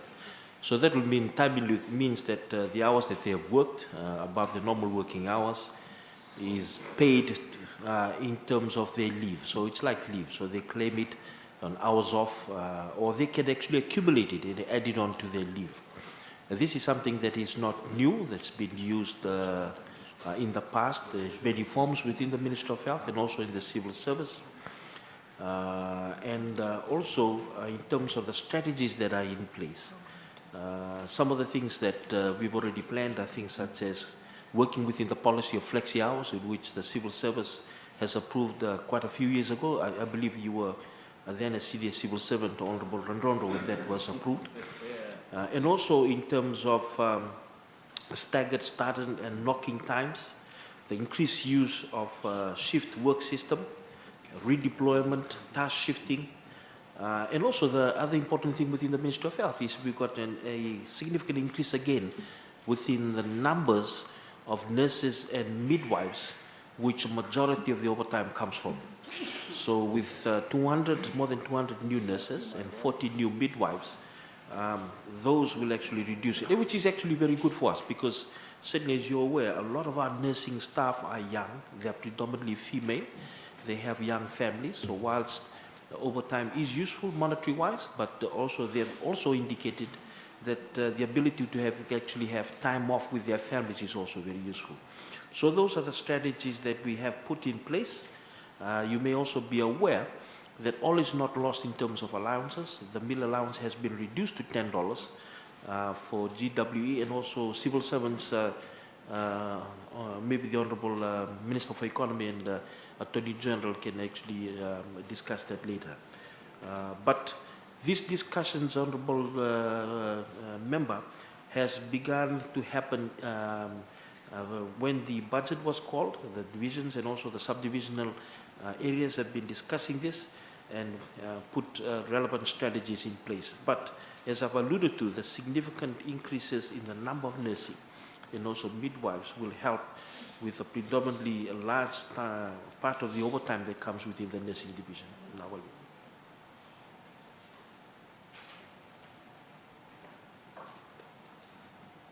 Thank you, Chair.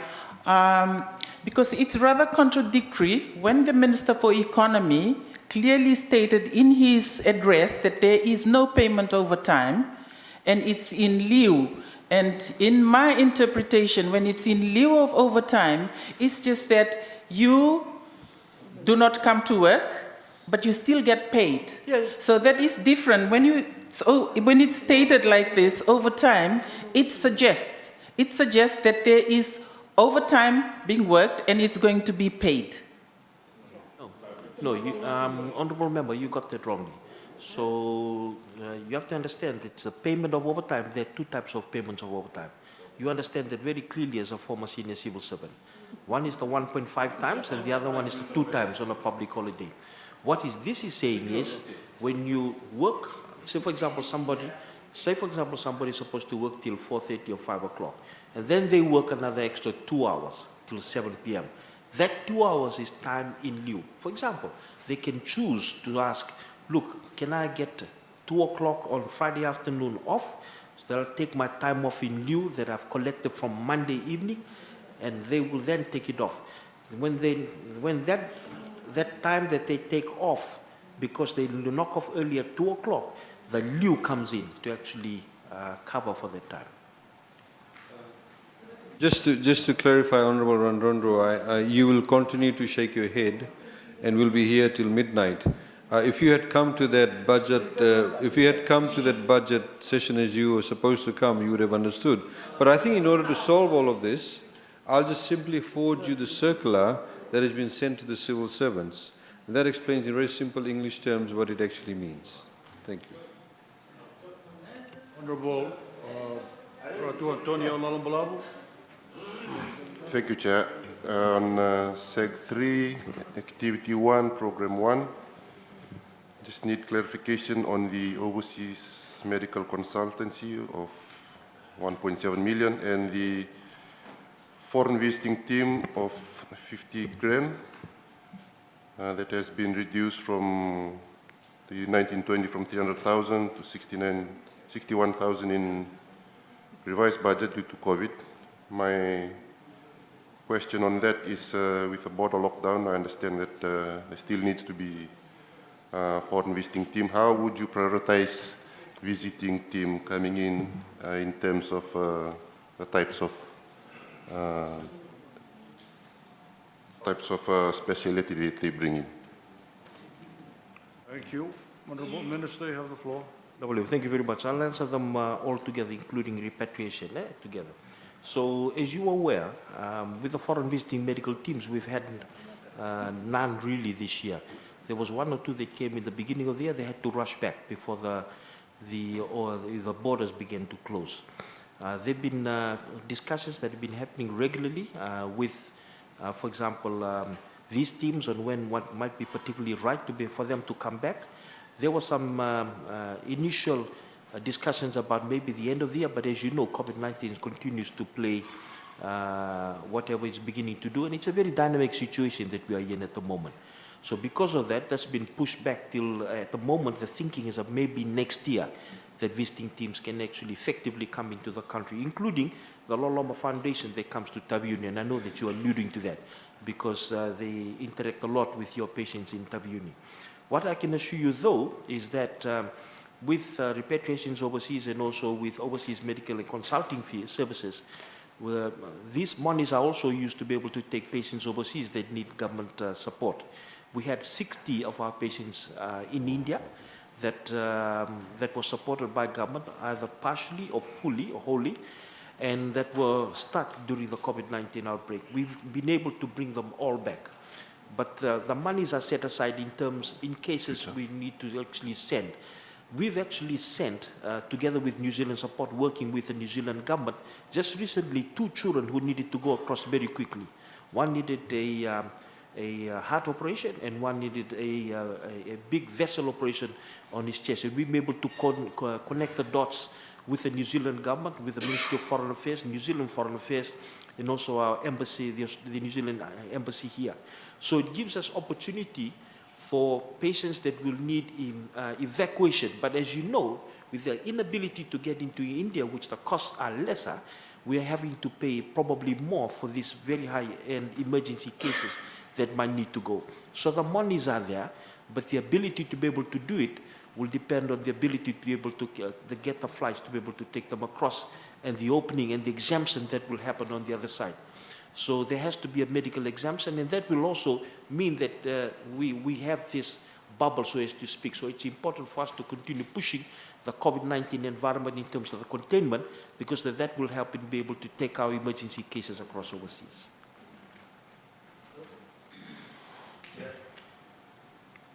Honorable Bulutabo. Yeah, just Honorable Chair, just on overtime. Just a probably a reminder or a request to the Honorable Minister on the COVID-19, given sometimes the overtime payment has been delayed for some of the drivers and also health workers that took part in just a timely payment of this overtime. That's something that could be taken on board. Thank you. I can assure us today that up until the end of this financial year that we are in, all the overtime that needs to be paid in this financial year will be paid, including the allowances. They completely understand that. There are instances when that is delayed because due process is not followed. And at the moment, with the FMIS system that's in place, there's a lot of scrutiny around it. And you will know, as a member of the Public Accounts Committee, the scrutiny that is in on government finances, especially around making sure that the process are there around payments of overtime and allowances. Thank you. Honorable Ngabuka, you have the floor. Yes, SEG 8 regarding Navosa Subdivision Hospital. It's 4.4 million. I believe it's going to be opening soon. What part of the work would this cover? Just before you go into that, Honorable Chair, all this talk about budget briefing, we're a bit lukewarm about that when we're invited by government, because in the first year of the last parliament. Can I answer your question first? I need to just make this statement. After the post-budget, during the week, we had asked all the ministries to come and present to us in the caucus, and it happened. First came the Ministry of Education. It went very well, 4 or 5 of them. Everyone was lined up for the week. But the second one, on the way into the opposition, they got a phone call at a reception, and we saw them. They came up, phone call from reception, don't go and talk to the opposition. From that time onwards, any invitation from government on post-budget has not really excited us. So that's the reason why we haven't come, because a last minute cancellation. We came from all over Fiji to be here for that week, and the ministries were turned away at our doorstep, not to come and brief us. So let's correct that perception that we are not interested in post-budget meetings, please. Thank you. Mr. Chair, I have to clarify that, please, sir. Right. Subsequent to that, we had a briefing at Suvavu House, and opposition members did turn up. Let's not tell lies. Subsequent to that, you had people turning up at Suvavu House, where some of the members of the opposition did turn up to level 9 one particular year. And I think the Secretariat of this Parliament can testify to that. So let's not go back on that. The reality of the matter is that we had the civil servants there, and they were going to give you a briefing on that. We would have taken you. You would have also understood from us, because we are the policy makers, we would have told you as to why we have done so. That does not give you the ability not to question us. But we thought you'd get a better understanding as to why we put in place various policies and the rationale behind that. You can question that. The civil servants were there to also present those figures. So please, let's call a spade a spade. Honourable Minister for Health. Can I answer my question on the Nabasa Hospital? Honourable Ngaboka. Yes. Sorry, you asked, not the Honourable Speaker. That's what I was trying to answer. Please answer that. Yeah. So that's for the completion of works, the 4.1 billion. As we speak at the moment, there's been the water has been commissioned, the electricity has been commissioned. It is actually functional in terms of the utilities. The mortuary has been put in place. There's all the work that needs to be done to be able to make it functional has already been done. The equipment purchases have already been planned. That's all part of the $1 million budget equipment purchases that's been in place for that hospital and also some of the other subdivisional hospitals. You might be aware that equipment purchases are divided again into subdivisional hospitals and divisional hospitals. The plan at the moment is to actually, as the Honourable Attorney General has talked about, is actually open it at the end of the year. And you're more than welcome to come and see. It's an exciting place. Thank you. Honourable Rondro. Yeah, just on Program 1, Activity 1, SEG8, upgrade and maintenance of urban hospitals and institutional quarters. This has been increased to $2 million. Can the Minister advise the House whether this also includes the upgrade for Wunindawa Hospital? The Wunindawa Hospital comes under subdivisional hospitals, eh? These urban hospitals? So that'll come under subdivisional hospitals. So urban hospitals, when you talk about urban hospitals, it means urban, eh? Yeah, so, you know, Suva, Lotoka, Lambasa, the towns, yeah. So that's, but I can assure you, Wunindawa Hospital will be catered for in the maintenance of subdivision hospital.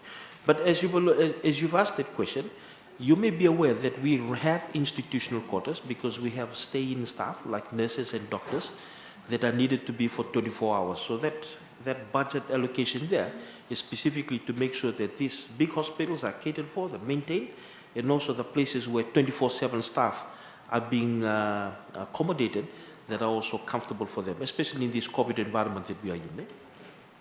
Thank you. Honourable Honorable Gerger Tambua, you have the floor to move your motion. Thank you very much, Honourable Chair.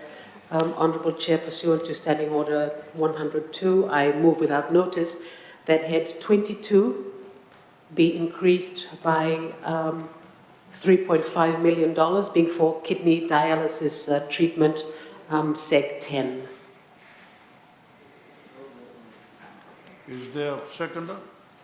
Chair, second the motion. Thank you. Honorable Gerger Tambua, you have the floor. Thank you, Honourable Chair. Just very briefly, once again, just expressing our disappointment that this allocation does not get the attention it deserves. We know very well that apart from COVID-19, there are a lot of other afflictions that continue to cripple our people, and the need for kidney dialysis is a very serious need. So can we just plead again, please, in the spirit of humanity, that we don't deny those that are afflicted with kidney problems, for whom their life or death is now about whether or not they can have money for dialysis. So that's what I wanted to say. Thank you, Honourable Chair. Thank you. Honourable Chair. Honorable May I respond? Minister? Yeah, the National Kidney Research and Treatment Centre will be fully operational in November 2020 this year. As you're aware, the COVID-19 pandemic has disrupted the supplier's ability to deliver the 3 reverse osmosis machines. So we ordered them, we paid for them. The 15 dialysis machines arrived on time, as I've said, but the reverse osmosis machines did not arrive. It was not our fault, it was already prepaid. It was the fault of the manufacturer and also the deliverer. We have, despite our best efforts, the reverse osmosis machines and the dialysis machines from the German-based supplier, which is Freshness Medical Care. They were able to deliver the 15 dialysis machines, and because of COVID-19, we have then repurposed 7 of the machines specifically for COVID-19 ICU facilities. You know, I was talking about how we have 15 new ventilators that had arrived, and we've purchased another 50 ventilators specifically for COVID-19. I want to make it clear here for the nation to know, we have COVID-19 ICU facilities in Suva, Lotoka, and Lambasa, different from the ICU facilities for normative, our normative work. That has to be completely different. That's the expectation.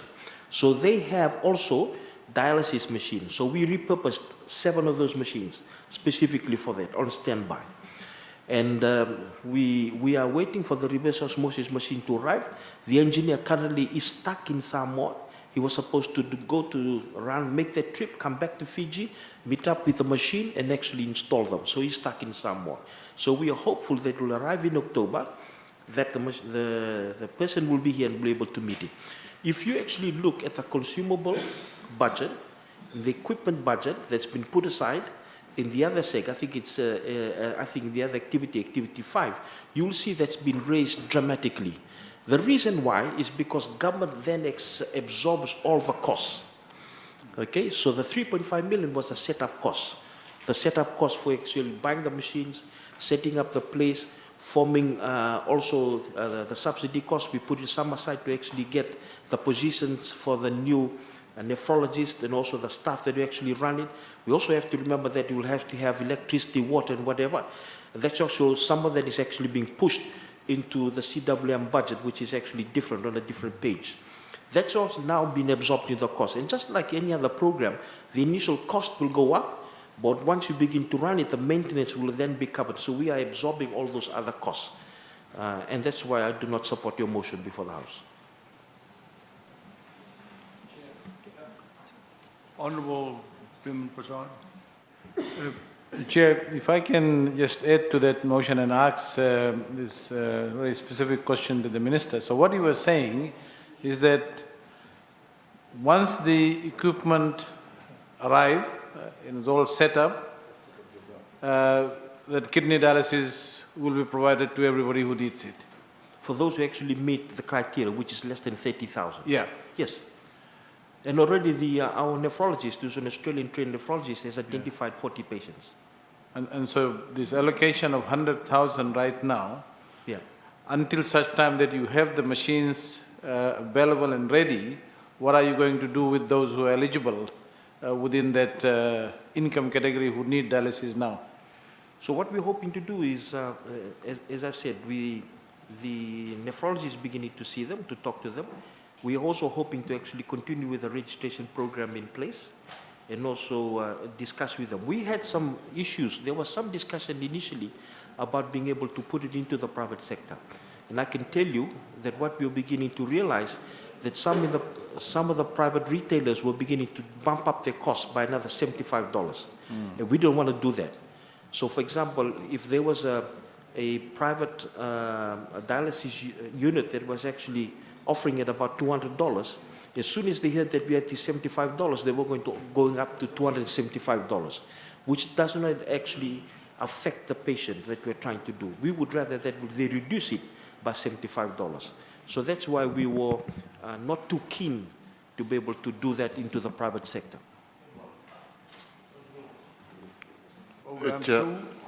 Program 2, Chair. Activity 1. Activity 1. Just a follow-up to the motion, the question. What about the acute injury for dialysis? Is it included in this or it's different? The 100,000 will also cover that covers the acute injury. Eh? So again, going back to what you've asked, Honourable Biman, this actually answers the questions also with Honourable Dr. Ratu Antonio Lalambalabu. Anyone who has acute injury in any of the 3 hospitals get treatment with dialysis free for 14 sessions. If that needs to be extended, that can be extended, but the first 14 is given free. We actually bear the cost also.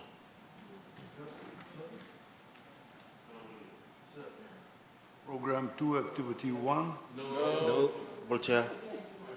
Honourable Chair. Yes, Honourable. Just a question to the Honourable Minister, Honourable Chair.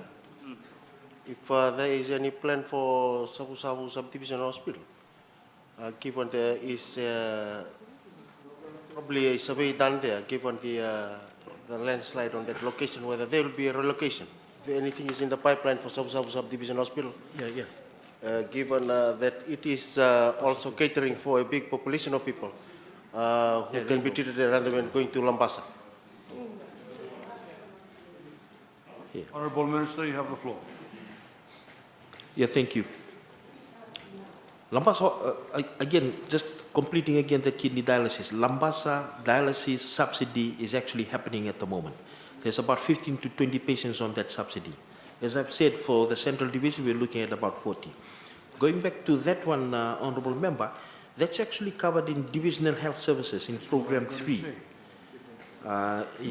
In Program 3, if you look at the Program 3, and you look specifically towards the Northern Health Service, okay, sorry if it's not there, but also in the front, we've actually set aside money, if it's not shown there, but also in the front here, it will show that we put aside money for subdivisional hospitals. And part of that is about 300,000 we put for maintenance in sub-sub, and another, it's in Program 3. Honourable,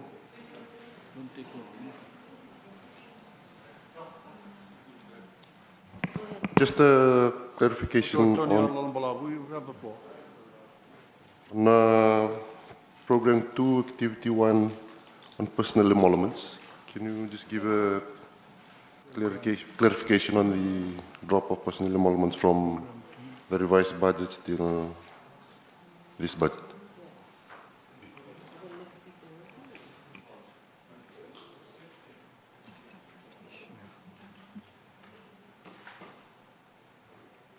It's the same thing. It's the drop in personal emoluments is for those overtime hours that are not included. Okay, so that's important to understand. And also, those vacancies that we may not have filled, we will not fund them in the next financial year. And also FNPF. Honourable Ratu Antonio Lalambalabu, you can move your motion. Okay.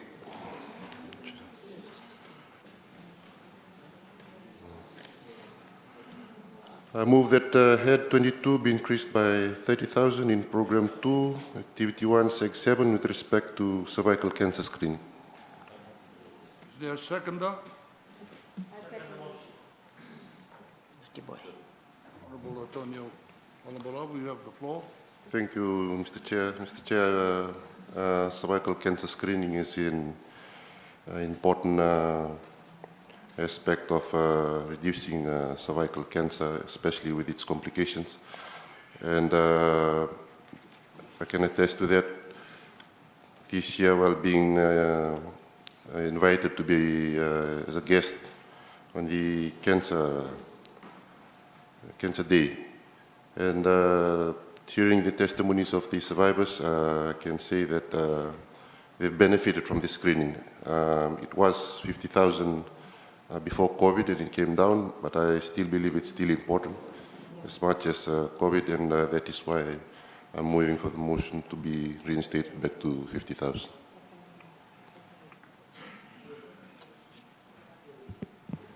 Anyone wishing to take the floor on this motion? The outreach programs will, Honorable Chair, the outreach programs actually covers that, eh? The outreach programs that we are running now with universal health coverage. So before they were actually, the screening program was done as a separate program.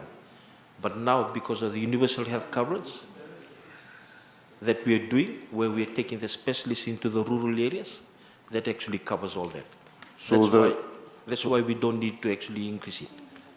So all the outreach program coming under the other activities are in yes, cervical screening screening. Yeah, for example, if you look at CWM budget is gone up, outreach budget is actually gone up, yes. Program 2, Activity 2? Program 3? Activity 3? No. My motion. My motion. On which activity? On Program 2, Activity 1, Program 2, Activity 1. Seg 7.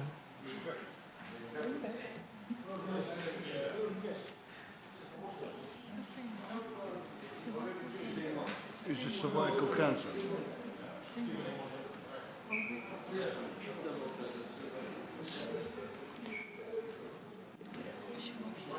Can I speak in support of that motion, please, Chair? And this is on cervical cancer? We've already dealt with that. I'm speaking on that to increase.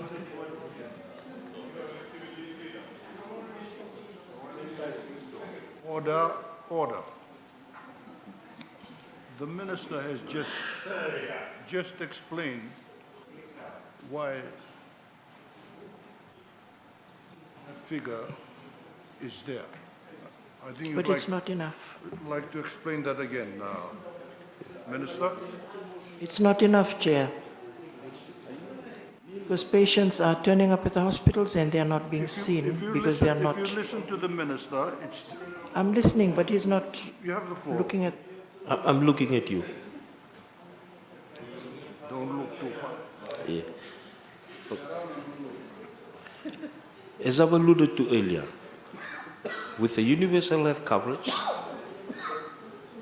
and the push that we're doing with taking the services into the rural areas, where the specialists are going to the health centers, they're going into the subdivisional hospitals, they're part of the public health teams, and with the outreach that we have in place and the remodeling, also because of COVID-19, the services of cancer cervical screening will be part of that.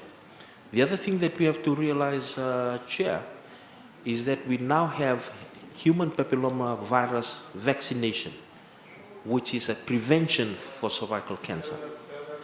And that is fully funded by government for all our daughters at about 13 years old. What the minister is saying, Honorable Chair, but the fact of the matter is that a young woman went to Lautoka Hospital just on Monday and waited all day to be told that they did not have the paraphernalia to do cervical cancer testing on her. And that is an issue that other hospitals and clinics have in terms of women, and many of them young professionals who are dying from cancer. That is why they're turning up at the hospitals. I hear what you're saying, Honorable Minister, but it is not happening on the ground in as far as the women, most of them professionals, who are dying from different cancers, especially cervical cancer, which is the #1 killer. That's why I'm insistent on your hearing this and being able to do, hoping that you'll be able to do something about it. Thank you, Honorable Chair. Thank you. Activity 4? Activity 4. Honorable Bulnoda. Just a point of clarification, Chairman, to the Minister. With regard to, I'm looking at the established staff in Lambasa, down by 2.4 million. And in program 2, activity 3, Lautoka Hospital down by 1.12 million. And program 2, activity 2, in CWM Hospital, established staff down by only $387,800. That's the clarification why so much in Lambasa, 2.4 million down in the established staff. Just stick to this activity. Just stick to this activity. That's the question you should be asking. Increase and decrease, that's it. Increase, decrease.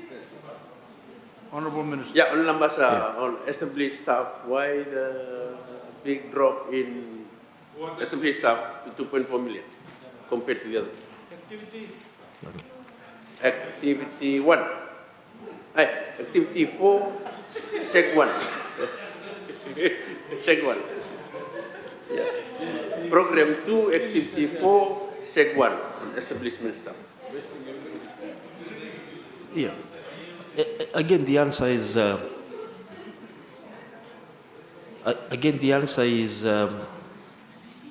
vacant positions that haven't been filled. But I can assure you that no one is losing their job. If that is the worry that you have, no one is losing their job. If anything, as I've said, we are getting new doctors, new nurses. So the 220 new nurses, the 105 new doctors, and the 40 midwives, in the part of the recruitment, the permanent secretary and the divisional managers will then sit down and decide where they will be put.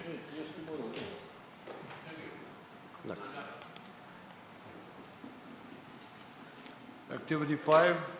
No. Yes. No. Honorable Solatiran Rondo. Thank you, Chair. Just a question to the Honorable Minister for Health. On the rehab unit in Tamavua, on the repairs and maintenance work in there, has it been completed? Which set? It's a general one because I believe it'll come under Tamavua. It'll come under Tamavua Hospital. It's not even stated in here, but it is part of this program 2 and activity 5. The Minister for Health is fully aware of that. Thank you, Chair.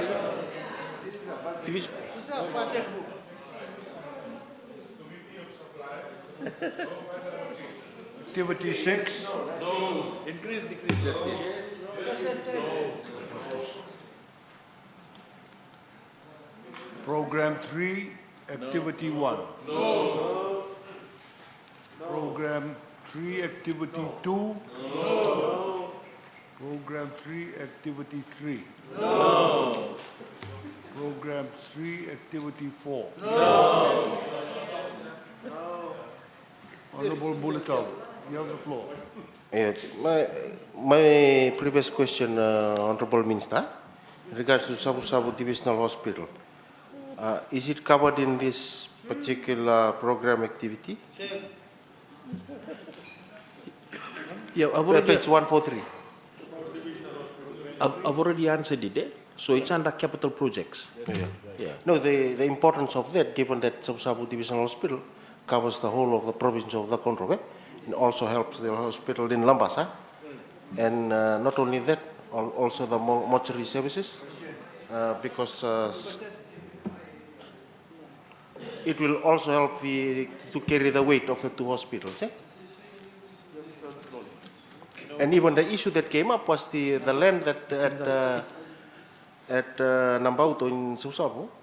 I think it's also this landslide, and there was talks of relocating the hospital, and whether there is any plan on that, and whether it's factored into the budget. Honorable Popular Butusoao.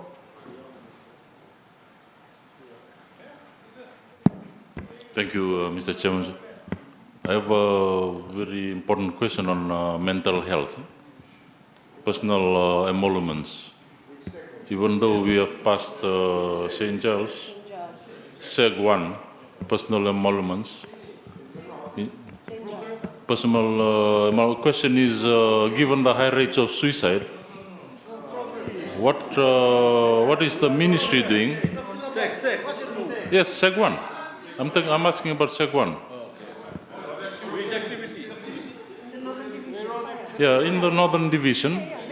In the Northern Division, recently we've had some suicides, murders, covering the Western Division, the same activity. But SEG 1, personal emoluments, have you accounted for that in your staffing regarding mental health specialists, psychologists? Thank you. Yes. Program 3, Order. Activity 4, the one we're discussing. Why are you jumping around? I'm still on the... I'm on the same page as you.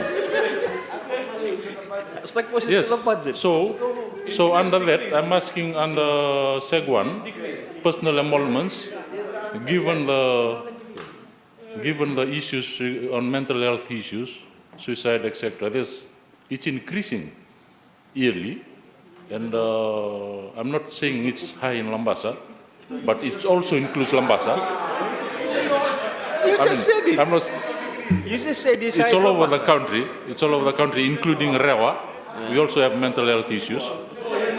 Oh, in Lambasa, how are you incorporating that mental health specialist in that emoluments, personal emoluments? Thank you.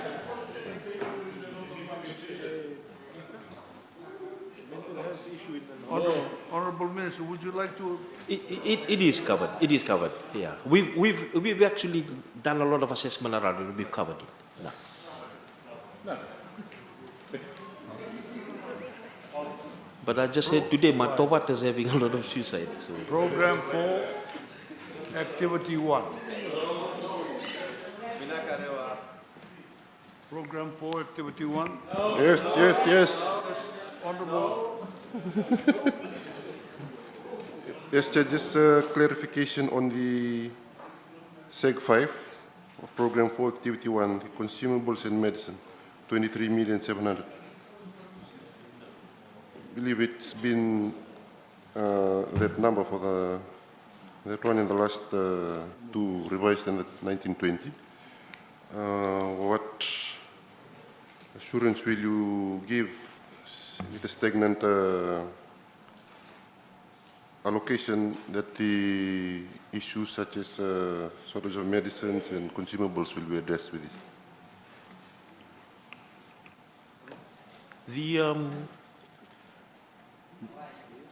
The consumables and the medicines, we have to understand a few things. Number one is, these are the ones that we've estimated that is enough for the patients that we have. Completely different from the COVID-19 pathway, yeah? So that's one. The other thing you have to remember, Honorable Member, is I discussed in my budget statement the issues that we had, and not only us, but all around the world with freight. Because of the crisis that we're in, and also the lockdowns that happen, especially in the big nations that manufacture medicines. So that's the challenge all around the world. But we've connected with all these governments, and we've connected through foreign affairs and also using Fiji Airways. We're very grateful Fiji Airways traveling with freight so that we can bring these medicines back to us. And we've also reformed our pharmaceutical and logistics service. Naka. Honorable members, we will now vote on the motion.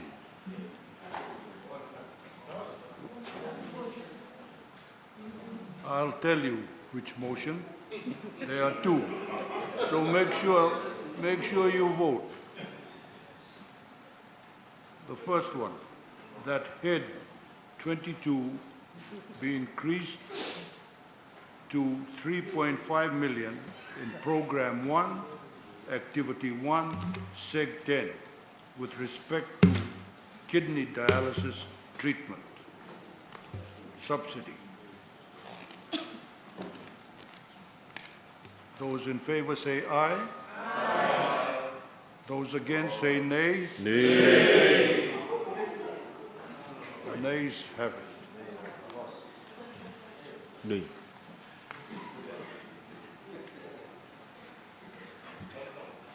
The second motion, that head 22 be increased by 30,000 in Program 2, Activity 1, Seg 7, with respect to cervical cancer screening. Those in favor say aye. Aye. Those against say nay. Nay. The nays have it.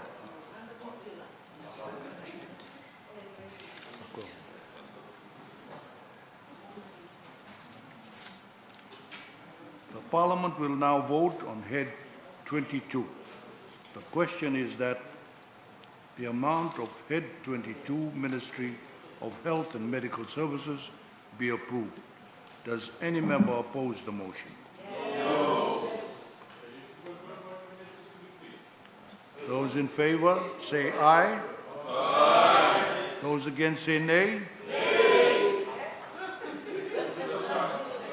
The ayes just have it.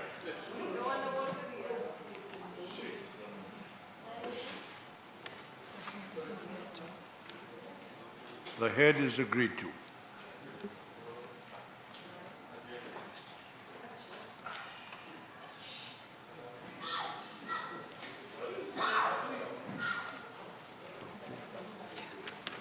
Honorable members, we have now concluded voting on heads 1 to 22. The time is late. We will now adjourn the Committee of Supply until tomorrow. Honorable members, I will resume the Speaker's chair in order to adjourn the House. So if you wait a while, I'll be able to do that.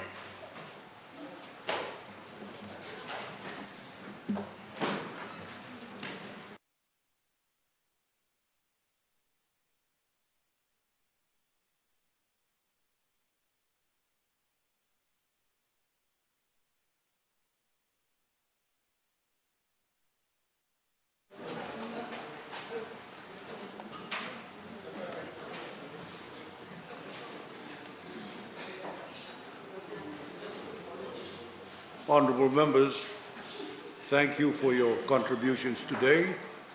It's been a long day, but we will continue with the work on this agenda item tomorrow. So Parliament is now adjourned until tomorrow at 9:30 a.m. We adjourn.